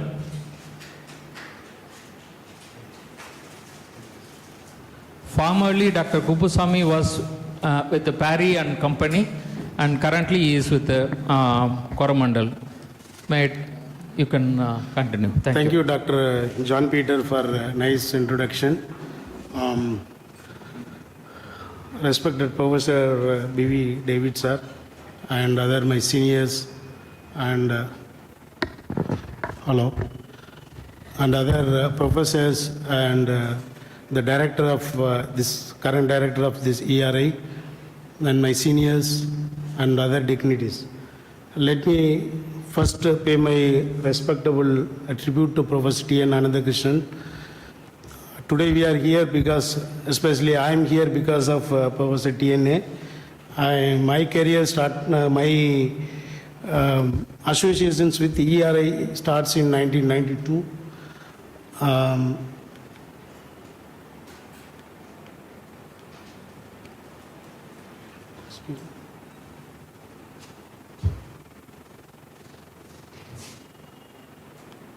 Sorry. So this is about me. I came from Madurai. I came to ERI through Professor KGS, everybody knows, K. Sivaramakrishnan. And I worked in ERI in 1992 to 96. We are a group of about 7-8 people joined together in 1992 in a project called Social Forestry Project, where we worked including Dr. Babu, Dr. Kannan, all we worked together in the same project, and Dr. Babu was leading us. And during this social forest project, when we handle in under the guidance of Professor Anandakrishnan, we travel entire Tamil Nadu and collect all the insects which are present in the, actually it's like a survey. This funded by Social Forestry and some Swedish government. We went around Tamil Nadu and collected all the insects in various social forest trees, especially like Acacia nilotica, then tamarind, Dilonix, and some more social forest trees. In that, we found one interesting insect called bagworm. Bagworm, everybody knows, it's belonging to a Psychidae family, which is a specialized insect. It has male moth is flying, whereas female moth is a larvivorous, which will be present, which is present in the inside the bag. And another peculiarity in this insect is that it constructs on its own bag. It collects all the ticks and waste, everything, and it forms its own case, and larva will live within the bag, and it hangs in the twigs of the various trees and crops. Actually, it's not a very major pest. I did a PhD in this insect-plant interaction of bagworms in social forest trees. This is my topic. I got awarded in 1996. Then I moved to corporate companies, agrochemical industry. I started my career in EID Perry and now continuing with the same group. Now the company is Coromandel International based at Hyderabad. My presentation flow is like this. I would like to touch upon some information about Indian crop protection industry and Indian agriculture, how various speakers like Dr. Bhaktavagishalam and Dr. Babu will talk about pesticide registrations and biological registrations. I would like to talk about a little bit about the regulations in India and how the product is registered, what are the difficulties, what are the data is required to register the pesticides or any biological or pheromone. I will touch upon that subject. Then I will go to the real topic, emergence of insect pests in current times. Okay, and I will give more emphasis on two important pests which already one is that fall armyworm, which are everybody knows this fall armyworm. Next one is the desert locust, which was attacked entire world, including India. India is mostly northern part, especially Rajasthan and Gujarat. So this is about, everybody knows the population is growing, and now this population will reach about 9 billion by 2050. It requires food production, unless otherwise we double the food, not only double, I think it's, we have to make it at least 2.5 times more than the current productions. Then only we can meet the requirement of the growing populations. So it's very, very important that all this like land or pest, reducing the pest loss and farm practices and new technologies like biotechnology and breedings, all very important to make it 2.5 times more productivity in the agriculture. If you see about Indian agriculture, as we all know that more than 75% of living is in rural, and everybody is engaged in agriculture. Agriculture is a very key, not only in India, across the world, because food is important for human livelihood. At the same time, if you see this average land holding is started coming down. If you see last 20-30 years, land holding has come down drastically, and about 51 crops in India we are producing, and it contributes about 1/6 of produce are exported.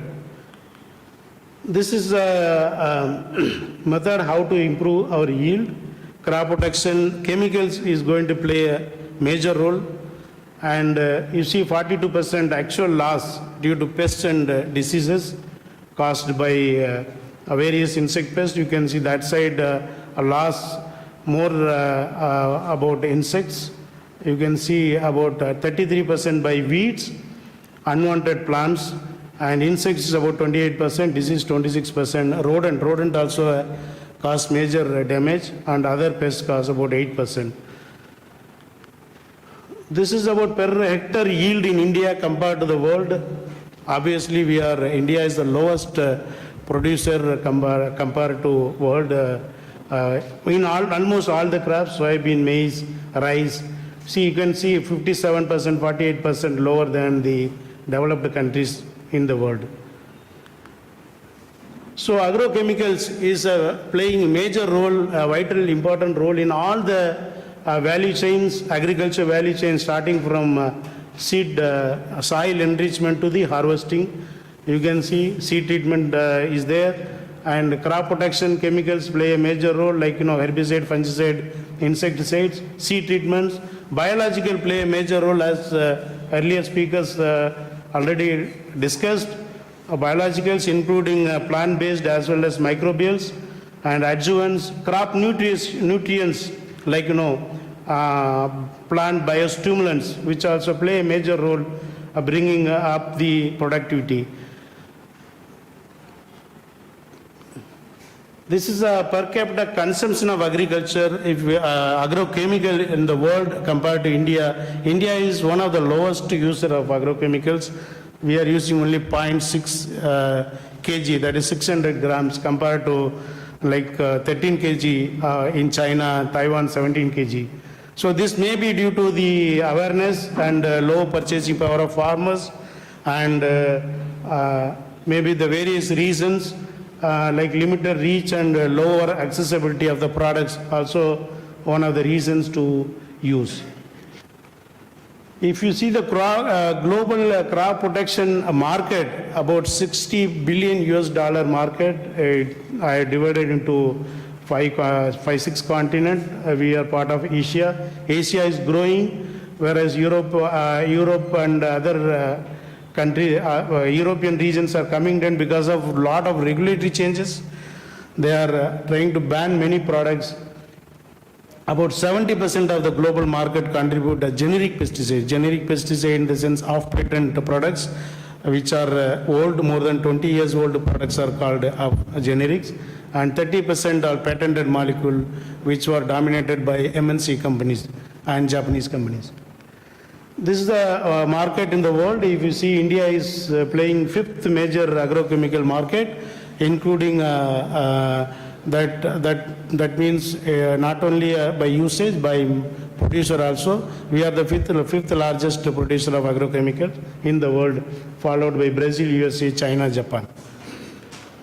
And if you see this Indian crop protection industry as an overview, India is the largest producer of agrochemicals in Asia next to China.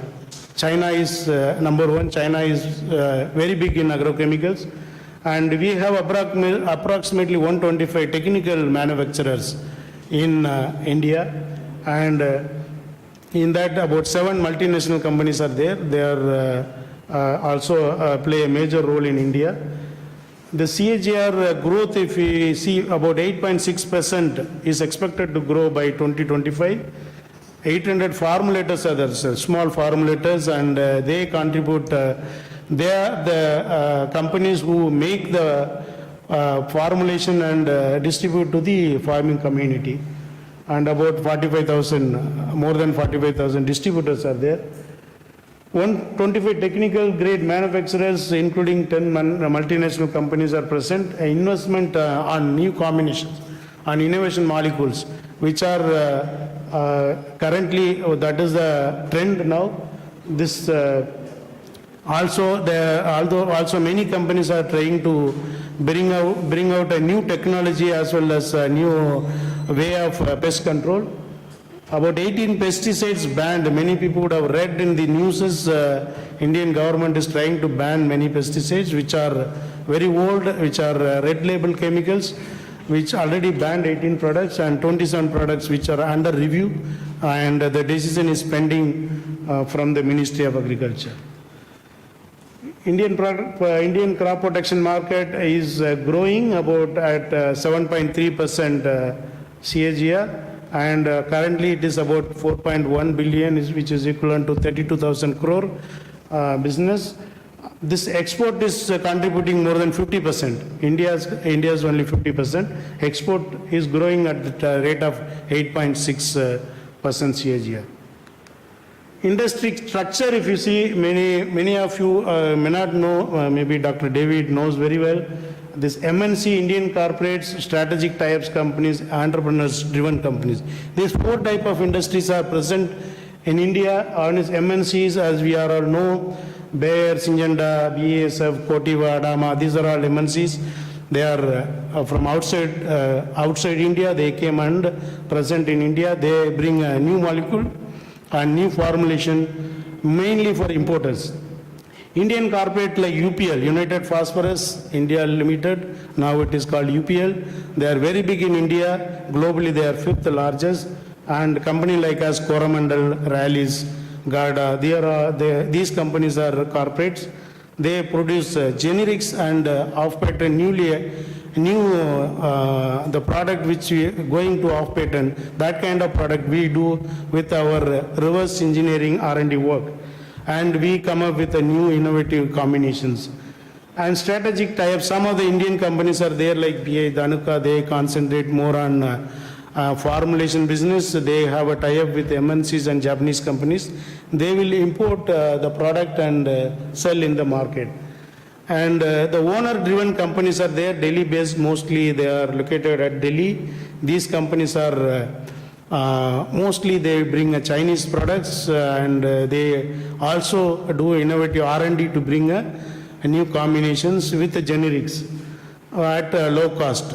So this is about industry structure in India currently prevailing, and industry trend, it's growing. And this is a top 20 companies. Top 20 companies. Where I am working with Coromandel is around the 4th place. And this slides already earlier Dr. Bhaktavachan also told. This is the agrochemical usage in comparison with the global usage. Globally, if you see herbicides is the highly used agrochemical, 44%, whereas in India, insecticide dominance presence, because India, there are cheap labors available for weed control, and fungicide is contributing 23%. So India is mostly insecticide dominant country. This is a crop-wise share. If you see rice, cotton, soybean, fruit and vegetable, these 4-5 crops are contributing major, more than 50% usage. That means these crops are mostly affected by insect pest disease, all these things. Regulation, as I told you, this registration is one of the key subject in agrochemical, not only agrochemical, we can say plant protection tool. Unless otherwise it is registered, product cannot be used, because most of us aware that pesticides are poisons. Pesticides are poisons, so we have to regulate it. This is about pesticide registration status. About 295 pesticides already in the registry, already registered. About 20 biological products are registered with about 45 to 50 formulations. This is an act. Okay, for do any of these activities require a registration. This covered under Insecticide Acts. This regulation mainly there are 3 departments involved. One is CIP, another is Registration Committee, then Central Insecticide Lab. Central Insecticide Lab is a referring lab. They will test the product and certify. Then Central Insecticide Board will scrutinize the file and submit report to RC. RC will give a grant registration. Okay, this data requirement, you see the chemistry, biology, bioefficacy, toxicology and packaging are the major data requirement. You have another 5 minutes. Okay, let me go through fast. Okay. So I skip some of the slides. So this is a structure, CAB structure, and both central and state both are involved in this regulation of pesticide. These are the guidelines available. We were talking about pheromone, biopesticide, biocides, all these things, whatever it is required to use for a crop production tools required for a registrations. And as we told that this is a multidisciplinary action is required to get registrations, bioefficacy, toxicology, chemistry, all data required to be generated at Agriculture University, bioefficacy especially Agriculture University and ICR institutes we need to generate, and toxicology can be generated at any GLP labs. This is a timeline required for registration. And see the Insecticide Act will be replaced by Pesticide Management Bill. This is likely to come up in next Parliament session, is already placed in Rajya Sabha. It will be passed by next meeting.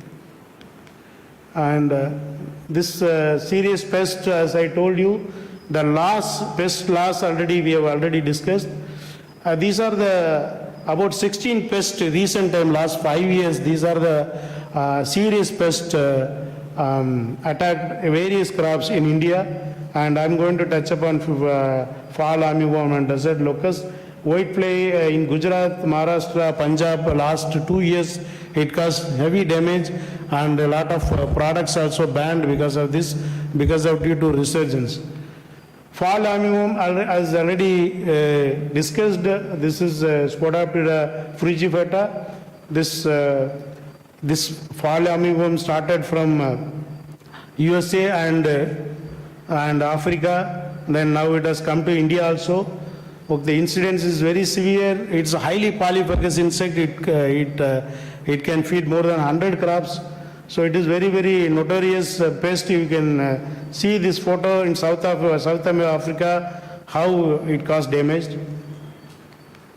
This is the distribution of fall armyworm, how it came from USA to Africa, Africa to India, India to now Thailand, Vietnam, Burma, all these countries it has gone now.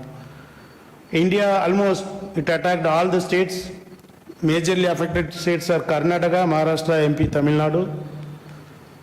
And this is a life cycle. It's the egg, the adult can lay a cluster of eggs, so it will produce more larvae. And this is the integrated fall armyworm management suggested by FAO. Plant-resistant biological, cultural and control method. And cultural method already, this was given by government also, ICR also recommended, these are the method, cultural and mechanical method. Okay, summer ploughing they are recommending, and cleaning of weed also they are recommending. This is the pesticide which are recommended for fall armyworm management. And there are a lot of new pesticide. Bacillus thuringiensis is also there, and some of the new pesticide like indoxacarb, amamectin, Rynaxypyr, that is chlorantraniliprole, also recommended. And pheromone traps, yes, this is also now people are started using pheromone trap to attract all moths. And biocontrol agents, as we already discussed, trichogramma is there. Then metarhizium also they are using for control fall armyworm. Neem-based product, yes, even TNAU recommended a neem-based product. We are one of the major manufacturer of azadirachtin. Neemazal is our brand. And the CIBRC is recommending, these are the way how to control, how to manage this fall armyworm. One is seed treatment by pesticides, then initial spray of Neemazal at the early stage of small larvae. And the second window they are saying apply this insecticides like chlorantraniliprole and spinetoram. And poison biting. Biting is an old technology which was there for last 50 years. It make from a jaggery, we can make a 2 kg jaggery with pesticide, they can make a bite and apply, broadcast in the field. Okay, then the emergence of Tesling time, they are recommending again biopesticides. This is a fall armyworm control program. CIB, Central Insecticide Board, recommended these are the pesticide ad hoc. Even some of the products, there is no label claim. Even then they are recommending because of the seriousness of this pest. So some of, in USA, this BT corn also coming up. These are the BT genes, proteins, which are coming for fall armyworm, Cry1AB, Cry1A, 1F, all these are all under research, likely to come in India. So US already they are in use. And way forward, it is required to control effective manner by not only by applying pesticides, we have to manage the pest. It is very difficult to control. So we have to start with seed treatment and applying mild insecticide like neem based pesticide, then insecticide. That way we can control. Sorry. A locust is recently last 2019 and 20 is a big problem in Rajasthan and part of Gujarat. This is a desert locust. There are two type of locust was there in Rajasthan and Gujarat. About 64 countries attacked as of now, between Morocco to India. This is the locust spread map. And various species of locust is there, migratory, desert migratory, Bombay locust and tree locust. This year, India, especially Rajasthan, was desert locust. This was spreaded hugely and eaten almost all the crops and made to cry all the farmers. This is a solitary and gregarious pest, two different stages, green color and brown. Brown is more dangerous and very actively flying stage. This is a morphology and life cycle. India in 2019-20, it attacked in almost all the districts of Rajasthan and Gujarat. Outbreak began in 2018 and started coming invaded into India through Pakistan. This is about 8,000-fold increased number in 2018 to 19. Rajasthan is the most affected part. And control, yes, we are, the industry also collaborating with the government to control this. Various type, maybe by normal spray, tractor motor spray and aircraft also. So farmer practice, what they are doing, they are mechanically they are making a loud noise by beating these drums. That way they can throw away this flying locust. And some places, no, they are making a dig, then they are collecting all these things and putting pesticide and killing. Biological control, yes, neem is recommended by government and Matarasi municipally also recommended to control locust. And ULV formulation of pesticides which are recommended, and they are last in the month of in the month of February, March, this ULV formulation of malathion and other insecticides were sprayed. This is the pesticides which are recommended by WHO for locust control across the globe. Most of the pesticides are generics, and some of the biopesticide like metarhizium also recommended by FAO. These are the pesticides which are recommended by CIBRC to control locusts. Malathion is one of the very important pesticides which are used by aerial application to control this thing. These are the pesticides recommended: chlorpyrifos, malathion, and lambda cyhalothrin and neem-based pesticides. Private companies, almost all the industries joined together and helped the government to control this locust. Even we Coromandel, we supplied about 10,000 liters of malathion free of the cost. And many companies like UPL and other big companies, they have participated in this program. They have given all spray equipment, tractor mounted spray, and even safety kits to the farmers, all collectively, and we have cooperated jointly with the government and control. Even helicopters were used for controlling this locust in Rajasthan.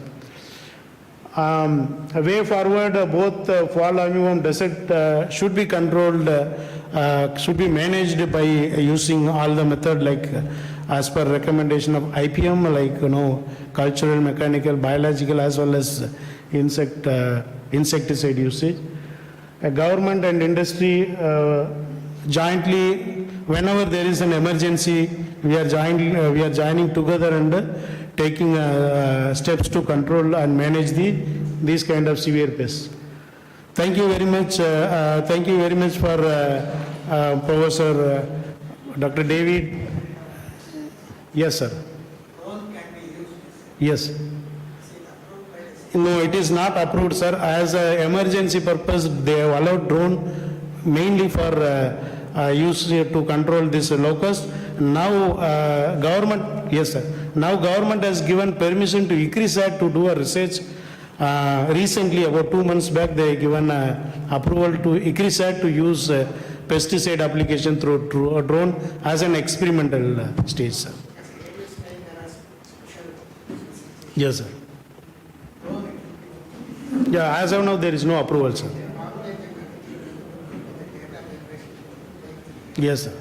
Actually, the government they are in the process of making guidelines. Yes, sir. As you mentioned,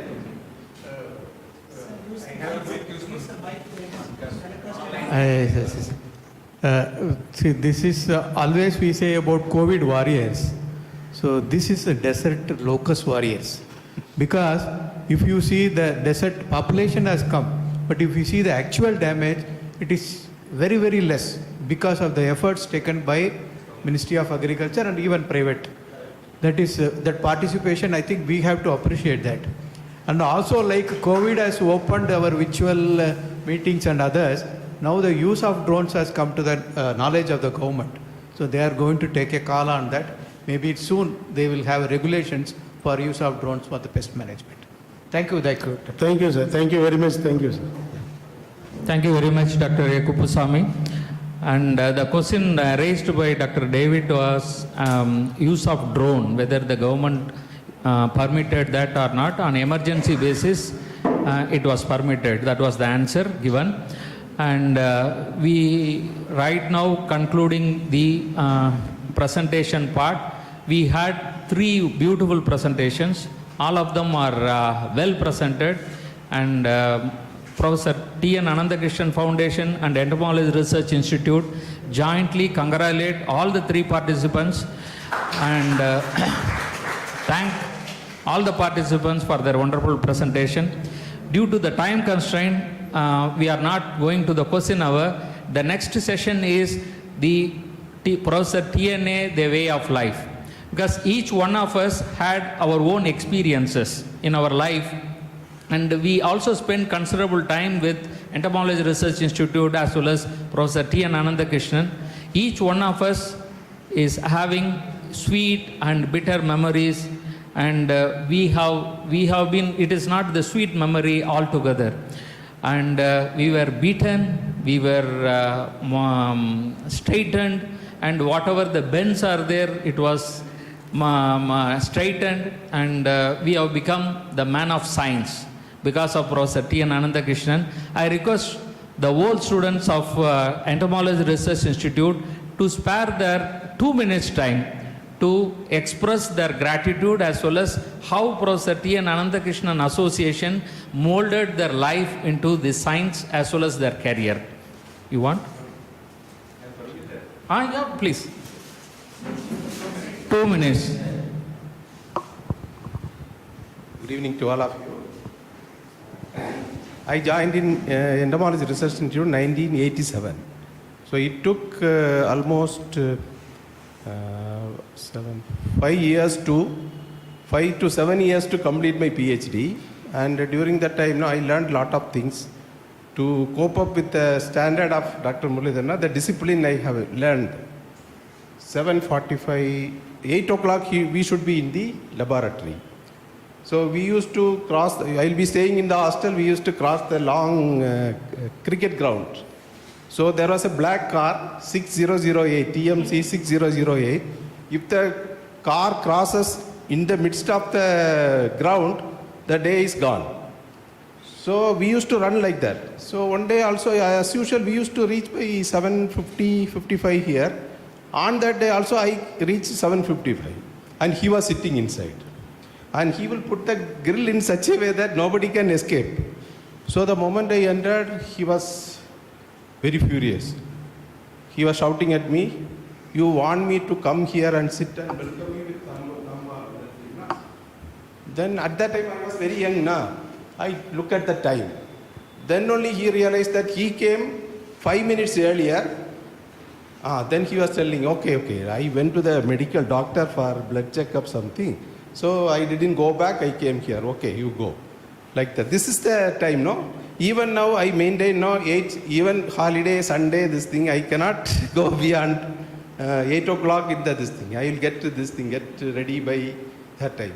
The discipline, what I have learned from him is amazing.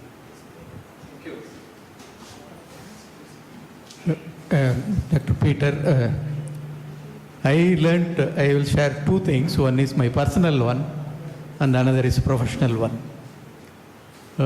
When he used to go outside the country, as soon as he comes back, he will say, I went that lab, they are using single sensillum recording.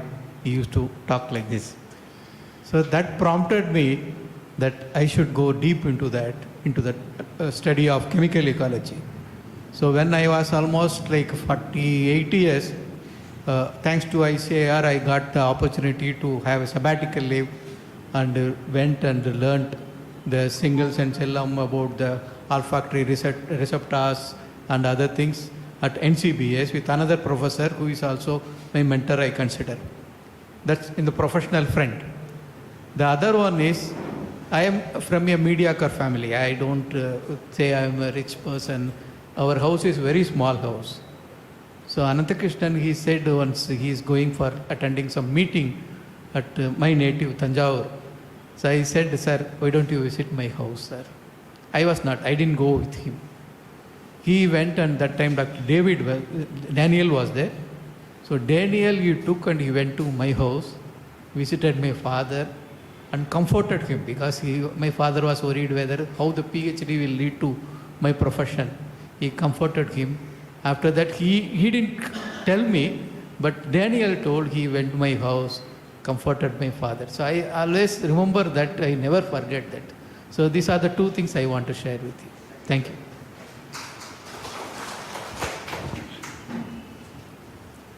I'm Kannan Nagarajan. I failed in 10th standard in Chennai. I used to give the flowers to my professor T. N. Ananthakrishnan house. One day, my professor asking my mother what he is doing. My mother said he is throwing and going, coming, and Chennai city only. He is not doing any job. One day, professor asked me, "You come to Entomology Research Institute." That's during 1979 in Entomology department, chemistry department, inside the front of the gate. So I joined the Entomology Institute as an attender, the salary of 60 rupees per month. After encouraging me, you did for SSLC, you go and write the exam. Then I completed exam, three times I attended the SSLC. Then I completed my SSLC. Then I took a salary for 250 rupees. After that, professor told you go for +2. I don't know how to talk English, what is the subject, nothing, I don't know anything. Then I joined for +2. Professor told you go for accountancy. Then I take for accountancy, is the easiest group. That also I attended 3 times, I passed it. Then immediately professor told you go for typewriting. Then I went for typing. Then I passed higher also, higher typewriting higher. I did so many PhDs, Babu, Bhattavachalam and Annadurai. One Professor Anantaraman is there. He's a genetic, he is PhD I only did for typewriting. So after that, professor told you join a evening college in the Loyola College. So I asked for a BCom. Then I submitted the application. I got the admission for BCom. Suddenly I came to office. Sir, I got the admission BCom. Who is given BCom for you? No, you cannot read for BCom. He cleared the paper and put it for BST. If he is putting the BST, that only I got the gold medalist in Loyola College. I written only in Tamil, but unfortunately I am not getting that gold medal because of English paper I failed. English failed. Announced everything is came. I went for office, admission office. I am the first mark, 80 marks I got in history. Why you are not giving me for gold medal? You give to somebody else. Then one Mr. James is there in administration. He told, no Nagarajan, you are failed in English subject. So we cannot give for gold. Okay, leave it. Then after that, professor recommended me in SPIC. So Dr. T.R. Professor Govindachari, everybody knows, is a scientist in SPIC Science Foundation. Then I joined him. So he's given 1,000. He's only prepared job for me only. In the list of Hindu, he is given advertise in Hindu. I am in history student. Working with the SPIC Science Foundation, he has given one message. Any graduate, experience in Entomology Research Institute. More than 250 persons came. I am only selected because I already selected. Already I selected. Then I joined the SPIC. Then after 6 months I worked in SPIC. Again one more SPIC agrochemical started with so many professors. Professor Joseph Thomas, Dr. Bharta Sarathi, so many Kuntala Jayaraman, like that. So I joined with SPIC Science Foundation. After that, one more Mr. Dr. Pannisalam came. He took me to SPIC adaptation. So he is doing good job. I want Nagarajan to develop that agrochemicals and enzyme everything. So I joined as a purchase assistant in SPIC Science Foundation. After that, I transferred Coimbatore for floriculture. Then after that, again I transferred all punishment transfer. Again I came to Hosur. In 1992, 98 I think, 98. I transferred from Coimbatore to Hosur, 1998 as a manager for floriculture, cut flower, wholesale and trading. Company is going well. My target is only 6 lakhs. I did for 8 lakhs. That time company is some crucial spread, like share everything. So again I transferred to Gujarat. I said, no. I quit the job. Then I started in the name of Southern Flora. Because of Southern, SPIC Petrochemical Industrial Corporation, SPIC. Then I took only for Southern. Then I started a company in 1988, Southern Flora. I sent flower for all over India. Then initially I did for only 2 crores in a month. Now I did for last year also I did for around 24 crores in a year. So I am sitting in the stage because of Professor Vasundhara David sir. He came for earlier stage this year. Personality means personality in Dr. Vasundhara David sir, Venkatraman sir. So this surprise is given me by Dr. Vasundhara David only. So I have to do lot of to my professor, but no one will encourage me. After Vasundhara David, I don't know who will tell to me to do something Nagarajan, I don't know. So I requested, so all of the professor students, this is very crowd is very less, only 30 people, 40 people. I want to do more for 100 people, whatever expenses is given me for professor, that money I have to give to professor. So that opportunity, even the principal, the entomology director also, that opportunity has to give me.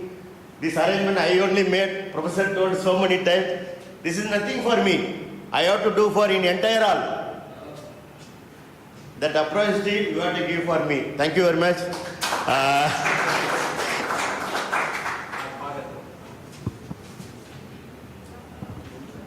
Thank you, sir. Thank you. Okay. Respected Dr. David Vasandaraj David sir, Venkatraman sir, and all of you. Good evening to all of you. It's my pleasure. In 1997, from Kerala, I did my junior 8. I came back to Beckman's Hall. One day evening, Professor Anandakrishnan used to walk in the college roadside in the ground. So one day he was walking with a stick and he saw me, asked, "Who are you?" I said, "Brother Maria, stay in Beckman's Hall." He said, and then I asked him, "Who are you?" Then he said, "I am Professor T.N. Anandakrishnan, who started the Entomology Research Institute." I knew nothing, but I was a fresher, newcomer, and did my BSc Zoology. Then as soon as he came to know I am a Jesuit brother, he told me with tears, he shared his own interest, that he is the one who started and developed entomology, and I'd like to see the Jesuits and you in the future pillar can take a ERI. So he was sharing with the tears and telling me with a small stick, and that I remember whenever I cross from Liba Junction. That is the place I met him. And later I understood, maybe today I realize, because of his blessing, that I am able to be a director in the field of entomology. I am able to specialize on this because people like T.N. Anandakrishnan, they carry the love for nature, the love for people, the love for the society. The person who carries love carries God. God is not the Shiva, they call it love. And Jesus is a love. So no matter what religion we are, what ethnic group we are, where we are coming from, where there is a love, there is always the deeds of love and the dynamism of love. That is the experience I have with the person of Professor T.N. Anandakrishnan. And it is my joy on behalf of the Society of Jesus, Loyola Jesuit Management, I invite each and every one of you feel at home and live. This is the Entomology Research Institute, which was started and founded by Professor T.N. Anandakrishnan. He would have built many institutions in India, as a Zoological Survey of India, as the Ministry of Forest, Environment, Forest and Climate Change. But he had nothing when he started. He had many things when he was a director of ZSI, but when he was in Loyola, he started nothing with his hope, with love, and he built each and every stone. So I'm happy to welcome his own students and student of students to Loyola campus. First time meeting how with a lot of love that you have for Professor T.N. Anandakrishnan, for the research, for the people. St. Ignatius of Loyola used to say, whatever we do things for the greater glory of God and common good of the people. If you say I'm loving God, it means loving the neighbor, especially in the most in need. So thank you so much for blessing us by your presence, for sharing your knowledge with a passion. And I'd like to invite Dr. Chandish Palal is there, the wonderful and dynamic person. Twice she was invited to Loyola campus as chief guest, the director, former director of ICR, NBAR, and Dr. Manjunath is there, the great person who I met him 5th of December in Chennai, Porur, and there are other personalities, Dr. Ashok, Sanya, and all other persons are here. I will be happy if you are interested sharing a few words about Professor T.N.A. Dr. Chandish Palal, are you able to hear? Anyone, Dr. Manjunath, if you are able to say one or two words through virtual means. Thank you. Thank you for that.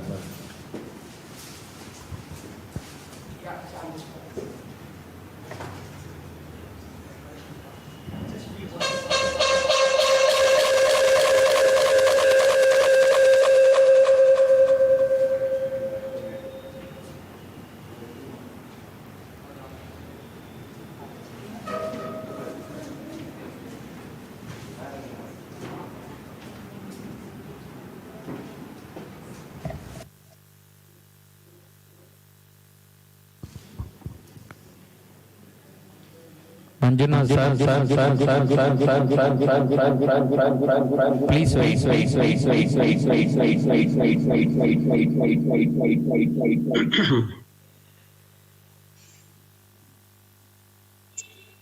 Dr. Chandish, shall I speak? Yes, sir. Please, sir. Please. Okay. I have been participating in this webinar right from the morning. and I found it to be very, very interesting. I have known Professor Ananthakrishnan since the 1960s, when he used to visit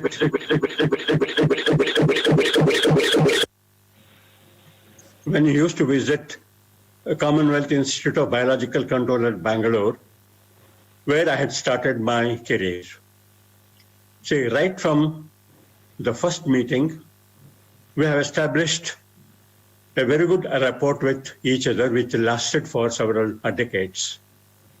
When we think of Professor Ananthakrishnan, a few things come to our mind.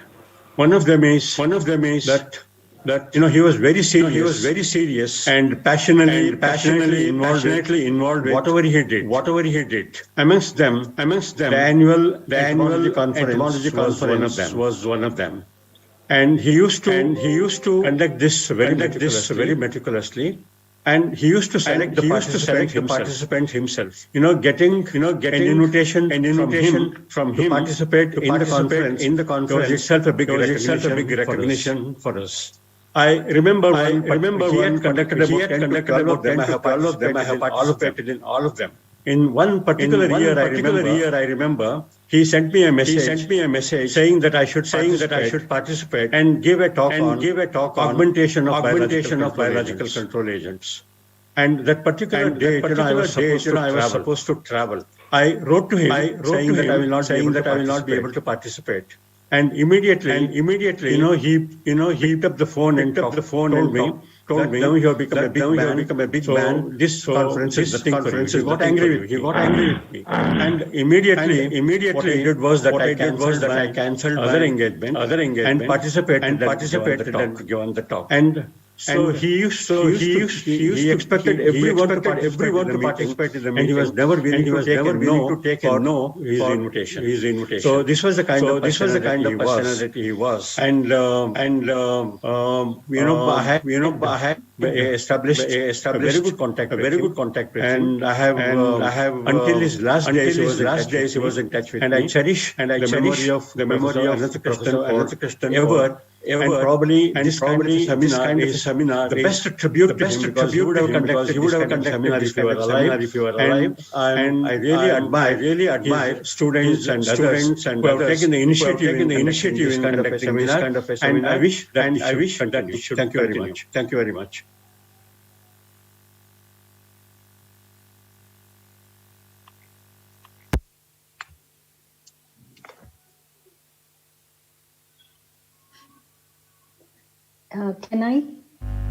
Can I speak, Dr. Maria Pakiam? Okay. Can you hear me, sir? Yes.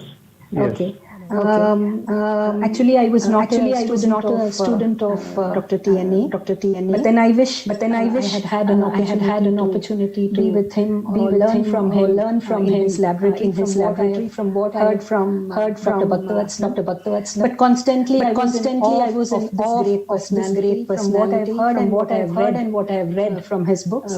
And I had an opportunity to meet him in 2007 when I was awarded TNA award. And that was the first time. And after my presentation, the kind of questions he asked based on what I presented on biocontrol, they were really challenging, and I was truly inspired by the way he challenged me with those questions. And I should say that award was the first significant award which I have received. Maybe I would have received some more presentation awards. This particular encouragement it gave me, the confidence it gave me. I should say there are no words to describe the kind of confidence this award gave me. And after the award ceremony, he has been in Mangalore. So he spoke to me in Tulu. He spoke to my family with so much of warmth. And I was truly overwhelmed by the way he interacted with me, and truly grateful to the organizers, both the TNA Foundation, inviting me. Learned a lot today from all the wonderful presentations. And thank you all the seniors who are here. Thank you so much. May I speak? May I speak?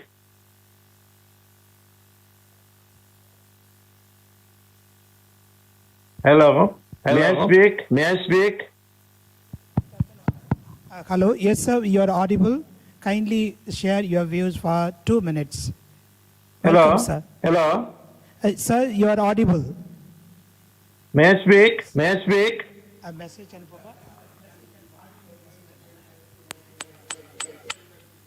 I think I am audible. I am audible. I am audible. I am audible. Okay. Okay. Thank you. Thank you very much. Thank you very much for giving me chance to say some few words about my most respected teacher, Professor Ananta Krishnan. Actually, when he joined the as director, then on the very first with the young researchers there got attracted only just listening his lecture in Sarva India as director. What a beautiful, attractive, and impressive talk he delivered on that day with full of statistics. And we discussed after that that what is this man? And all everything fingertip. And that is the first attraction with Professor Ananta Krishnan. And after that, my teacher in the University, Calcutta University, Dr. T.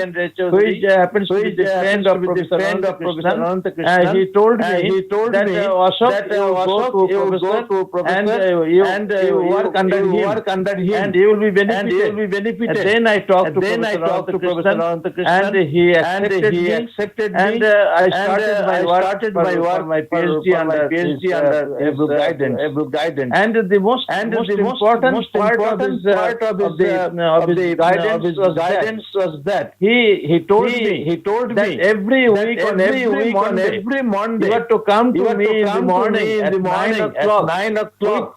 Some progress of your work.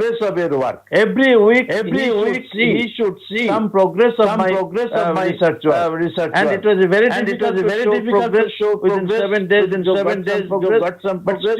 But still, I tried my level best, and that's why within a very short period, I was able to complete my PhD under the guidance of Professor Ananta Krishnan. This was one of my greatest lessons from him, that punctuality and obedience to the teacher. And for this reason, after completion of tenure of service as the director in charge of India, for last 9 years I am working as the chairman of the biodiversity. And I always think I believe that this is only due to Professor Ananta Krishnan. So that this is the great chance I am taking today to pay him respect and homage to Professor Ananta Krishnan with this few words. Thank you very much. And my regards to all of you who are associated with Ananta Krishnan and still associated to the ERI. Thank you very much. I visited several times and I stayed at the Loyola College Hostel with kind permission of Professor T. I enjoyed a lot when I was staying in the hostel. I worked in the ERI during 1977 to 1980. Thank you. Thank you, sir. Yeah, we'll give them our appreciation. Thank you, Dr. Ashok Sanyal, Dr. Chandish Palal, and Dr. T.M. Manjunath for your sharing with us. And you are part of this webinar, and we are very much inspired by your service and sharing. Thank you so much. Okay, with the last person, thank you. I don't need mic. No, this online is being No, this is one of the things which I implied. Okay. Professor David, Director ERI, and at the outside, I would like to pay my homage to Professor T. Ananta Krishnan. In fact, just now what is coming into my mind is that three things I like to share with you. One is that the early days, in fact, many of you have been associated with Professor, but my association is from childhood itself.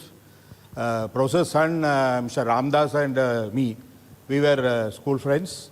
I think, we were playmates. someone should ask, Most of the days I used to sleep in Professor's house, so eat that in we can Professor's see, house, that we can see each other. And my school days were such a beautiful thing that every day we used to play a lot and then enjoy all holidays and all those things.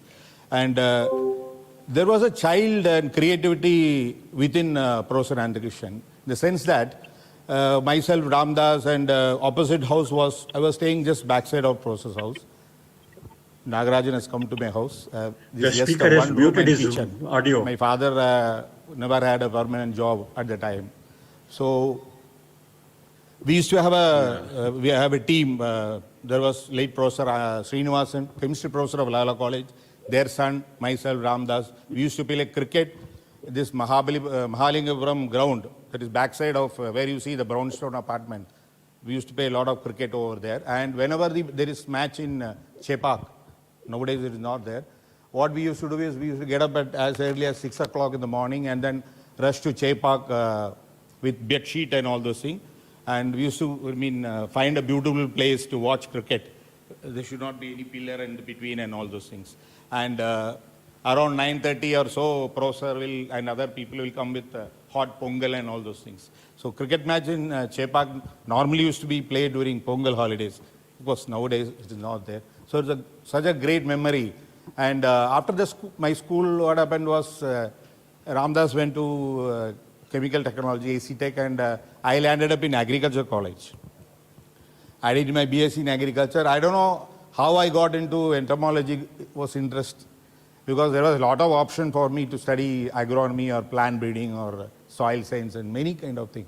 But suddenly I got imbibed into entomology, and I had a junior research fellowship and a senior research fellowship also. Then because of family problems, I landed up here and was searching for a job. In fact, I went to Dr. David also. Professor told you go and meet Dr. David. There was no vacancy in Coromandel, FIPAT at the time. Then finally land up at Entomology Institute at old office, old lab. So Professor told, okay, you join here. I was known as Raghu. Inge cherida, pathakala. Then there was a project, DST project was there. So myself and Sanjay was involved in it. So my passion was to do PhD, but unfortunately I could not convert that ICR fellowship into over here. So whatever it is. But I was given 600 rupees stipend, like all these people. But that 600 rupees was really an earning for my family, because now I look back, that was a great thing for us. So it took more than around 1.5 years or almost 2 years to get a registration for, because I was literally crying, because all other people who had joined after me, they were getting a PhD registration, because they had a MSc zoology background. I myself having an agri background, the registration was not possible in Madras University.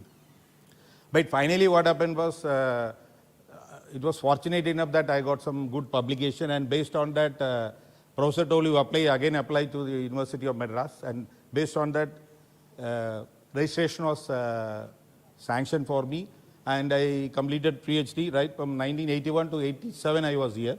But less fortunate compared to other students, I could not pursue research. Because of family background, I joined Godrej Agrovet Limited. But what happened was, my designation was research officer, but once I entered the corporate sector, literally there was no research over there. I was selling cattle feed, poultry feed, and fish feed. Because of my background in agriculture, I was able to manage that. After after a month or so, I came back to Professor, and I was literally crying. I told him I want to join back, and I went to his house. I don't want to come here because all these people are doing research, and I was left out of that and all those things. But Professor gave me a good advice at the time. The par Raghu, family nee dhaan kaapathano. So just go and do seyyum thoile devam. Adu mari nee poi veliye paaru. Rest God will take care. So there was no looking back after that. So it took 3 years for the company to start one agri division over there. But there is a saying that when all doors are closed, there will be one door which will be open. So fortunately, after third year, I was doing very well. And one day, my vice president, at the time, director was there, Mr. Godrej. He called me and there was a meeting and everything. They told that you are doing very well. You seems to be doing very well in sales and marketing. So we'll send you to IIM Ahmedabad. So I was sponsored. I did my MBA from IIM Ahmedabad. And after that, it was rest of history for me. And I retired from Godrej as associate vice president. And thanks to Professor, because whatever he is telling, we used to follow. The last, one more thing I would like to add is that he had a lot of passion for his student and research. I got married. I'm from Palagat actually, same village from where Professor came. So the marriage was on a Friday. So most of my colleagues have attended that marriage. So Friday after the marriage and all, myself and my wife, we went to seek Professor's blessing. So we fell on his feet and took his blessing and everything. And I told him that, sir, நாளைக்கு நாங்கள் வந்து குருவாயூர் போகிறோம் அப்படின்ட்டு. சரி, good நல்லா இருக்கு.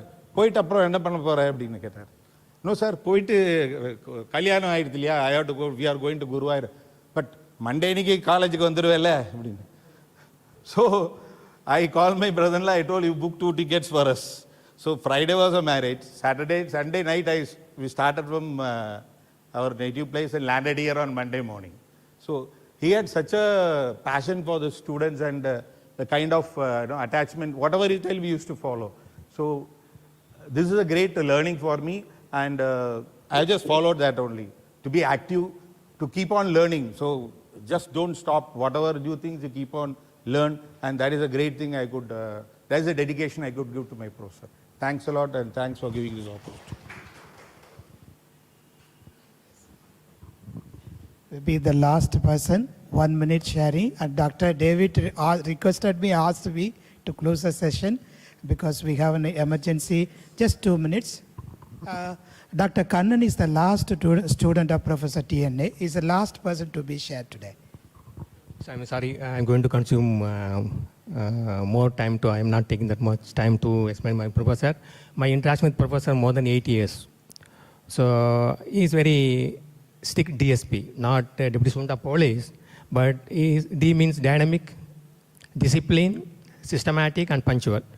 So one day I have close interaction with the professor. Whenever he went to US, he handed over the key to myself. Before a month, he informed me, Kannan, such and such date, I'm planning to go to US. You're taking a charge. Before that, you can systematically wrote all the things for 2 months. When you can give the salary to that paperman, when you give salary to housemaid, when you can give the telephone bill, everything. After that, every week night, Sunday night, he called me. And those days, there is no net facility. He called me through phone, asked how is your stay, you are presently saying now, what things are going on.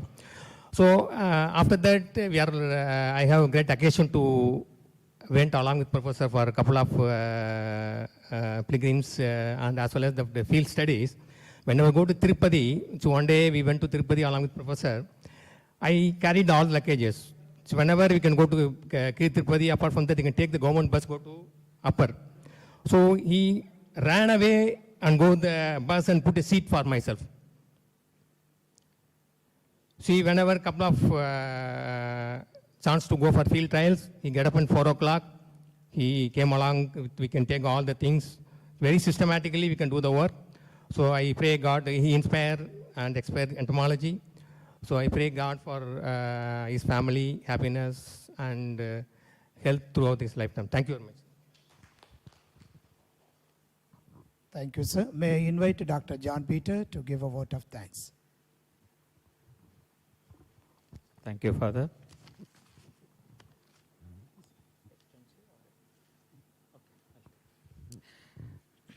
The National Conference on Recent Advances in Agriculture, Forestry, and Medical Entomology in India is concluding right now. And it's my pleasure to give vote of thanks to the organizers. We profusely thank Professor T.N. Anandakrishnan Foundation and Entomology Research Entomology Research Institute in particular for conducting this seminar very successfully. And this is for me also, majority of us, after 27 years, I have come to Entomology Research Institute. So the moment Professor Anandakrishnan left the institute, we never turned back. And thanks, Father, for accepting our request and conducting this in this premises. Thank you very much. And credit to you, Father, for this success. And we also, on behalf of Professor TNA Foundation, we thank the management of Loyola College, Reverend Father Dr. Francis Xavier, Dr. Maria Bhakyam, Director, Entomology Research Institute, Reverend Father Selvanayagam, Secretary and Correspondent, Loyola College, Reverend Dr. Thomas, Principal, Loyola College, Chennai. And we also thank the keynote addressee, Dr. S.P. Tyagarajan, Chancellor, Avinashi Lingam Institute for Home Science and Higher Education. And we thank Dr. Venkatraman, Dr. B.V. David for their effective participation, and all the trustees of Entomology, Professor T.N. Anandakrishnan Foundation. And we also thank all the awardees, starting with Dr. P.D. Kamala Jayanti, Dr. Ankita Gupta, Dr. Joseph Rajkumar, Dr. Katyal, Dr. Selvaraj. And we also thank Dr. Alexander Jesudasan for his wonderful presentation, and as well as Dr. Balakrishna, who has spoke from his heart about Professor T.N. Anandakrishnan. We also thank Dr. N. Muralidharan, who has discussed about his association with Professor T.N. Anandakrishnan, as well as his research and the career, the entire career revolved around Professor T.N. Anandakrishnan. And we also thank Dr. N. Bhaktavachalam, Director, ICIR, NBAIR, and Dr. A. Babu, Deputy Director, Tea Research Association, and Dr. A. Kupusamy, Senior General Manager and Head, for their valuable contribution during the second session. And we also thank process students, Mr. Nagaraj, Dr. K. Raman, and Dr. Kannan, and Dr. A. Babu, as well as the online dignitaries, Dr. Ashok Sanyal, Dr. Manjunath, and Dr. Balal, for their valuable feedback on their association. And Professor TNA is really the way of life. With this, I thank the organizer, especially Entomology Research Institute, for hosting this session and successfully conducting and concluding this. Thank you very much. I also like to thank, before that, Dr. David. Yes. So, on behalf of the foundation, I thank every one of you for your participation and your presence in the whole, in the entire proceedings. After this meeting is over, I request the trustees of the foundation and Dr. John Peter. Huh?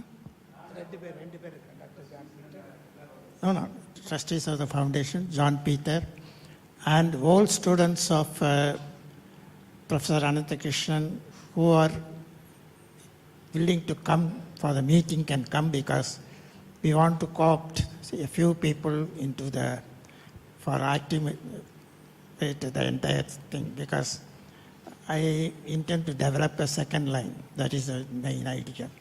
So those who are willing to take part in that, please do come immediately after this meeting, because already it is late. Thank you, sir. On behalf of Loyola management, I thank Dr. David for collaborating with me under such a he's not an old man, such a dynamic and very communicative. Thank you. And on behalf of all of us, I thank ERI staff, research scholars, scientists, and co-workers. They did a wonderful work day and night, in spite of having a mock visit preparation and less number of presents. They worked hard. Thank you so much. now praise Thanksgiving song. Then you have a thank you. All of us can stand for a song.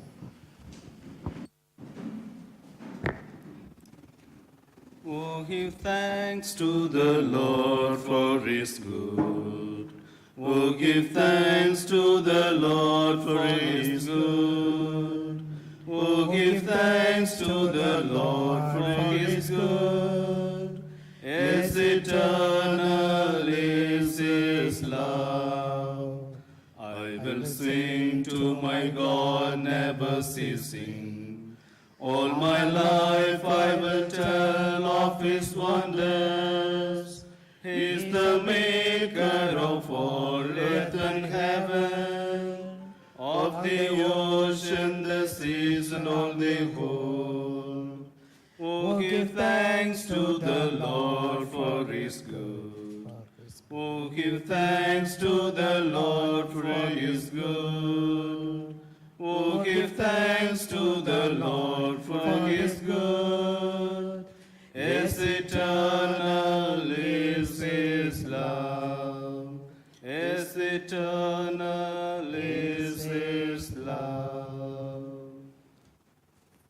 Thank you.